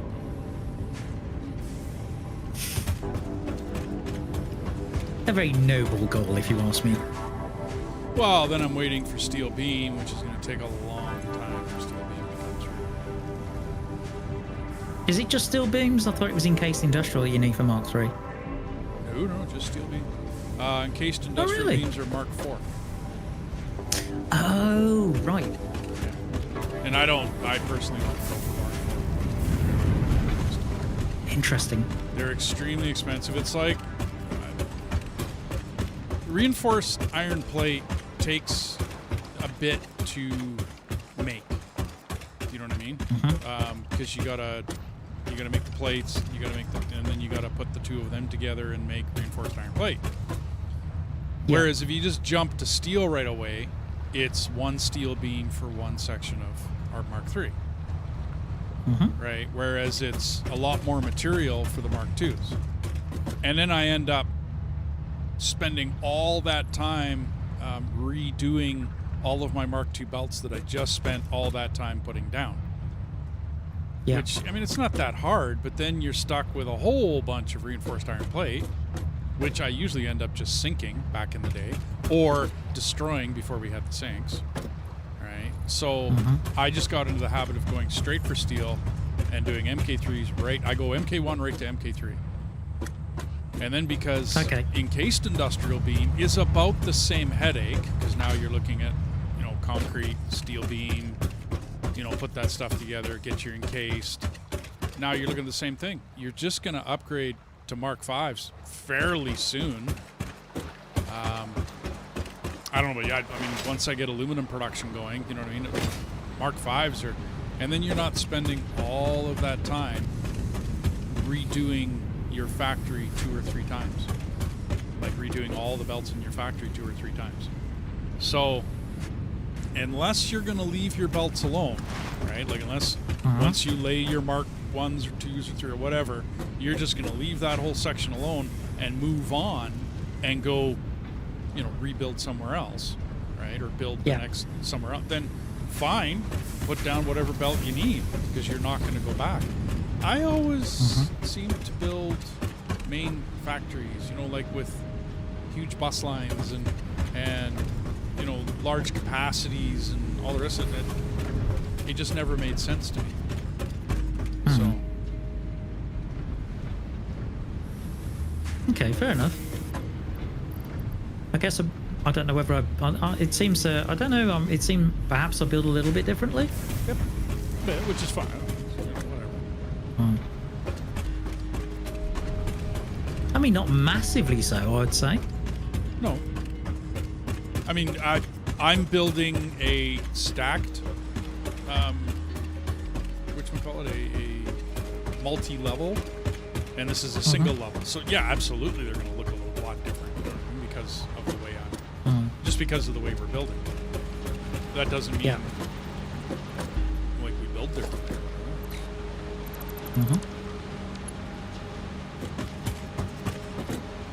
Okay. Good stuff. Right. So I'm just going to get the cog to come around that corner now. To indicate that that's heading off towards constructors.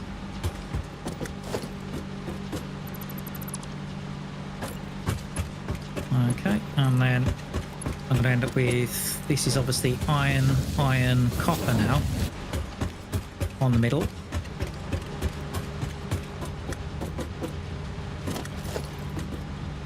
Which is pretty tight to try and get this done now.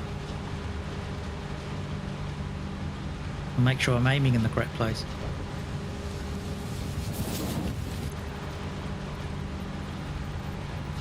Okay, come down.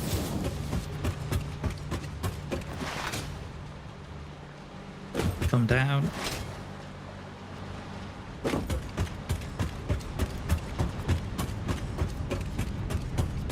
And then down some more. At which point, change the sign.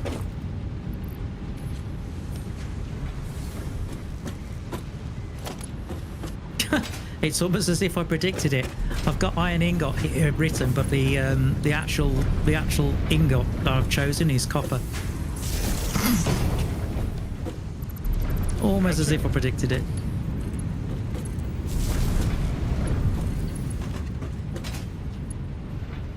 Okay, copper ingot times 270. There we go. Done. Okay, and then we're going to need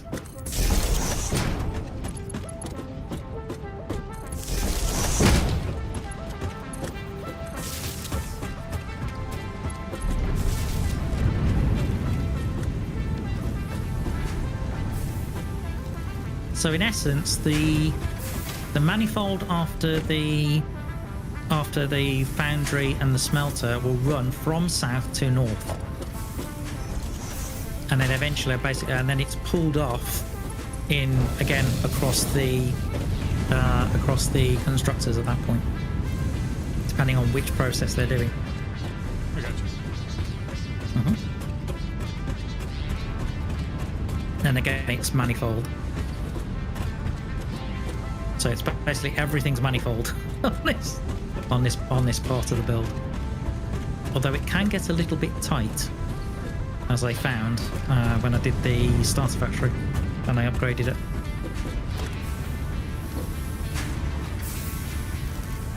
To the point where I'm thinking maybe I should have actually put everything 3 wide rather than 2 wide.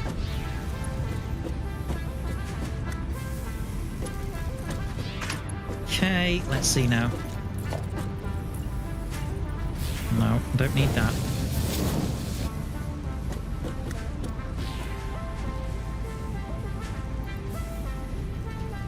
And I need to get rid of that bit.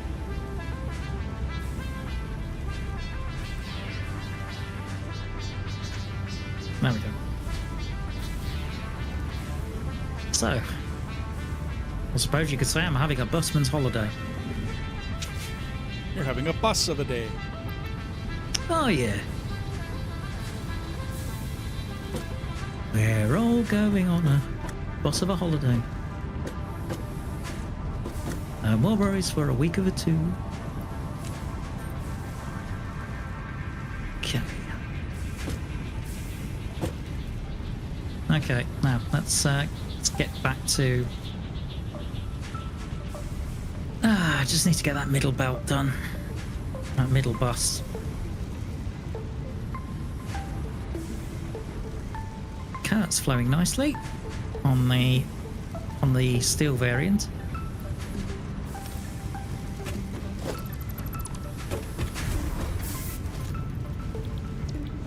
Although finding another pure iron and another pure coal in that direction. Because I saw how far you went to get the coal. Yeah. That was miles away. Yeah. It's way away. Yeah, no kidding. Yeah, it wasn't... Well, I mean, and I knew if Right, everything okay, else... middle. Yeah, I knew if everything else was going to be the power plant, then you needed separate coal. Because that wasn't going to mesh not together. Yeah. Roger, at least the that plant's coming along nicely by the looks of it.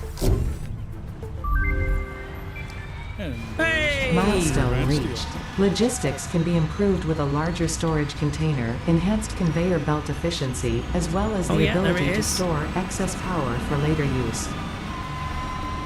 An additional project part can now be constructed. Further progress to the next phase is now possible. Fantastic stuff. Excellent. Nicely done. And the next one is Logistics MK3.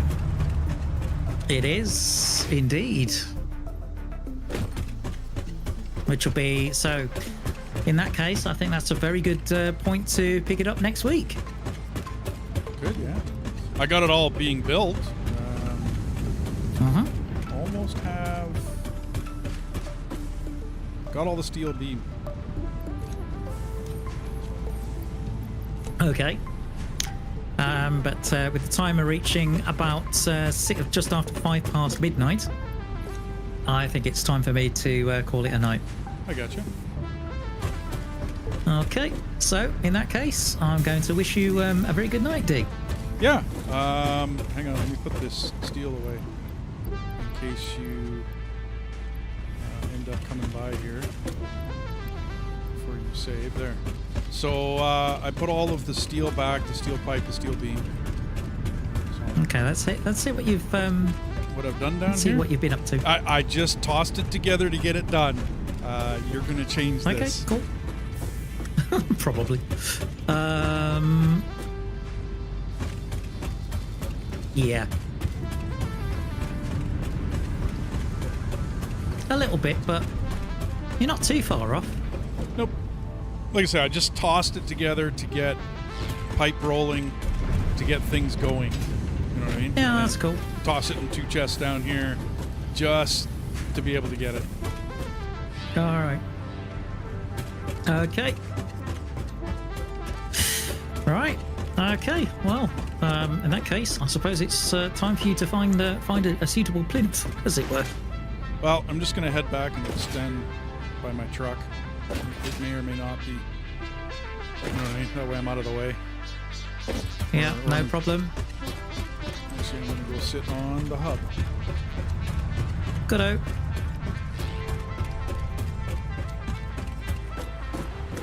Right. Well, it's been a pleasure working with you as always. Yep. No, that was fun. And yeah, and very enjoyable. So I shall see you same time next week. Yeah, sounds good.